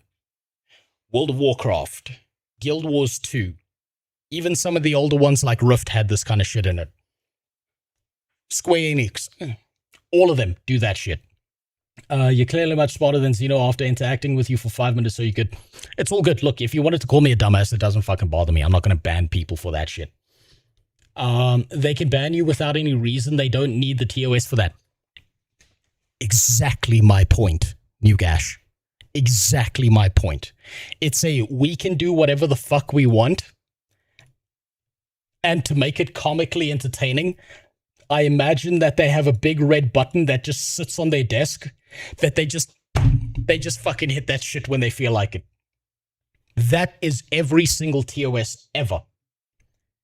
You know when this gets solved?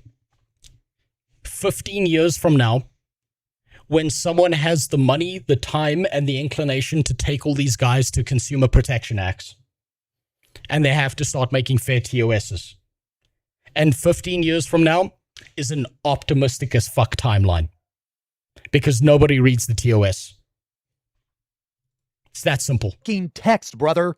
Text. They can suspend you for the text of Final Fantasy XIV, man. If it's visible on stream. That's insanity. But hold on. They can ban you without any reason. They don't need the TOS for that. Your account in any MMO isn't yours. Newgash, you are wrong about nothing, right? The nuance of this, Newgash, is that the TOS isn't there so that they can ban you. The TOS is there so that when people start complaining and bitching at them for their behavior, they can turn around and say, "Nuh-uh, look in the TOS, we had a reason." The TOS is PR. It's there for PR. So that when other people start attacking them for their shitty behavior, they can turn around and say, "No, we did it for this reason." That's why it's there. You're right. You're right. They don't need the TOS to ban you, but they do keep the TOS there for PR so that when it comes back down to you getting in trouble, they can turn around to the public and say, "Nuh-uh, we banned this person for a reason." Because then they can quell the idea that they are not a bunch of manipulative assholes trying to destroy things and control the narrative. That's what it's there for. They just have to put that there, but it boils down to we can do whatever the fuck we want. Like, I'm just flabbergasted. So this is me. I'm trying to like recap it. I say violation occurred with 14 copyright material. So people should be banned if logos and text is a point. The TOS is there to cover everything, right? It doesn't matter. They want to be able to get you on anything they feel like getting you. It doesn't matter. They want to get you with anything. Skip to 32 in the Xeno video. It's part of the video that kind of pissed me off. Okay. You see, this is just him yapping on about the same thing. I already understand all of this because I've been through it myself. Let's start there. At the end of the day, I love this game more than anything that I could have possibly done. Hey, that's how I felt about Guild Wars 2. Like, I don't have this like ego. I don't have this pride. You know, like if I fuck up, I admit my mistake and I take it. And you don't have pride? But it's June. Why do you refer to them as manipulative assholes trying to control the narrative? Okay, so I'll explain this, Duke of Spook. Let me get some context here. So I know where you are. Are you a Final Fantasy 14 player? Do you play MMOs? And if you do play MMOs, what would you say is your home base MMO? Because I can give you I can give you a direct example based on where you're coming from. This is fundamentally important.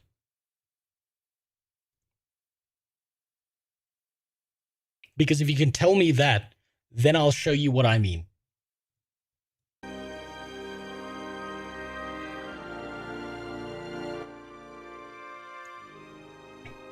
If you're playing in your house and your cat climbs on the desk and watches the screen, they can ban you for sharing copyrighted material without consent. Yeah, it's for whatever fucking reason they feel like it. Right? It's for whatever reason they feel like. If they just don't like you, they're going to find a reason to do it. And then they can give the public a reason and say, nah, it's because of this and we're right. I'm going to have some bolt-on. I play lots of MMOs. I would consider Final Fantasy 14 to be my home. Okay, perfect. Wonderful. Perfect. But I don't agree with the over-moderation. Okay, so perfect, right? So, if we go look and I do this, and I go FFXIV, what you're going to see here, right, is you've got the drama, you've got Xenosys going down, Final Fantasy in 2026, fresh start, should you start?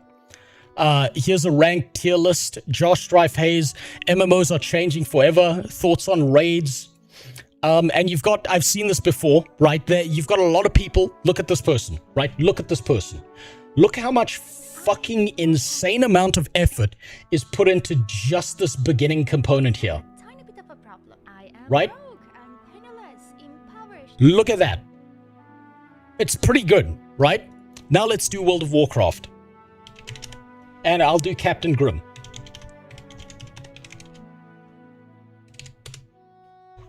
Look at the amount of effort this guy puts into his fucking videos. Right? Same as Final Fantasy 14. There are creators out there who do a ridiculous amount of shit with a game. What's wrong, man? You good? I've been bitten by the snakes of certain demise. I will die unless you retrieve the antidote. Thankfully, they have it on a convenient pedestal. Okay, I'll get it for you. Stay with me. Do you see the amount of effort that's being put into this? Right? Do you see the amount of effort that AVCat put into a video? Watch this.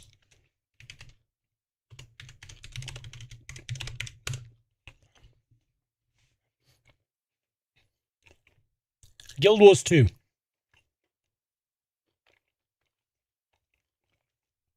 Thoughts about Guild Wars 3. WoW veteran plays Guild Wars 2. Guild Wars 2 in 2026. Guild Wars 2 free-to-play experience.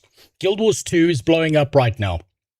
None of the effort and energy that you will find within any of the Guild Wars 2 videos, barring maybe Noxy, and Noxy just kind of makes memes all the time.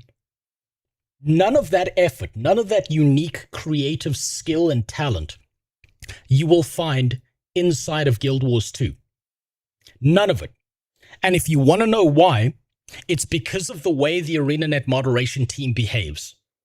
The second you become an ArenaNet partner, they give you a giant TOS of all the shit you're not allowed to do. And so what happens in the Guild Wars 2 space is that everyone just reads patch notes.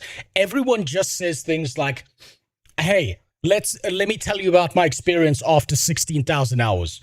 Let me show you what the new player experience is. Is it worth it in 2026? They make the same fucking video over and over and over and over again. And the second someone does something creative or something that's a little bit off tilt from what they like, they go out of their fucking way to attack that person, to ban them, to kick them out of the ArenaNet partnership program. The second someone starts criticizing them, they control the narrative and eliminate all people who don't agree with them. They came into my stream, my Twitch stream, got me banned off of Twitch, got me banned out of the game permanently, blocked me on Twitter, banned me in the fucking Discord, did everything they could to wipe my existence fucking clean. To make this point even clearer, when I first uploaded my first Guild Wars 2 video here, it got taken down. Where is it? Where's this fucking video? It got taken down for a few days. Where's the shit? Where's the big one? Where is it? This one here. It got taken down for a few days. When I spoke to the fucking the YouTube rep who, for some fucking reason, talked to me, they were like, yeah, it was someone representing a big company. They did this again with another one of my Guild Wars 2 videos. They did this again with the next Guild Wars 2 video. They kept on doing this. Now, what's happening here in Final Fantasy XIV to him is the protozoa amoeboid of what's going to happen. So when I say they're trying to control for narrative, banning you from their game, I get, but taking down your videos, that's fucking insane. Exactly my point. This is exactly my point. Now, what's happening here in Final Fantasy is the protozoa version of what happened. Also, what's up, Apple? How you doing? What up? We're going through why Xenosys got banned from this, right? So, this is the 10 years before version, snapshot of what's happening in Final Fantasy XIV. The fact that he's pulling this up and losing his shit over this is fantastic, because what happens is over time, the arena, like the moderation teams of these MMOs gets worse because they keep on justifying themselves and thinking they're fucking right. And as time moves forward, what's happened to Guild Wars 2 and their moderation team is going to start happening in Final Fantasy unless someone starts calling them out on their bullshit. Unless there's a backlash. And ArenaNet's far fucking worse because they just banned this guy for 20 days. I actually know you from you and Muckluck going back and forth with each other. Yeah, well, yeah, there you go, right? I already had a target on my back at that point. I just didn't know it yet. They were looking for a reason to ban. I don't want this happening to Final Fantasy XIV. I don't want this happening to any MMO. I don't want any of that shit. I don't want people getting banned for out-of-game behavior. I don't want people getting banned because they had a disagreement or they called someone a fucking retard. That's dumb as shit. But what's going to happen here is the same thing that happened to the ArenaNet moderation team, where they're going to become ideologically captured and they're slowly going to start using moderation to control narrative, right? So they decide, oh, we don't like you, so we're going to ban you out the game. You can't play the game. You can't make content out of it unless you behave in the way that we find acceptable. No funny content for you. No offensive content. No unique and interesting shit. I get you now. Yeah, there you go, right? That's the best way I can think to explain it. Probably someone who's a better orator than me can explain it, but that's exactly the point. Yeah, I watched it. It's so fucking stupid. They're trying to get him for saying something off. Yes, he had a target on his back, right? I don't want the moderation team of Final Fantasy XIV to get to the same spot that the ArenaNet moderation team is in. That's why this is valuable to me. And that's it. Like, if they were to approach me in that way, there was an extremely high chance that I would have complied and not even fucking said anything, man. But they didn't. That's the thing. I'm still like in disbelief that they actually suspended me for this. Anyway, so then I'm not. Again, I say, first time, take a seat. I'll open a beer for you. We can sit there together. I said this. I was told by another GM that anything outside of the game you guys can't police. Or don't rather, but I guess they were wrong. Now this is true. I was told by a GM. And then he says this. Technically, the material usage license is within our game because it involves copyrighted material. It was. What makes you think that there's going to be a backlash? I don't think there will be. Right? I don't think this is a big enough deal for there to be a backlash yet. Let's be honest. Let's be real. He got banned for 20 days. It's retarded. It's stupid. He's pointing out their TOS. He's calling them on their shit now. But what happens when they start behaving like the ArenaNet moderation team? People will have already built up enough. It's like a timer. It's like an enrage timer, right? Because he's calling it out now, he's starting an enrage timer. And if the mechanics they use later set off the enrage timer, people are already pre-prepped for this bullshit to be able to cause a large enough backlash that they have to change their behavior. Plus, he's a big boy. He's a big creator. He's got far more pull on the shit than most people. So the idea of him causing a backlash is, it's like the seed. It's like the kernel which the crystal grows around from that point. There won't be one now, but at least people are pre-prepped for one later. Put in place to make sure we can protect our players as best as possible if our game is involved. We want to protect our community to the best of our abilities. Now, they put that in there within our game to try to control how you stream. They don't want you to say anything negative about the game. And this GM confirms that. There already has been a backlash. I don't know if there has or not. It needs to be much worse. These people don't learn their fucking lesson, Green Sky Wizard. Yeah, let me give you another example.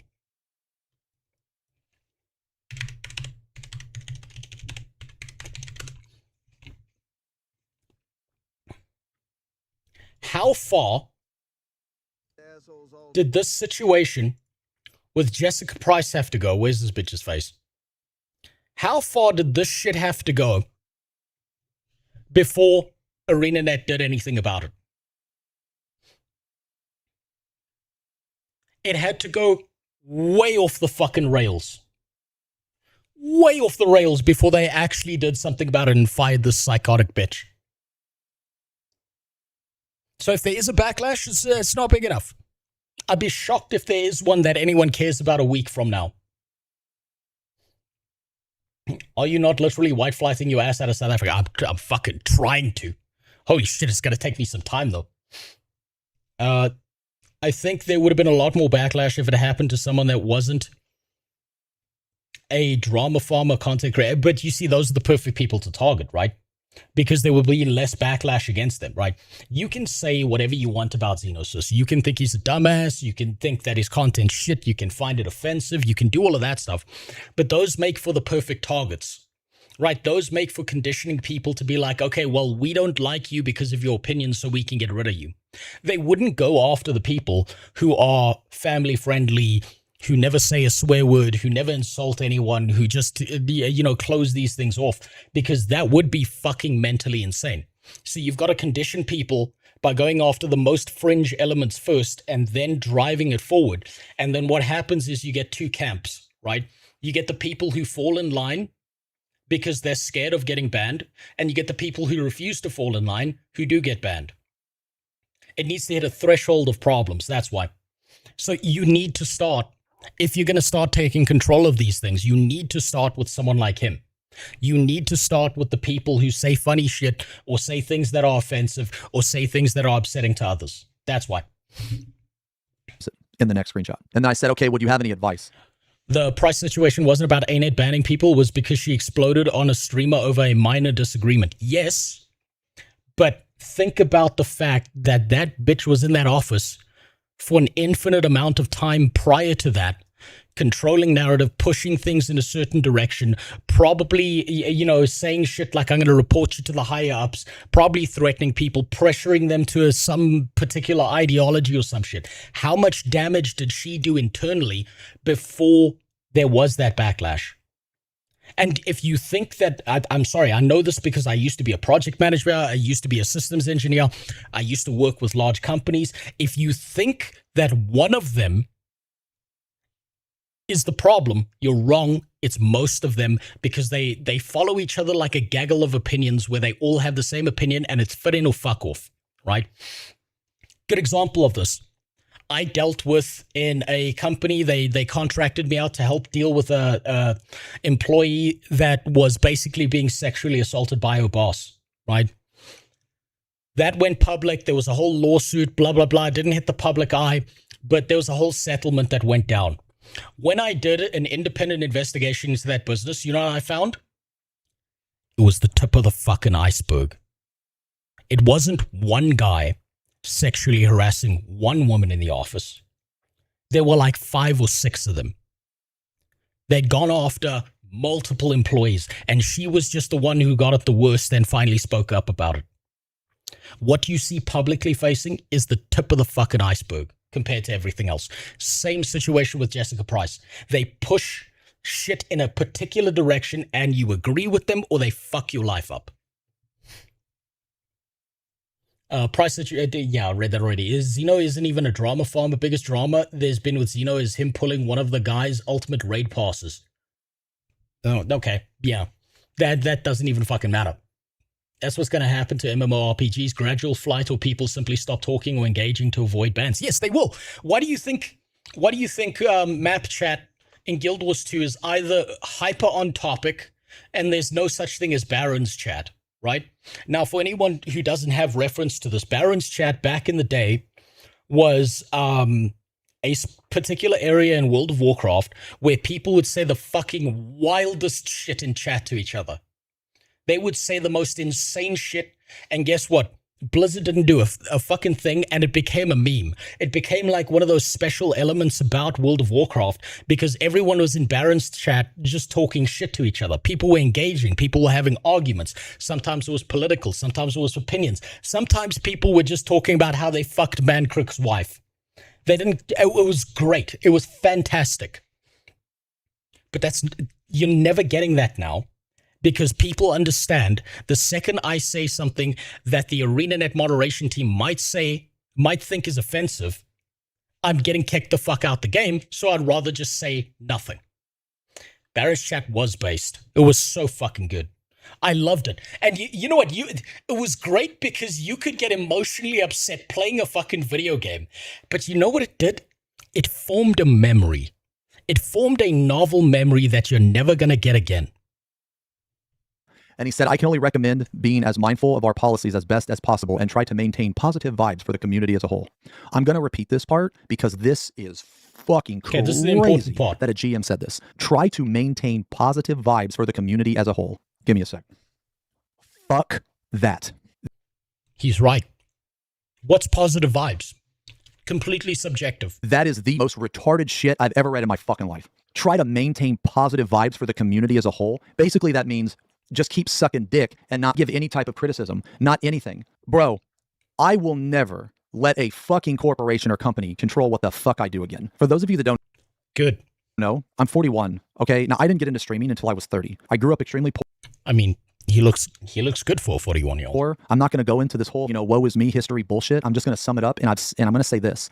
I know what it is like to get fucked in the ass by a company for decades. I've had a job since I was like 14 years old, man. I had to fucking get my mom to sign a permission slip so I could work at a bowling alley because I wanted money to like do some shit with. And, she was a single mom support. Look at this fucking dirty first worlder. Oh, a permission slip? Oh, I bet what a little rich boy. Oh, wasting paper on a permission slip? Ooh. Oh, filthy little rich. I bet he wipes his ass with toilet paper. Little rich boy here, huh? You know, back in my day, when I had to pay for a goddamn WoW subscription, I walked to a restaurant and I was like, yo, give me a fucking job as a waiter, please. And they were like, how old are you? And I was like, old enough. And they were like, good enough. Here's the uniform. Get your shit onto that front line. They didn't give a fuck about permission slips. Child labor laws? What's that? Can I eat it? 40 and like 4 motherfuckers, man. I've worked manual labor. I'm certified on so many pieces of equipment. I've worked a lathe. I've drove a truck. I used to have my CDL. Bro, I have done so many different jobs. Like, I've operated so many different pieces of equipment, and every single job I've ever had has had the same thing in common, that they don't give a fuck about you. They will ask you to risk your life sometimes, depending on the job that you have. Yes, 100% true. Jobs don't give a shit about you. You are a tool for them to use, and they're incredibly upset that they have to pay you anything. And if you fuck up, it's your fault, and then they blame you, and then they fire you. I will never, like, dude, I'd rather die than fucking do that again, man. I will never live that fucking life again. Okay, and I'm not saying that my jobs have been any worse than any of you. Okay, this is not a who has the bad job comparison here. Some of you have probably had way worse jobs, but what I am saying is that those of you... No need to qualify the statement. That's just how it is. Oh, look, today put down my 15-year-old boss cat. Oh, fuck, I'm sorry to hear that, Lord Footner. That's never a good thing. I know this is rough to hear right now, Lord Footner. And I'm sorry for your loss there. It's always heartbreaking to lose a pet. But if you think about it, for 15 years of your life, you got pussy that gave you nothing but joy. How many men can really say that? Hope that brightens your day a little bit. You that know what I'm talking about, I know what it's like to be a slave wage cuck or whatever. You know what I'm saying, man? All right? I'm never going to let another company do that again. That includes Square Enix. They can eat shit. Also, if they lived to 15 years, you did a good job. Well done. They weren't meant to last that long. They were meant to be here for a good time, not a long time. I don't give a fuck. Like, no, I'm not going to do that. I'd rather just not stream their fucking game. Like, I'm not going to do that. I'm not going to censor myself because some pussy-ass retarded bitches don't like the way that I speak. If you don't like the way I speak, get the fuck off my channel. Like, get the fuck out of here. You know what I'm saying? I think that this was a complete overreach, and I think they did this to teach me a lesson. That's what I think. I think that they know the influence that this channel has over the 14 category, and I think that, like, let's be real here. I never get invited to shit. They never talk to me. They never, well, rarely anyway. They never involve me whatsoever. Let's talk about the elephant in the room. You know it. I know it. Everybody in this fucking community knows it. This channel is the biggest channel and has been in the 14 category. Is it? Is Xenosys the biggest? Hold on. I'm going to use my Tectone research device for that. I need to double check that. Is Xenosys the biggest channel when it comes to FFXIV?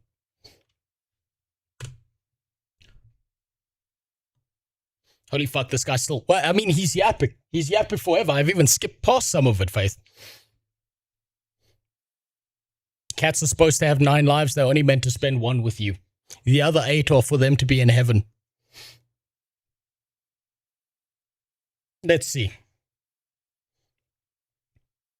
Let's see how true that statement is. So Zeppler, Mr. Happy, Xenosys Vex. Solid following, puts out a lot of content over... Okay, so he's one of the biggest. He's not the biggest. For 10 years. Not just 1, not 2. Bro, we on an almost 11-year fucking streak, undefeated, okay? I am not saying that because I have an ego. I'm not saying that because I'm conceited. I am saying that because it is fact. It is a fact. So I'm being punished for success. That's not my fucking problem, man. That's not my issue. Okay, let me give you an example. Let's say that I was affiliated with Square Enix. Let's say that they were sponsoring me. Then, okay, I get it. They don't want me to say certain things. And then they do that. Okay. No, that's not acceptable either. I'm a hardline extremist on this. Another company can't tell you what to say or do because that means they ruin your personality. I'm a hardline on this. If you sign a contract with someone under a professional sense, sure, fine, you have to behave somewhat professionally or whatever the fuck. If you are a content creator, guess what? Your job is entertainment. It's like, imagine telling Jimmy Carr, you can go up on stage and you can say whatever joke you want, but at the second you mention dead babies, we're going to ruin your career. The second you make a joke about something that personally affects us, you're gone. Your job as a content creator is entertainment. If you do maybe information, sometimes educational, but if you have to censor yourself in the way you do things, you destroy your own credibility, you destroy your ability to grow, and you take away people like your thing. The fact that game companies don't understand this is not his fucking problem. They need to get their shit together. I understand. I have never been affiliated with Square Enix. They've never reached out. Asmon was the biggest Final Fantasy XIV streamer. For like a week? To me, the times that I did get to go to the media tour, I had to ask. They didn't even reach out to me. I had to ask. And you know what, man? People called in favors for me. Like one time Frosty got me on the fucking media tour. It wasn't even just me. So they don't do shit for me, yet they want me to adhere to their bullshit fucking policies. Yes. And they will never do anything for you. That's not their job. But they want control over you. That's for fucking sure. That they don't apply to other people. So they apply policies to me when I'm not even affiliated with them that they don't apply to other people. This is extremely unfair. I don't give a fuck if you like me or don't like me, man. This is just straight up unfucking fair. They're going to, I guess, expect me to maintain positive vibes when they actively go out of their way to never involve me in shit. Dude, I didn't even get a fucking Jujubee. You know that chicken code, bro? I didn't even get a Jujubee. Everybody's eating chicken while loving this shit, and I'm sitting over here like this. I don't even know what the fuck he's talking about now. I'm not that far into Final Fantasy XIV yet. I ain't even got no eyebrows. Like, bro, how you gonna not give the motherfucker without any eyebrows a Jujubee code? Isn't this just fucked up though, man? Okay, look, man, look. Don't get me wrong, man. I'm not trying to come off as some boohoo victim or anything like that, because I'm not. I'm not trying to come off like that. All I'm trying to say is I just want fairness, okay? I just want fairness. And you and me both know, everybody in here fucking knows, that if somebody else were to say something aggressive or some shit with the Final Fantasy XIV trademark available, nothing would happen to them. But it happened to me. I just want to be treated fairly. That's it. That's it. They are trying to... No, don't you worry. You're just the first of many. I've seen this play out. I looked into the history of ArenaNet. I saw the way they behave. Don't you worry about it. Don't you worry about it. They're going to get you. You're just first in line. They'll come for the others. Make sure that this is a positive channel. No, it's not. But it's also not a negative channel either. It's a fun channel. We have fun in here. We also criticize the game. I will never stop criticizing this game because I love it. This positive vibes has nothing to do with the TOS. The TOS does not state that you have to be a positive streamer. So the fact that they said it is just ridiculous to me. This is control. I know control when I fucking hear it, when I read it, when I see it. This is them trying to control what the fuck I say. And you will never convince me otherwise. Yes, it is. Like I said at the very beginning, this is narrative control. This is the beginning of narrative control. It's gonna keep happening, and it's gonna keep getting worse. So that's why I was banned. I was banned for aggressive comments made while Final Fantasy XIV copyright material was present on stream. That is why I was banned for. And I will reiterate one more time that this is a massive overreach. This is horrible. And I caution anyone that streams this game. Just know that SC has the power to do this to you. So that's why I was banned. And they will. So all of that misinformation about, oh, well, he did this or he did that. No, it's untrue. I was also never banned for 14 days. I was also never permabanned. A lot of people, they don't understand how the suspension system works either. People are saying that my next ban is going to be permanent. That's not true. People are saying that like, oh, well, he's already permabanned. That's also not true. No, I think that I was... Wait, how does the Final Fantasy system work? I thought it was like a 3-strike system, which is honestly a lot more fair than the way ArenaNet does things. Is that correct? Is it a 3-strike system and then you're out? Because I'm just going to be honest with you, 20 days is not that bad. I'm glad he's crashing the fuck out about this, but 20 days is really not that bad. Wait, how do you get copyright by the devs from playing their games?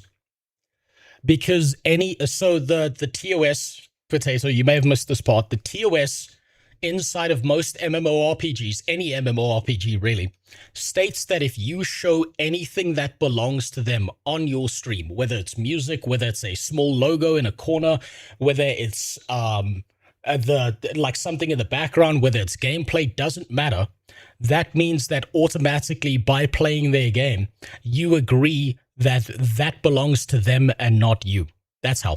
definitely treated unfairly. I guess finally, man, is look, this channel has been in the category for a long time. This channel has, you know, it's been a top for a long time. It doesn't make any sense why that a game company would not invite their top streamers to media shit. That doesn't make any sense other than it's a brand risk. Now, I understand this channel is a brand risk to them. Everything I say about this game, I always try to say something positive. If I ever give a critique about this game, like, oh, this could be better, oh, this could be better, I always try to pair it with something positive because I don't believe that you should just shit on a game because I genuinely want the game to be better. And that's why I say the things that I say. Hard disagree. Hard disagree. You can say you love a game. You can say the good parts about the game, but you should shit on a game. If a game is good, shit on the bad parts so the game doesn't get worse. If a game is bad, shit on the bad parts, and if the devs are good, they will fix those bad parts. If they hear nothing but fucking positivity non-stop, that ego starts building and they start thinking that they are immaculate and can do nothing wrong. You can shit on a game continually. As long as your criticisms rely on the game and you're not just saying, oh, Lamau, it's shit. That doesn't mean anything. You could say this system in the game is shit. Like, I've shit on Final Fantasy XIV. I think that their combat, at least from what I've seen, feels like a Copa-based, turn-based system that is trying to be a tab targeting system, and it needs a solid update. People don't have to listen to me. They don't have to, but there's a reason why they listen to me. Because it's good. Because it's good for the game. Like, SE has implemented so many things that I've said over the fucking years, and people know it. They just don't want to admit to it, but they know it. I've literally been told by Yoshi and other people that work there that they watch my stream. They implement the shit. I say harsh things sometimes because they need to be harsh, but I also defend Final Fantasy when it needs to be defended. My end goal is to make the game better. I'm not one of those people that always is going to love every aspect of the game. I'm not one of those people that's always going to hate the game. I try. Okay, yeah, that's fine. To be as fair as possible. But I was treated unfairly here. This is ridiculous. I was treated unfairly. I've never heard of anyone getting suspended like this. I didn't even know it was possible to get suspended like this. But now I do. So now you do. And now you do. So I'm going to caution any person that is going to stream this game, they can pretty much just ban you for whatever they want. You can be harsh about the game, but not towards the people that work there. I disagree. If a person that works there is an idiot and makes a dumb decision, I'm going to call them an idiot and I'm going to say they made a dumb decision. That's how it is. If Square Enix is incompetent, I'm going. And it flags your account when they catch you doing something they don't want to see. Repeated offense usually leads to short bans. Flags can get removed after a while. I didn't have any flags on my account. I did nothing wrong in-game. I didn't exploit any system. I didn't install something that let me cheat. They permitted me with no warning. So they will what you're telling me is that they will zealously over-moderate out-of-game behavior, but they are more lax when it comes to in-game behavior. That's what I'm hearing from you. What I want to know is who is telling all these MMO devs that they need to make sure only positive things I ever said, who is pushing for the positivity meme. I'll tell you who. I'll tell you how this works, right? It's how any system falls apart, right? Whenever you have someone who is unambitious, but massively fucking opinionated, they want power over others so they can push their narrative on others and attack people for it, right? But they don't have the skill, the capability, the talent, or the ambition to climb any higher than just having a mild amount of power. And what happens is, most people, most normal-ass human beings, they don't want to do moderation. It's tiresome. It's boring. This dealing with that it fucking sucks, man. They want to create something. They want to build something. They're ambitious. They want to make something better. If they see a problem, they want to call it out and then help improve it. So the unambitious, highly opinionated pieces of shit end up being the ones seeking mild amounts of control. They are the middle management layer of any company. And what happens is, if you don't have their opinion, they eject you from that group. They keep it isolated to themselves. Everyone has to agree with them. I know this. I know this from personal experience. Like I said, I've been contracted out to work project management and systems engineering jobs for multiple companies. It's always that middle management layer. And what they do is they then control that band. And because no one else is worrying about moderation, they get to expand their control over time. They're basically a cancerous infestation. What was even the event that ArenaNet banned you for? So, I really need a button for this, right? So what I did was I was doing the Griffin Collection quest, right? I thought, you know what, let me make an absurdist joke. As you see in the beginning of my stream here, I have a terms of service. I have a disclaimer on the kind of content I do. I do absurdist jokes. I make funny ha-has all the time. I say that I'm going to offend people. An ArenaNet moderator came into my chat, sat in my chat. I then decided to make the absurdist joke of Googling publicly available information where the ArenaNet headquarters is. I then Googled how easy is it to get an AR-15. I then followed that up with a joke about Luigi Mangione to try and push home the point of it being as absurdist as possible. They went fucking ballistic over that. They lost their shit. So they found me. It wasn't even in-game behavior. They came and found me to do that shit. And even if you disagree, even if you think I should be banned, really? My Twitch account? Really? Discord? Twitter as well? That's malice. And as I found out, I had a target on my back ever since I made my first Guild Wars 2 video. They've been waiting for me to slip up so they could find an excuse to ban me and then give everyone else a reason for it. Going to say that they're incompetent. Like, I'll give you an example. In Top, when they came out with Top, there was a lot of bugs in Top. That shows incompetence. They didn't test shit. That's not me harassing them. That's not me shitting on them. That's me stating a fact. It is what it is. So that's why I got banned, man. I guess one last thing. I still love this game. I still intend to stream this game. I still intend to play this game. Nothing is going to change with the channel other than I'm taking precautions to defend myself or to protect myself. I just want people to know that I don't hate this game. I still love this game. I'm just disappointed in their decision to do this. I feel the same about Guild Wars 2. I'm disappointed in the reason that I got suspended. I don't agree with the reason I got suspended. I didn't know it was possible. I guess I'm just going to look at it as a shit happens situation, and I'm just going to try to learn from it, and I'm going to try to do the best I can to not let it happen again. And that's really all I can say. I'm just going to, I'm just going to take it on the chin, and it is what it is. It's really not that bad, dude. It's really not that fucking bad. Buddy boy, 20 days is nothing. That's fucking nothing. Honestly, you got off light. I've got a fair amount of respect for Final Fantasy XIV that they only gave him a 20-day ban. They're doing much better than ArenaNet is. Basically, the solution in the future with moderation is AI moderation, the counter AI moderation in the form of back channeling TOS violation behavior from major platforms. I'm 1,000% in support. Like, AI is used for slop, for stupid memes, uncreative people trying to create stupid shit and thinking they're going to blow up on SoundCloud. I am 1,000% for every single one of those fucking Karens losing their job to an AI.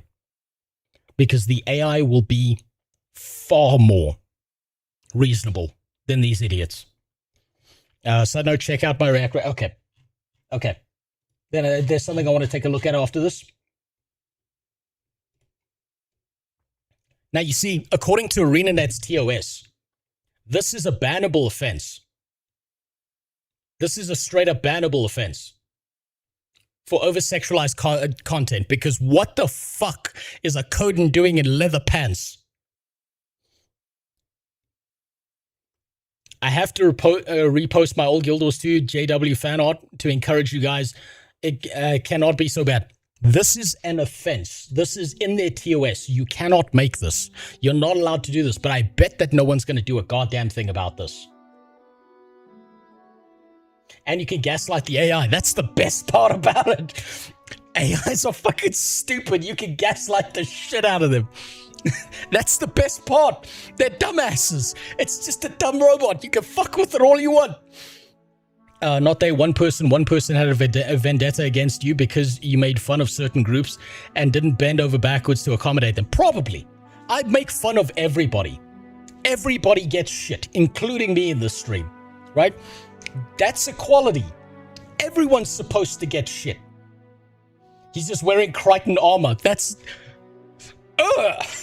makes it worse, not better, Lord Fitna. Don't fucking do that shit.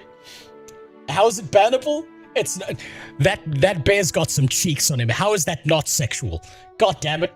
Maybe I've been playing a little bit too much Final Fantasy XIV, huh?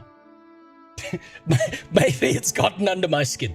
Now, apparently we've had a little bit of an update when it comes to SKG. Apparently SKG has been going a bit fucking wild, and we checked in on Pirate Software a little while back.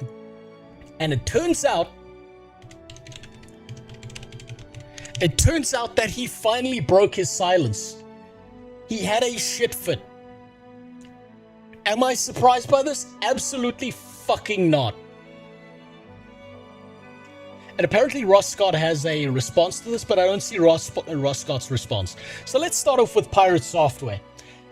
Apparently he finally broke his silence. We're going to hear some of the dumbest shit imaginable. The dumbest shit. He's my favorite lol cow. Like I've said, everyone out there, it's like, think about the Native Americans, right?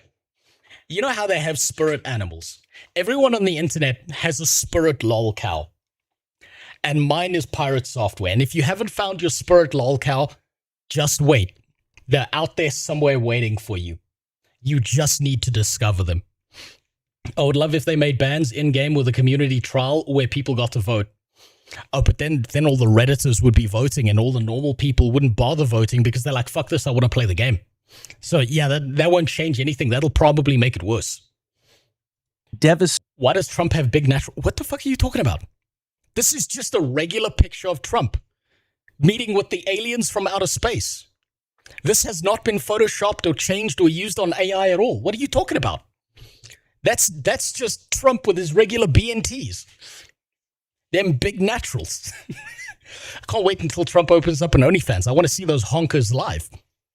I bet they're orange. Okay, let's see what Pirate Software is up to. Stating result from the European Commission. The European Commission won't save dying games despite 1.3 million signatures. And I'll just read the headline here. Despite 1.3 million gamer signatures behind the Stop Destroying Video Games or Stop Killing Games initiative, the European Commission ruled it would not be proportionate to require publishers to keep games playable after support ends, citing intellectual property rights as the main reason. Now, as I'm sure many of you know, there were So basically they're bullshitting again. very few people that advocated against Stop Killing Games aside from, you know, those large game companies like Ubisoft, for example, except for one particular individual. Now, I haven't really... What color do we think Trump's areolas are? Ooh.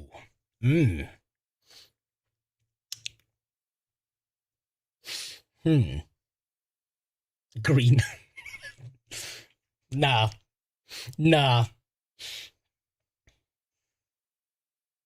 Well, you know, since all rich people have so much plastic surgery, I bet he doesn't have areolas.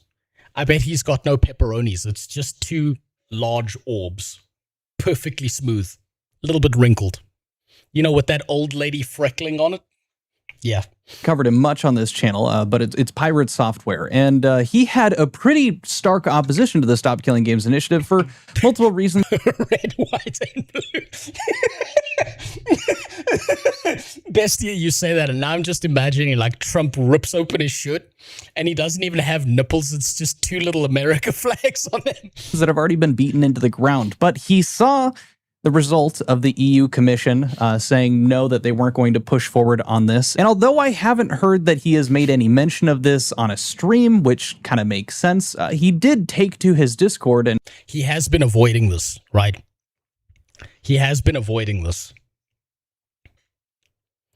Pirate Software has been dodging the fuck out of any SKG question whatsoever because he's so fucking scared of mentioning it, because he knows how much shit he got for it. He's dodging this shit, but he couldn't help himself. He needed to be right, so he put it in his Discord. And it was gonna happen. And chat about it a little bit. He says here, it's almost like I knew what I was talking about, in reference to the fact that the Stop Killing Games initiative was rejected. And this fucking industry plant. Is it not so impressive that after all the bullshit he spews, the words "I'm wrong" have never left his mouth? Continues on with, couldn't be true though. That would make Pirate Software correct. Can't have that. Following up after, really though, at the end of the day, this was all covered in my videos from 2 years ago. Not really surprised this played out this way. There is not much on this planet that can motivate me more than seeing someone be so smugly arrogant. And upon seeing these messages from Pirate Software, I did what I think I do best. I reached out for an interview, and I had "You can eat my whole ass." That's exactly the response he's getting. The privilege of being able to interview Ross Scott to explain to me what exactly happened, what the EU Commission had rejected. And I won't lie to you, my initial understanding of everything was, oh, this isn't great. But coming out of my discussion with Ross Scott, I found out that the Stop Killing Games initiative is in a better place than it really ever has been. And although how has someone not decided to make a competing channel to Pirate Software but call it Manage M Software? Because he'd probably try and sue them like he tried to sue that one indie dev game. Though this EU Commission rejecting it is a setback, there is so much more progress made, including having what seems to be a majority approval rating already in EU Parliament, which this committee was supposed to help with, but they already have it. I'm kind of jumping ahead of myself, but I chatted with Ross. This is going to be a cut down of our interview together, talking about and kind of helping understand what exactly has gone down and the progress that SKG has made over the last year. I think a lot of people are disheartened by this publicity surrounding the EU Commission's stance on this, but there is, and I mean this truly, more than meets the eye, and you'll understand. Does this guy work at Blizzard? No. You see, this is the milkman hat, right? Because Quinthio has been heavily accused of milking every situation, right, for videos. Because obviously, drama, slop tube channel, grifter, whatever the hell else label you want to put on him. So instead of being like, nuh-uh, and getting all mad about it, he leaned into the meme. Now he's milking all of them. I bet Pirate Software loves that.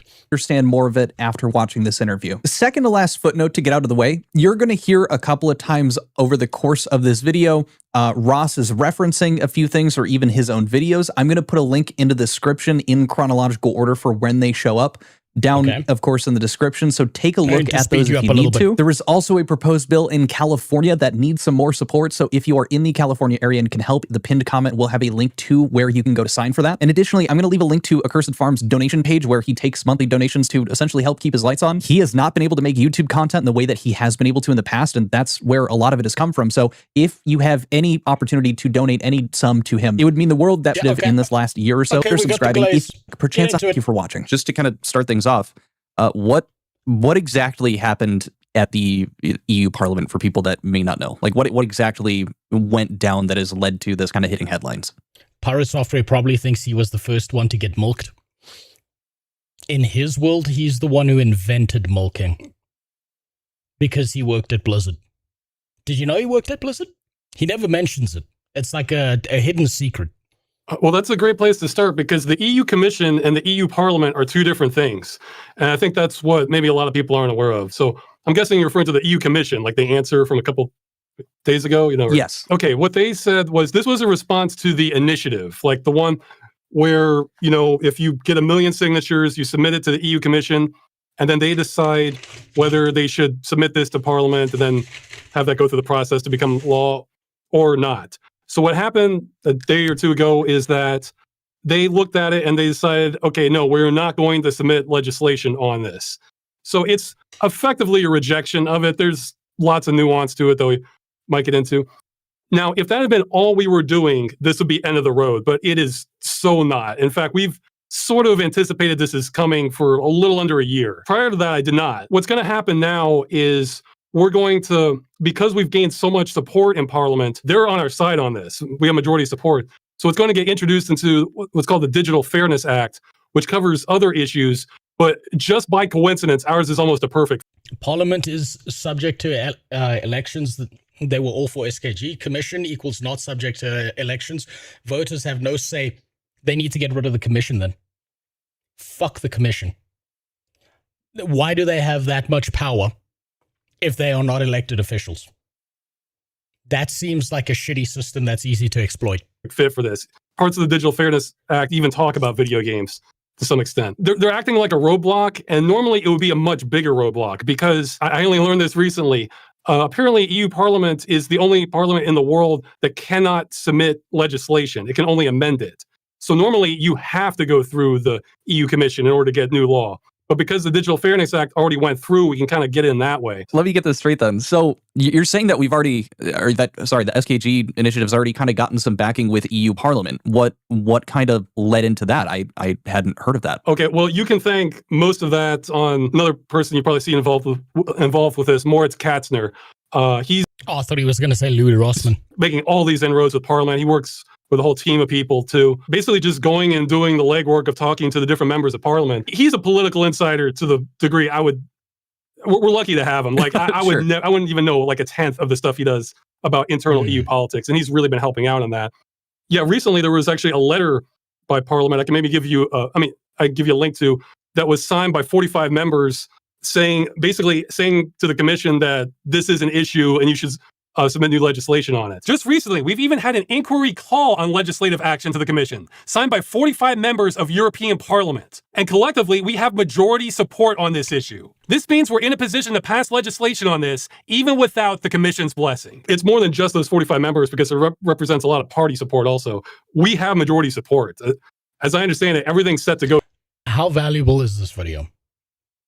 Because from my perspective, I've already heard Ross talk about all of this in his own video. He's spoken about everything that's happening here. I don't think this is that valuable to watch the whole thing because he's just talking about the same shit. He's talking about the battle that they had, the push back and forth, that they submitted it, they avoided it. He seems to be giving Quinthio the quick rundown that SKG is already in Parliament. He already talked about that. California Bull, he's already spoken about that. I think I need to hear Ross's perspective. I think he's already covered all of this. We kind of watched this the last time I was streaming. So I don't think that this is that valuable because he's just going to be repeating points nonstop. Right. Okay. I gotta say, compared to, a year ago, your handle on talking about the politics of it and like just being able to get majority and stuff is very different. And it's really interesting to hear and see like the difference. I'm always playing catch up on that. Like pretty much from the time we got the signatures, I've more or less been following orders from the people who know what the hell they're doing in terms of the politics. Because my function was more to just, can we get attention on this? And again, I naively thought that because this is a gray area in the law, if we're just, shouting, please resolve this, the Commission will go, okay, well, fine, we'll resolve.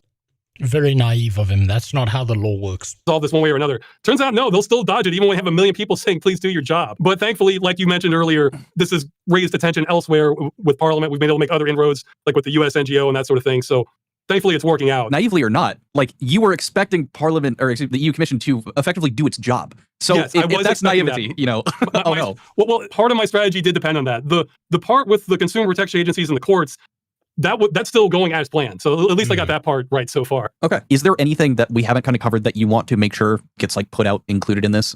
Just to I should have thought of that. We still have, I guess we have like half a dozen ways we can win on this. I think we are going to win in the long term. I have no idea which one's going to do it though, because the slowest one is probably the most surefire way to do it, which is through the courts. But that'll also be the most disruptive. But I think we're going to win on this. It's just a question of when and how. Okay. So I guess really quick then, for example, let's say vote in October goes kaput.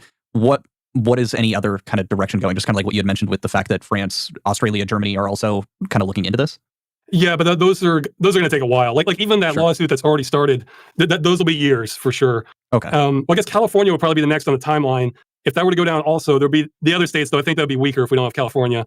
I would say the next item up for legislative action would probably be, I don't even know which comes up first, but probably either the intellectual property law reform or the digital content directive reform, probably one of those. But I think those would probably also be a couple of years. So yes, if it fails, that does set us back a couple of years, but all this other stuff's still in line to go. It sounds like they've already planned this all out and they're expecting pushback now because they've realized that these bunch of fucking unelected retard boomers are in there for their own self-interest. And because you're fighting a bunch of large corporations and shit, that they're just going to bribe these people to do whatever they want. What's up, Iconic? How you doing?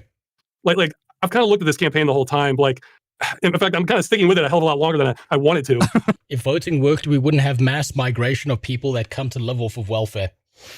I agree with you. I think the Greeks kind of had it right. If you were going to vote in ancient Greece, You needed to prove that you were going to be like a benefit to society or some shit. The fact that a bunch of retards' votes count the same as yours fucks up the entire idea of voting.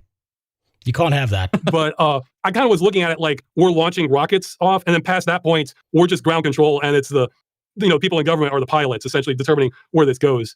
And that's kind of how it is for a lot of stuff, like the lawsuits or like what France's Consumer Protection Agency does. We don't have a say on that at this point. It's all in their hands, and they're just going to determine, is the law being broken or not? If so, how?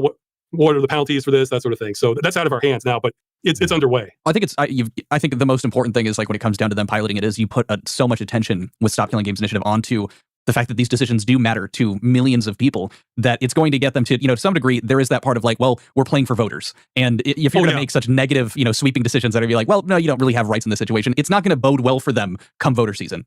Yeah, that's really been reflected in Parliament. And even ones that, don't play games. When I was there, some of them talked to me and they said, like, yeah, but their kids do. And like, they didn't want to, like some of them said they didn't want to think about what would happen if like Fortnite were to go down. Oh, God. Oh, man, the containment breach of what's going to happen when Fortnite is gone.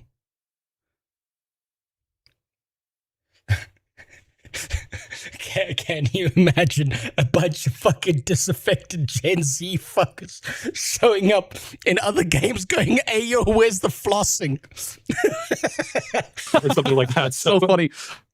Yeah, that's a way to connect to them too. That's so good. I mean, again, I can understand plenty of people aren't into games, but they can understand like basic consumer rights. Like, you could apply the same logic to something like books or music or something. Like, you bought it, you want to be able to keep it. And the thing is, they sometimes try to slip out of this by framing it like, oh, it's just a service. Like, oh, if you got a ticket to an amusement park, you don't expect to keep the park or something like that. It's like, okay, well then, when does it end? When you get a ticket to amusement park, they tell you when the park closes, when your ticket expires. And that's kind of the case for almost every service out there. Either they tell you exactly when it ends, or there's a customer expectation. Like, you don't know if your haircut's going to last 20 minutes or an hour if you talk a lot or something, but you have a rough idea. But it's also a false comparison because it didn't start as an amusement park ticket. It started as a hardcover case with a CD in it that had the game contents that were given to you, and there was no shutoff date because it was impossible for them to. This is nothing new. Hey, yo, where's my victory dance and skins? Yeah, no, they'll be fucking losing their minds. Then again, they might just transfer over to Roblox.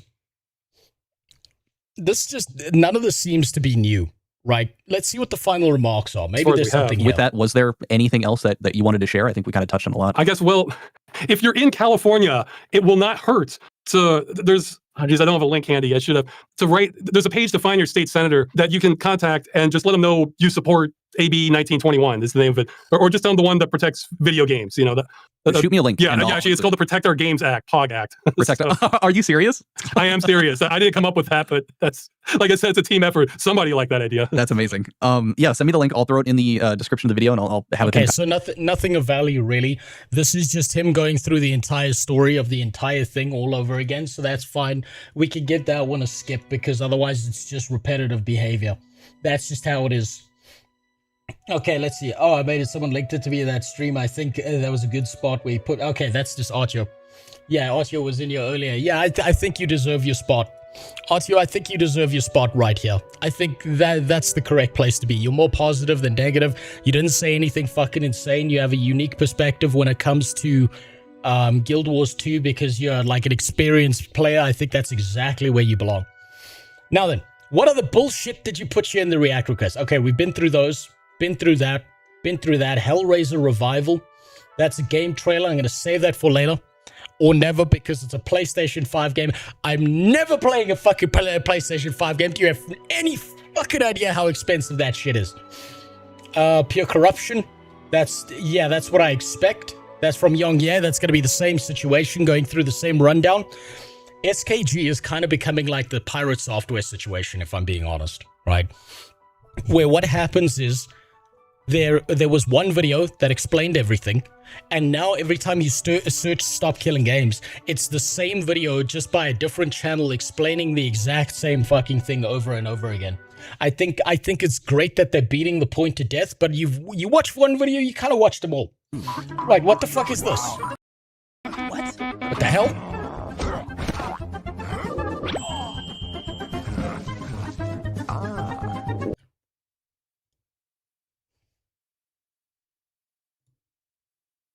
Visiting the arena. I should have seen that was gonna. I should have fucking known. I should have fucking known. What the fuck? Did Super post this? No, Bestia did. Dear God, the fucking memes never end on that. Let's see, what else we got? My YouTube channel was almost deleted forever. Is Tectone a lolcow? I'm trying to move on. I don't want to think about the shit cannon gun. I'm trying to move on real fast here. I don't want to fucking think about it. Is Tectone a lolcow now? Has he officially hit lolcow status? Or is he kind of still on the edge? And he's just got to go over it. I can't tell. That might be interesting. Let's see. Lawsuit collapsed. Not really that interesting. Pal World kind of won. That's all you really need to know about it. Coffee is just dessert now.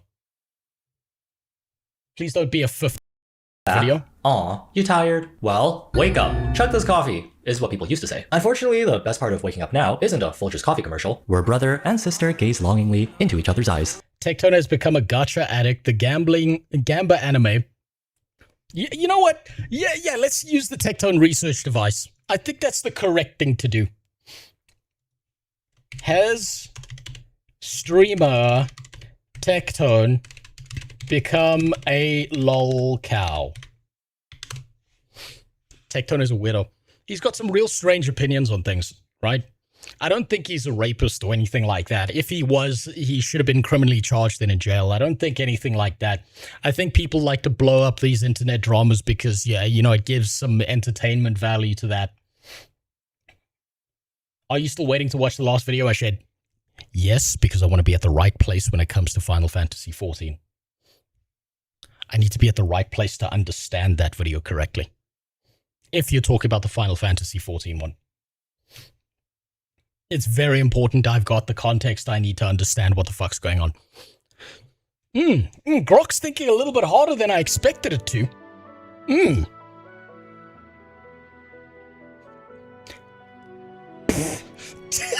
Yes! Ooh! Yes, insignificant parts of the online drama, anti-fan, and lolcow tracking communities like Kiwi Farms, certain Reddit threads, X, and Twitter. Tectone is increasingly viewed and treated as a lolcow. Well, using the Tectone research device, it turns out he's become a lolcow. Let's find out why. Lolcow label sticks relationship dramas and allegations. Civil court case. This is why I say I don't think he's a rapist. I think people using that label are using it very liberally. Because if he was a rapist, it should have been a criminal case. Platform bans and edgy persona. Public crash outs and responses. Community tracking. He still has an audience. He sometimes plays into or comments on the dynamic. Become his relative.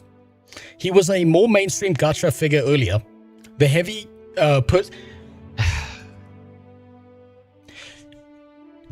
Why is it that when most people get older, they just have this desperate fucking need to move into politics and just say like dumb shit all the time with zero research on what they're talking about? What is this fucking thing that keeps happening to these people? Let's see. Heavy personal scandals, legal loss, and shift into content drama made him a bigger target for mockery in specific circles. It's not universal. He's polarizing rather than universally farmed like some pure lolcows. So he's like not top tier lolcow.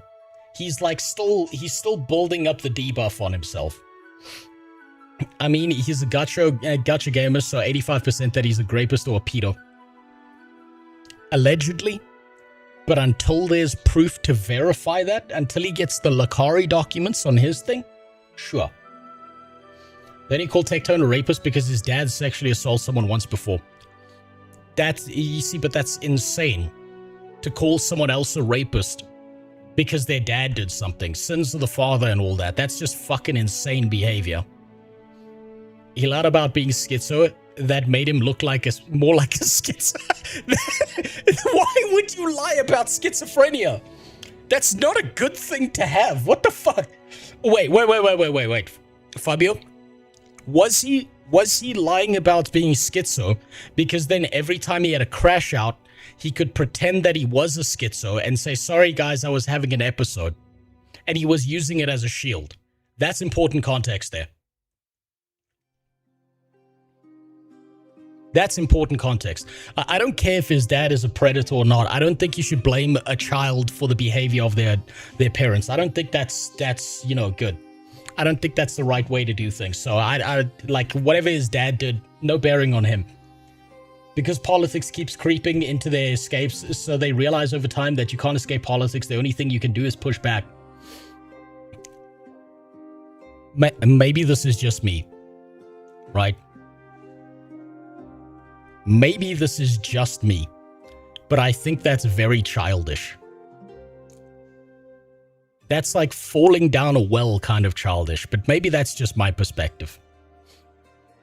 He's an absolute lolcow. After the Pirate Software thing, he got made a dumbass over. Yeah, because he was acting like a dumbass.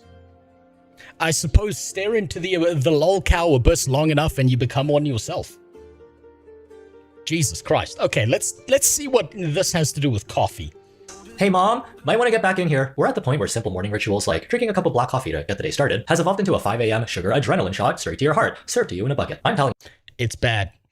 It's bad. You should make coffee at home. Fuck all these businesses that are trying to sell you like a mocha dick flapper lappuccino. Fuck that shit. Yeah, with the way we're tired all day and then wired all night, we've turned into sleep-deprived bats with caffeine addictions. There's nothing wrong with getting a little sweet treat every once in a while, but I don't think people are realizing the reason they have constant jitters while simultaneously crashing out at the same time is because they drank an entire day's... Wait. Calling Tectone a rapist because his dad is like calling your daughter bald. You know, I take it back, Bestia. Call my daughter bald. Because if she has this gigantic head of hair that just flows in the fucking wind, and I have to look at that shit every day. If you call her bald, then by proxy, I'm not bald.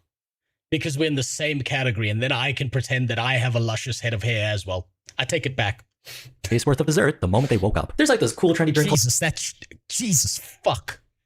What the fuck is this? While simultaneously crashing out at the same time is because they drank an Oh fuck. That's disgusting. entire day's worth of dessert the moment they woke up. There's like... Holy shit. That's gotta be your entire calorie intake for like a week. This cool trendy drink culture now, where every new release has to be crazier than the last. With more caffeine, with more Red 40 dyes, and with more AI-generated sounding names so it can appease the algorithm for those sweet, sweet views. Take a look at this. Red Bull Dragonberry Energizer.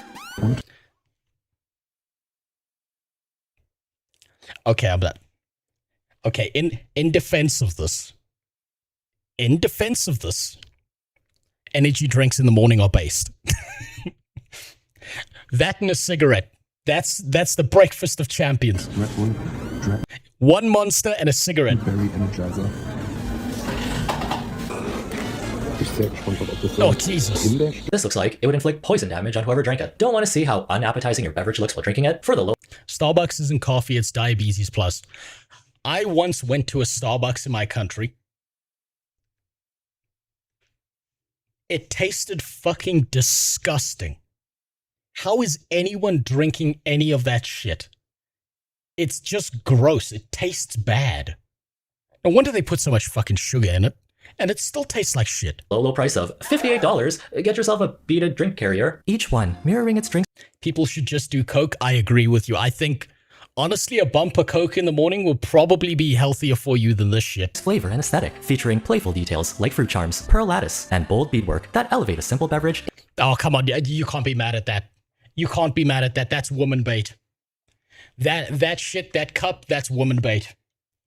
That's how you get the dumber woman and shit who are like, oh my god, it's so pretty. That's how you get them in. That's woman bait right there. Smarter women understand what I'm saying. Like women above an IQ of like 75 register exactly what I'm saying. Dumbass women are like fish. They see something shiny, they can't help themselves. And the ones who know this are intelligent women who know what this goddamn trap is. Into a fashion statement. Or is this the perfect way to slingshot cups of poison at your enemies? Which you might need since Starbucks just announced the return of their Unicorn Frappuccino. Only... Oh, Jesus Christ. Available for the weekend. Better gear up, as they say. You are not getting this drink without a fight. No wonder everyone's living in this caffeine addiction starter pack picture. Me included. Insomnia? Check. Anxious all the time? Check. Hear that? That's a cool... I had insomnia long before I was drinking coffee. Never had anxiety, though. Fan next to my heart running at full blast so it doesn't blow up like an old laptop. Sounds like a skill issue. Wait, that sounds actually not coming from me. Wait, why is my Mac making jet engine noises? Wait, why is it moving at 1 frame per second? Oh no, I got things to do. Actually, just kidding. Thanks to our sponsor, Clean My Mac, helping things ever last. If it breaks, buy a new one. Use my code evasion for 20% off. Get the fuck out of here with that now that ad. we've raised our cap I'm jealous of people who get ads. Fuck caffeine thresholds to insane and levels of crazy. What's actually going on here? Who is setting the system up where a drink you get at a coffee shop can be your entire calorie and sugar intake for the day? Well, we can take a look at the 3 main culprits normalizing the shifting coffee culture in color-coded form. The green one, the orange one, and the pink one. These guys over here, I have never seen that last one in my life. They represent the 3 deadly factors that have made insulin coffee bombs possible. And to start us off, Starbucks is coffee for people that want to pretend they know about coffee. But wait, if people want to pretend they know about coffee, wouldn't they be like, you know, very hipster about it the same way people are about music, where they say fuck Starbucks? If they want to pretend they know about coffee as opposed to like getting into it? I'm not sure how real that is. I press X to doubt in that. Let's take a look at the green one, also known as Starbucks. The king of hopping onto trends and making things with the intention of it going viral. Remember when they sold? Remember when Starbucks had that whole thing during like the height of the woke era, where they had this whole ad about they hand you their coffee and then they talk about oppression at you for 15 fucking minutes? What the fuck were they thinking? They sell coffee, shitty coffee. What the fuck were they thinking with that? Exclusive glass bear cups, but only gave each store like 2. People were lining up at 5 a.m. ready to square up with a child. Or their infamous olive oils and protein coffees, both with the consistencies of something that's been left out in the sun all day. Why I gotta chew my coffee? Whatever the case, they're always up to something on social media. I mean, they do make it super easy for just anyone to hop on TikTok. This is important. You see what the screen is here? This is not natural content. This is not natural content. I can spot all the signs. I'm going to teach you something really cool. Do any of you understand what this means? Let's see. This is an intelligence check. What does this mean? What does this set of words here mean? This is an end check. Hope for nat 20 on this. What does that mean? I want to see if you guys get that. There we go. Green Sky Wizard's got it. UGC, User Generated Content. So if you don't know what this is, right, you can go online and you can go find a site.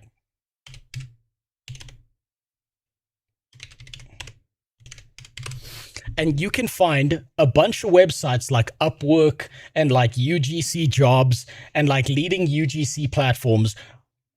And what happens is they get you to make a shitty fucking TikTok video and they give you stipulations. I can tell immediately, right? Name of the drink, what it's in, and what the exact thing is. This is not natural content. You gay cucks also works. Right? This is content designed as an advertisement that pretends it's not an advertisement. And these fucking guys get paid for this shit. TikTok post about their coffee order of the day, which is usually some variation of. Look at that. She's putting the entire list down because that's part of the UGC stipulation for her getting paid. Caramel, no foam, double espresso, light ice. Again, another UGC post. Extra foam, vanilla latte. And it's so good. It's identical. It's the exact same thing. I'm sorry to say this, but do you know who this works the most on? Women. You hire women because women find other women's voices more trusting online. You say something with confidence, and then a bunch of dumbasses fall into this thinking this is natural content. I know this shit. I've looked into this. You tell everyone it's so good, and then proceed to rake in the views, since Starbucks already has that built-in fan base who are always looking to try something new. That shtick does get stale. You can see it on her expression. Yeah, it's like she's having anal for the first time. Unlubed. I know. Pretty fast though. How many ways can you combine sugar and brown water without it eventually all melding into the exact same generic taste? Hey, that's why we got things like the elusive secret menu.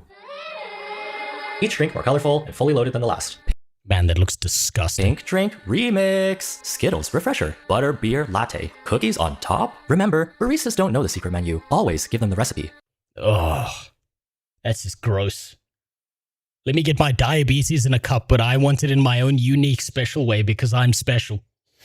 Well, just like how Europeans are right now coming to America and trying restaurants they have in their country and realize the food is better in America. Well, yeah, exactly. Specifically first world white women. Yes.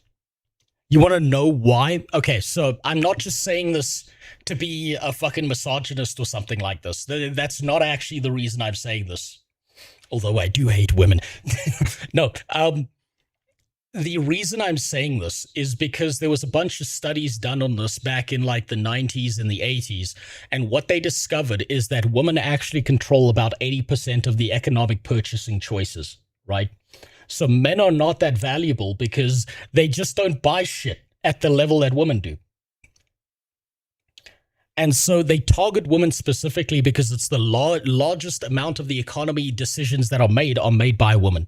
Then, isn't this just random bullshit someone made up? Whenever you ask a secret menu poster, where did you get this information from? They are suddenly Leah Michelle and can't read. I want a coffee, large cup of frosting, and chocolate chips.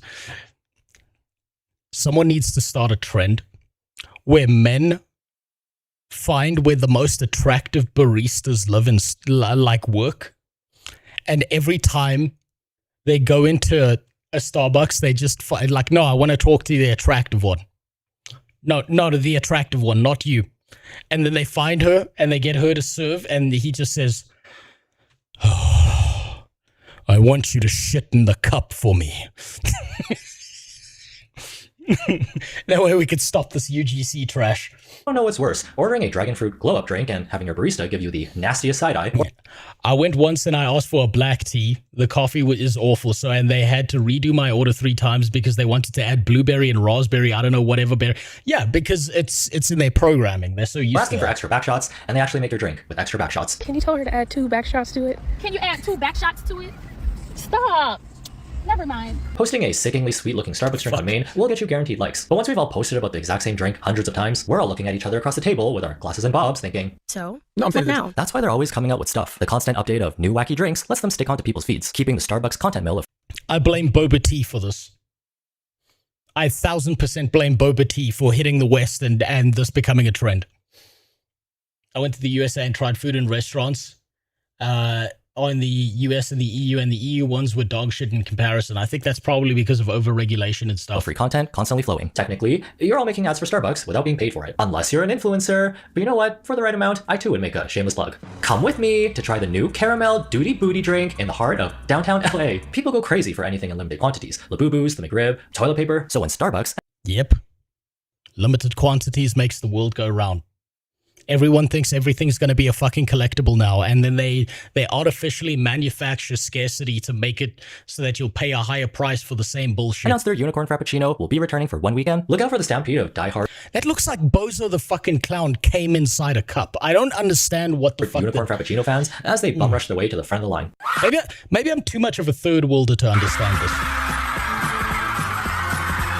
Who has the energy for this? Why are we also awake at 5 in the morning? Time and place. You think it's because people are drinking 6 donuts for breakfast as their first meal of the day? No need to read the nutrition label. One glance and you can already tell. This is a lot, Robin. But I guess if you're really dying for it, a grande unicorn frappuccino is 410 calories, 16 grams of fat, and 59 grams of sugar. The perfect way to jumpstart your insulin production first thing in the morning. Ugh. Oh, no, you put it fucking cream. Oh. What the fuck? And then more on top of the... Oh my god. More? Really? What the fuck? Lady, stop. It's dead. I wonder how many regular Starbucks visitors have lost toes to diabetes at this point.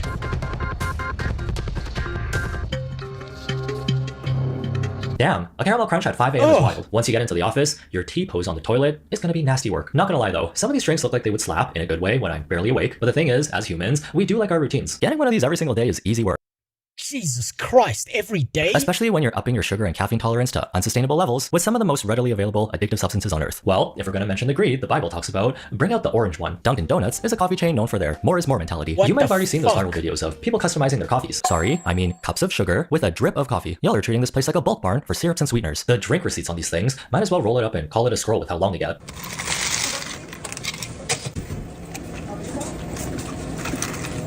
Oh.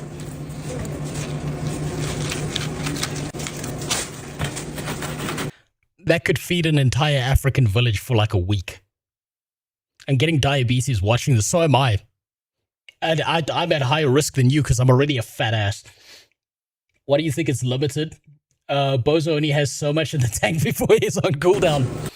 Yeah, that Classy does things to people, doesn't it? At what point do you start chewing your coffee instead of drinking it? This sandy texture, there's no way this is going to mix properly before someone takes their first sip. 18 triggers aside, maybe the problem isn't with the combination of ingredients, but with the drink vessel itself. If only it were a tiny bit bigger, then you can finally add that little last drop of liquid to finally get this all mixed properly. Here, have this plastic bucket, you animals.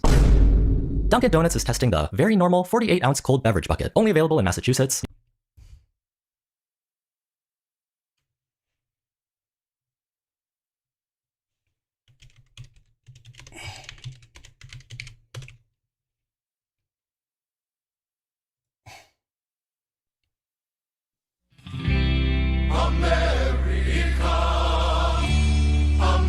The land of the free. Assuming you can get up the steps. Jesus Christ. God damn. New Hampshire, and select locations. Instead of doing multiple Dunkin' runs throughout the day, get your entire coffee intake in before 10 a.m. Oh, actually, never mind. Make that before 7 a.m. I woke up at 5 a.m. to get one of the 48-ounce Dunkin' buckets, so let's try it. It's $12. Again, this is UGC content. This is not natural content. There's only 25 at each location. You can get either an iced coffee or a refresher. It's the equivalent of 2 medium drinks. I got 6 vanilla shots, 3 stevia, and almond milk. The color's looking a little questionable, honestly.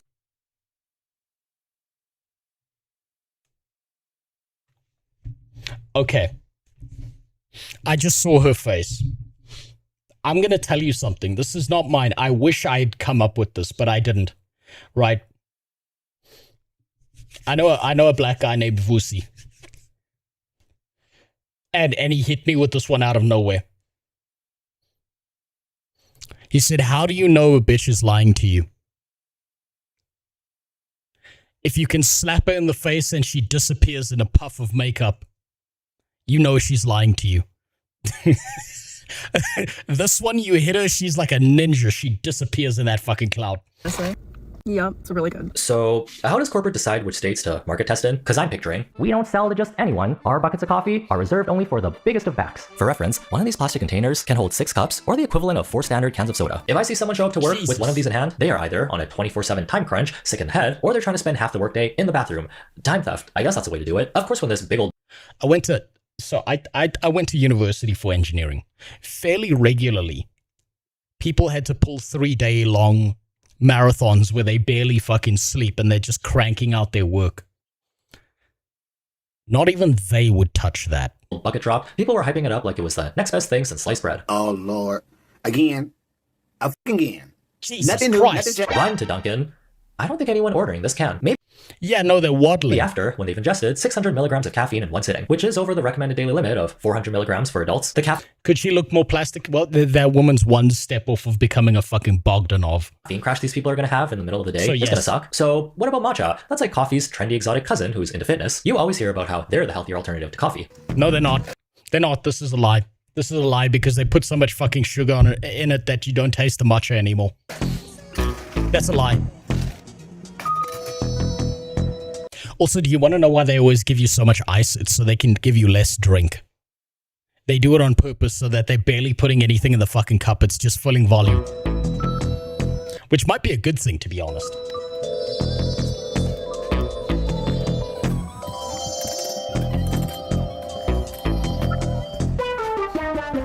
I never understand why the coffee Gestapo hate on people if they don't drink straight black coffee. You don't know coffee. I personally source coffee beans from Colombia and roast them personally before grinding them slowly by hand and placing them in my espresso machine where the coffee that comes out is blacker than my soul. Do you know why? It's very simple, right? It's very, very simple. Why people get hyper obsessed in coffee. Here's what I want you to do to make this make sense, right? I want you to find a piece of paper, a blank piece of paper, tear it in half, tear it in half again, tear it in half again, tear it in half again. Keep tearing it about 7 or 8 more times. The shred of paper you still got left in your hand, that is the sum total of that person's personality and how interesting they are as a human being in comparison to the rest of the A4 sheet. They're not interesting They have nothing interesting to say. And they get hyper-focused down on the coffee stuff because it's no longer about having a hobby or enjoying something. It's become their entire personality. It's all that they are. Wait, I was studying nuclear reactor physics, had to design reactor assembly, did not sleep for 3 days. I used no caffeine. I was raw dogging it on pure hate. Completely understand what you want to do next time, right? This is a healthy alternative, right? Apples have something called pectin in them, right? Pectin helps keep you awake. So if you need to stay up through long periods of times, eat apples. We learned this in engineering. We went through the chemical science of this because we had to stay up for 5 days straight programming together a fucking drone that could fly itself. Not gonna lie, this looks like shit. The whole matcha to water ratio is off. Might as well take a handful of grass, boil it, and top it off with whatever lyrics you want. Checks out though. I mean, if you go to Dunkin' expecting the highest quality of ingredients, that's on you. Does this not look like a Victorian child's pail of lake water they fetched in the wee hours of the morning to take their annual bath with? At this point, no, that looks like an African shit in a cup after getting Ebola. Dunkin's not even known for donuts anymore. So here's a drink with donuts blended right into it to remind you, oh hey, no, we got donuts. Water, liquid cane sugar, cream, coffee syrup, not actual coffee, coffee syrup, pumpkin munchkins donut hole treats, caramel drizzle, whipped cream, more caramel drizzle. This Jesus looks like a drink recipe for taking someone out before 9 a.m. Would the texture not turn creepily chunky if you don't finish it within the first 15 minutes? Other than upping the calorie count, I'm pretty sure blending donuts into here adds nothing to the drink. Come on, we can't even be bothered to chew our own food anymore. Only slop bowls and slop drinks, I guess. Coming to stores near you in the near future. You know what? Take me back to the politics videos. Give me the politics videos. It was less disgusting than this. Good news though, if you do want your drinks chunk-free, Dunkin' Donuts has also hopped on the dirty soda train. Hitting Dunkin' locations nationwide today. Dunkin's take on dirty soda combines the brand's beloved coffee milk with Pepsi and tops it off with sweet cold foam, creating a drink with Pepsi with milk?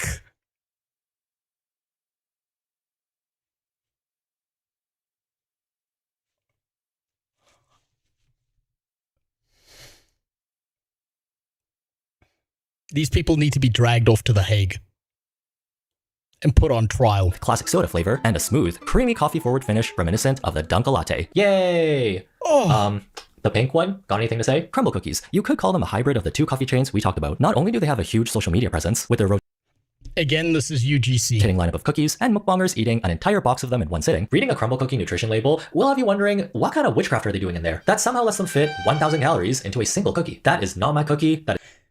Americans eat like kindergartners. If your child eats like this, you should have your child removed from you. What the fuck do you mean kindergartners? Oh, fuck. Oh, Jesus Christ. No. That is not my juice. Well, good luck to anyone who thought they casually. You know what? I take it back. You know what? Asmongold got in trouble recently when he said that the bottom 2% of society causes all of your daily problems and stuff. If you want to get rid of them faster, just keep giving them this. Eventually, they will evaporate. Actually ate 6 regular cookies, only to look down and realize, Roro. No, worse! It'll go right to your thighs! My thighs? If something happens to have the slightest, tiniest sliver of potential to become the next viral trend. This is what kindergartners would want to eat. You know, you say that, but I've got a 2-year-old, and she fucking hates shit like that. We've tested her, right? My wife and I, we did this thing with our kid where we would give her something like sugary and we'd give her a fruit. And every single time she points at the fruit and says that one, which means my kid has better instincts than these fucking people. Oh, man. Oh. Wrong, the bottom 2% can't afford this luxury. Then make it cheaper. Put it in the drinking water. In my university days, the most hardcore I do was putting Coca-Cola in the black coffee so we could stay awake. Yeah, we did this other thing. It helped with creativity. It also helped dealing with stupid lecturers who were full of shit and thought they were God's gift to man. Is we took coffee and we put vodka in it. made the lectures much better. The guys at the Crumble Cookie Labs will already have a prototype in the works. Dirty sodas blew up on the internet not too long ago because of how fun they looked and the ability to have it your way. Take your soda base, like a Coke or a Pepsi, spike it with flavored coffee creamer and multiple pumps of any type of syrup you want. The hit TV show, The Secret Lives of Mormon Wives, also had But you're so lucky. I guess I am. Or maybe it's just we don't grow up in this culture with this kind of shit around, so it doesn't become normalized. had in dirty sodas becoming a TikTok staple since the Mormon faith doesn't allow hot tea and coffee, but it does allow caffeine. Out of the 7 days of the week, I'm having at least one 44-ounce soda. Yeah, so 40. Wait, Mormons can't have coffee? They can't have hot coffee? That's a new one. 4 ounce, and I drink it in like an hour. I'm probably only going to live to like 50, but makes me happy.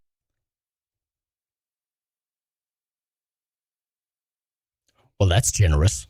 We got to see Mom Talk in action on reality TV as they got together to throw dirty soda. Again, this is UGC. He has yet to show me a video that's not UGC. The parties, and possibly maybe perhaps increase Swig stocks by 200%, which is a Utah-based soda franchise that specializes in dirty sodas. The appeal for non-Mormons is being able to make any type of flavor you want. Okay, they really know how to heal our inner child, because we've all been toddler mixologists before, serving up different types of potions in the bathroom without our parents' permission. Aw, drink cleaner and shampoo, a classic. Crumble Cookie saw this and thought, what if we give our customers unlimited access to our ingredients? And thus, the dirty soda Crazy Cousins was born. What makes this family member so crazy? Well, you got Red Bull, Mountain Dew, pineapple strawberry puree, and coconut cream, all mixed fuck, it just together keeps to form a going. mollitive cocktail of jitters for the rest of the day. Forget about eating a calorie down. And then they wonder why all these bitches are going on Xanax. Put down the coffee cup, bitch. Drink some fucking water. Cookie when you can down 840 calories and 180. Coffee doesn't shorten your lifespan. Neat little trick, Jimmy. Everything shortens your lifespan if you do it in fucking excess. 6 grams of sugar and a few gulps. Is this perhaps very southern? That's the sugar equivalent of 18.5 Krispy Kreme donuts, or 16 Reese's cups, or half of a Carvel Cookie Puss ice cream cake. Does that make sense? Well, that's life. Some of us are here for a long time. Others, they want to get taken out before work by a crumble cookie drink. Free will is a thing. The human body is surprisingly resilient, so if you want to try limit testing how much sugar and caffeine you can handle in a day, we got bucket coffee now. But just remember, for every crazy cousin drink you consume, the higher the chances you'll have to ask one of your real cousins if they have a spare pancreas you can borrow when yours stops making insulin. Who knows? Maybe companies will start putting insulin in drinks for fun. I don't know. Have a good day, try not to be dumb, and see you in the next one. What the fuck? Take me back to the politics videos. That was horrible. That was disgusting. Fuck me. Oh. People drink that shit? What? Why not just snort a bump of Coke? Why not just bump of Coke off a hooker's unwiped ass, and that's probably healthier for you. Oh, blah, that's making me want to throw up just thinking about it. Oh, look, Noxie made a video. You may ask. Oh, wait, I've seen this video. Okay, I've seen this video. This is a Guild Wars 3 video. I've seen this one already. It is, I've got to put, we've got to put another one on the list. I don't think I've put Noxie on the list yet. I think it's time. I think Noxie deserves their position on the list. I think Noxie needs a place on the list. I think it's only fair. This is Noxie's take on Guild Wars 3. I've seen it already, so I've got some idea. It is the most fair and balanced take I've ever seen about Guild Wars 3, by the way. You may ask. What are all the things we know about Guild Wars 3? I'll tell you. I don't know. Yes. Beautiful. 100% correct. Perfectly sensible. Put him right here. Noxie belongs right there. What a fantastic take. The most fair and balanced take on Guild Wars 3 that you're ever gonna see. It's perfect. Saw that one already, so I already knew that where that one was going. I'm not gonna lie about that. Here we go. Now, okay. It's over. Oof, man, Jesus Christ, that's an hour-long video. Oof. Ooh, we're gonna give that one a skip, Josh. I thought that was gonna be like a 15-minute video. Let's see if he's got a 15-minute one of that. No, he doesn't. Oh, wait, I've watched this already. Did I watch this on stream? No, I think I watched this while I was in the gym. I watched this while I was in the gym. Okay, that one we can give a skip to because that's an hour long. Jesus Christ, I didn't recognize that one. Let's see. The Lakari stuff I want to save for later. The Lakari stuff I'm specifically going to save for after I apply for an unban from Twitch and see what they say. because there's a lot I have to say about that. Why do people gotta ruin coffee? What's wrong with drinking no more than 1 regular cup of coffee a day? Because people are fucking insane, that's why. Something's wrong with them mentally. They've got to fix their shit. That's real fucked up. Right, I think, you know what? We'll end off on a lolcow video. How does that sound? We'll end off on a lolcow video. Let's find out why his YouTube channel was nearly banned or deleted forever. Is it a clickbait title? Probably. Is it really strange that he looks like he's in a basement? Yes. Does he look like Xenosis? Also yes. I love Starbucks having a complete dessert in the morning. Jesus fucking Christ, dude. No wonder people have anxiety. Spike your heart rate like that and die of diabetes. Fuck me, that shit's disgusting. Oh, that's sickening. Oh, wait, there we go. There was the image I was looking for. Now, technically speaking, if you've played Guild Wars 2 and you're not banned, you've committed a hate crime against them right now and you've broken their TOS, just for some reference. That's about right. Yeah, that's beautiful. I think I'm going to save that one. That's going to need to be a desktop one of these days. I think that's a save. Okay, let's see what this whack job's got to say. Now, apparently, according to Grok, he has become a lolcow. He has actually become one. Let's find out why. Not believe we're saying this. And for a while, I did not think that I would be able to say this. But by some miracle of God, my channel did not get deleted. That's because YouTube is actually, for being the great Satan that YouTube is, they're actually a lot more fair and balanced on their shit than anyone else. I really thought it was. And to be fair, these people, they played it really smart. To be fair, if you didn't have eyebrows and a long beard, you would look like Xenos. To be fair, what you don't know is that everyone in the MMO space is actually a balding middle-aged white guy, and we're actually just the same person. We just switch accents and then change out the beard every now and then. We're all the same person. You just don't realize that yet. In case Andrew Tate.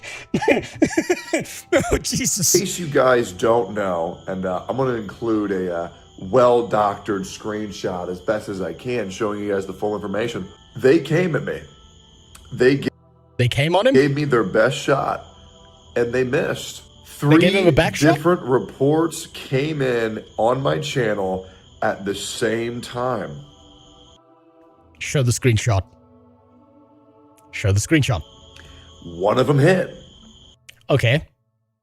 Government just finished in Hassan. Harassment and cyberbullying. Okay. One of them was a warning, and the trans people are killing tomboys. Hate speech, apparently. Other one was dismissed. But what they don't realize is I had another active strike on my channel all at the same time. Okay. So if they would have gotten one more strike on my channel would be deleted right now. But unfortunately for them, they didn't. And yes, in case you're wondering where these strikes came from, it was Hassan Piker. Are we all surprised? Is Tectone relevant enough to be on Hassan Piker's radar? I suppose he would know, based on the strikes, if he appealed them. He would know where they're coming from. Yes, he is. Okay. So I can believe that. I can believe that. That's fair. Guys, no, I'm shocked. Because what I said was so tame. I mean, what am I saying? This guy's got 1.4 million subs. Yeah. But the problem is that I believe the number was somewhere between 8 and 900 reports all coming to your channel at the same time. Hard for YouTube to, detect that. Especially as a guy who doesn't have a YouTube rep. They did the Steak and Egg show for years. Well, I never watched any of the Steak and Egg show stuff, so yeah, I skipped past all of that. Who did not have a YouTube rep. But yeah, Hassan Piker tried to get my channel banned because I said that he had feelings for Asmongold. Oh, wait. I do know something about this. Didn't he say that Hassan is gay for Asmongold and that like riled up a bunch of people and then he got like reported insanely? That's pretty homophobic of YouTube to do that. Gold. I can't believe this shit. I really can't. Not only was it Hassan Piker, but as well as this was coordinated with the transgender community. Very interesting. Because Hassan Piker really loves coordinating with them. Very, very, very interesting. There was a cut there. He said something and he had to cut it out. The guy who calls people streamers created in an Israeli lab sends people. Yeah, this is all fair. Everyone's heard Hassan say this non-stop. He says this about everyone. People in real life to harass people. Gets people to stalk me. Coordinates with multiple other content creators, which I have screenshots of, by the way. Coordinates with multiple other content creators to do harassment campaigns on all of his ops. Are we really surprised? I hope not. I suppose for the size that he is, this kind of comes with the territory, particularly if you're starting to do political content and stuff like that. So everything you said so far is believable. He somehow managed to give me a copyright strike twice. Because I said he had feelings for Asmongold.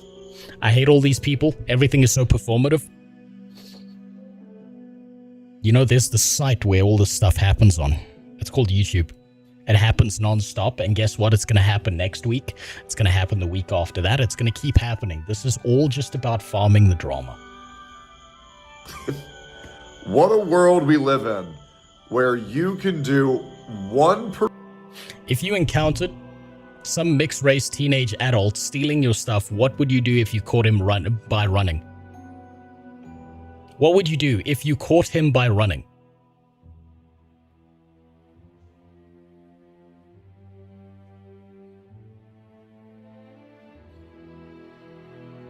That's got to be the slowest mixed-race kid on the fucking planet if I'm catching up to him by running. I think what you mean, Woolgare, is if I ran over him with my mobility scooter, I would take my shit back. That's what I would do.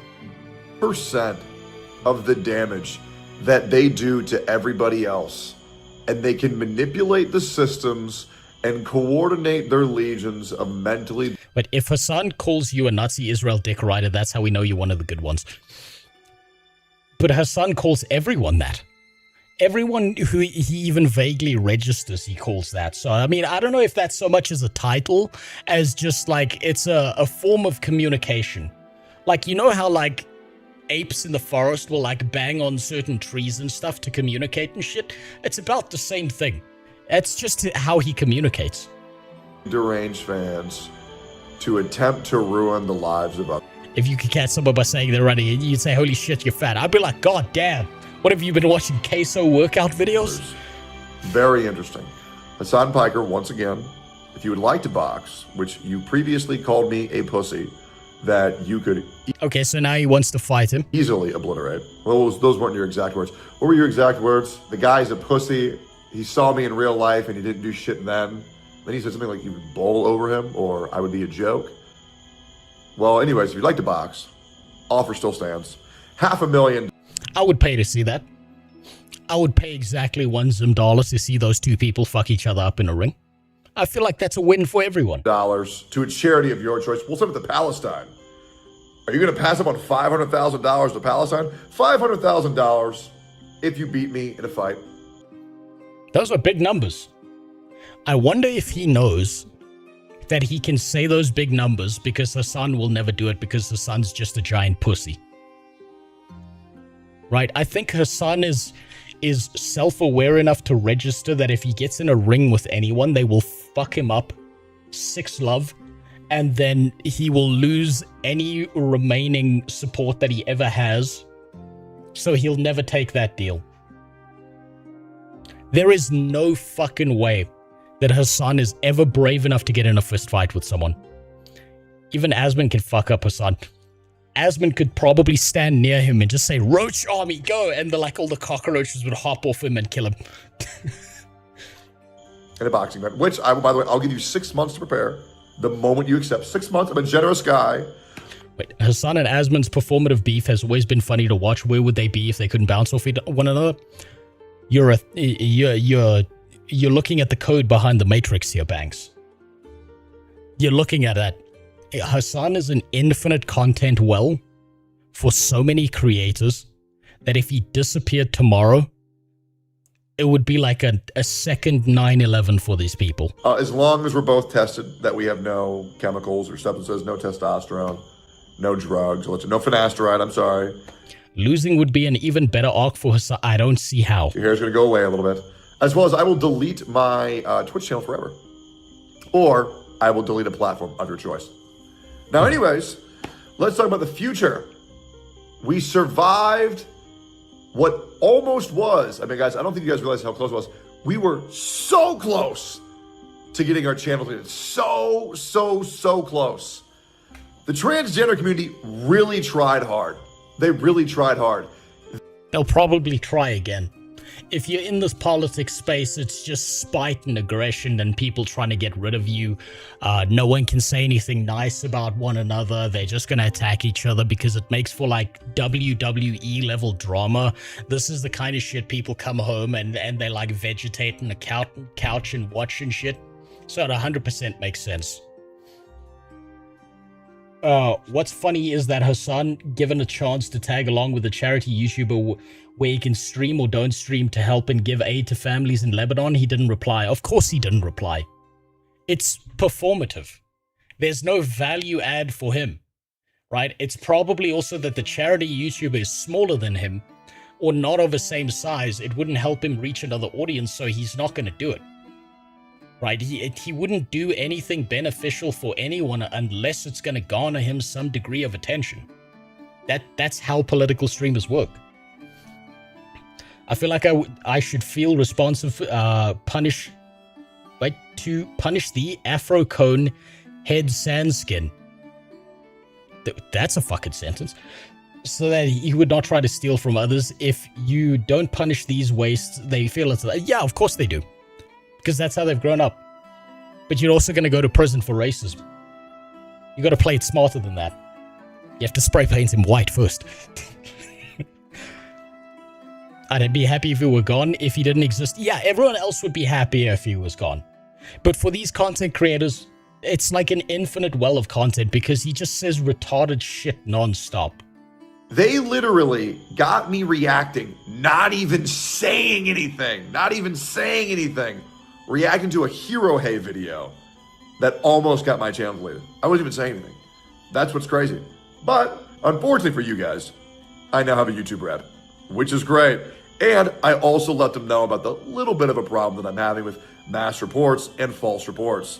So I think we're going to be okay. Speaking of being okay. Yeah, it'll probably be fine. YouTube's fairly fair about this thing. Okay. I've been streaming on Rumble every single day, 9 a.m. CST, and I have a permanent home there.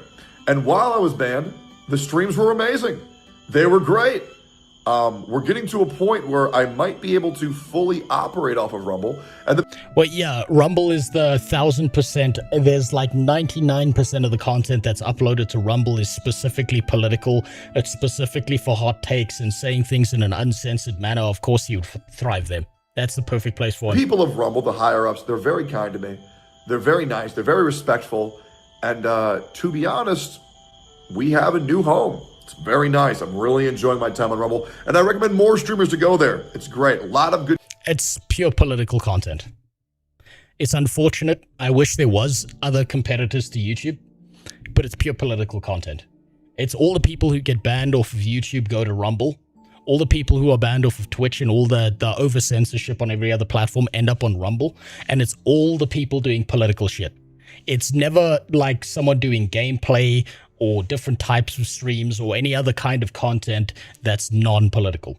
Good changes coming soon too that I've heard. Rumble Wallet, shout outs to my Rumble watchers.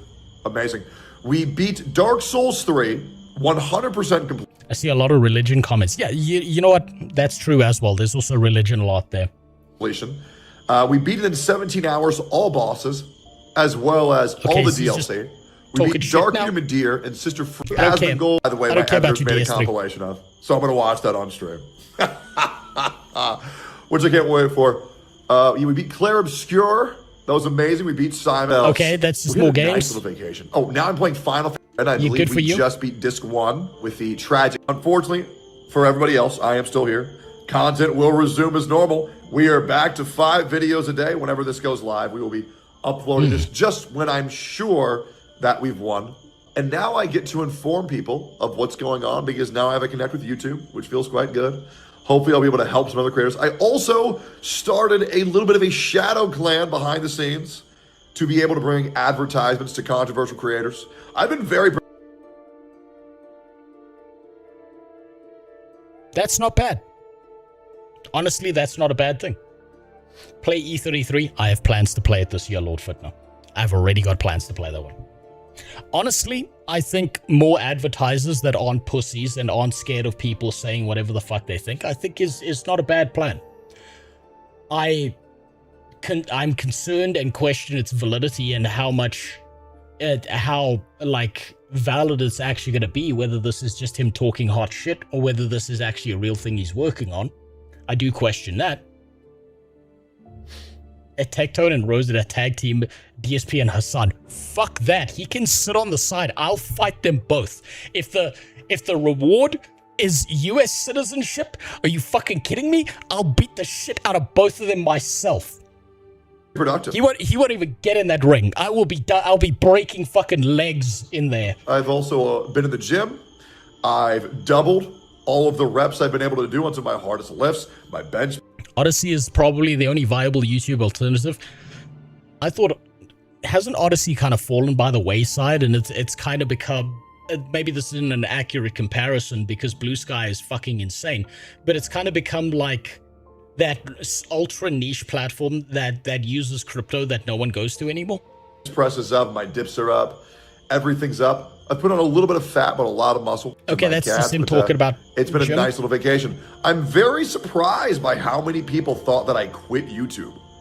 I'm never quitting this shit, ever. I may soft retire and upload gameplay footage exclusively whenever I'm, done with being in the PvP zone. But no, I'm never going anywhere. If you see that I'm not posting, it's because I banned. So please, if you are ever wondering where I'm at, follow me on Twitter. Follow me on Rumble. Follow me on both, especially Rumble. Rumble's been awesome, for real, guys. More people need to get on Rumble. I love that platform so much. As well as we have a new podcast coming out, another episode coming out of the podcast on the 18th, which will be the day after I return to streaming. We got a little bit of Nux Taku action, a little bit of Jake Monroe action, a little bit of Powder action. Still trying to figure out who I want for a permanent cast, for a permanent podcast. But I'm pretty sure I already know who. Just trying to see how many members we want. But man, I just feel very blessed. I was reached out to almost every day by people who I care about. I feel much healthier. I feel much more driven. I feel much more focused. I got a lot of game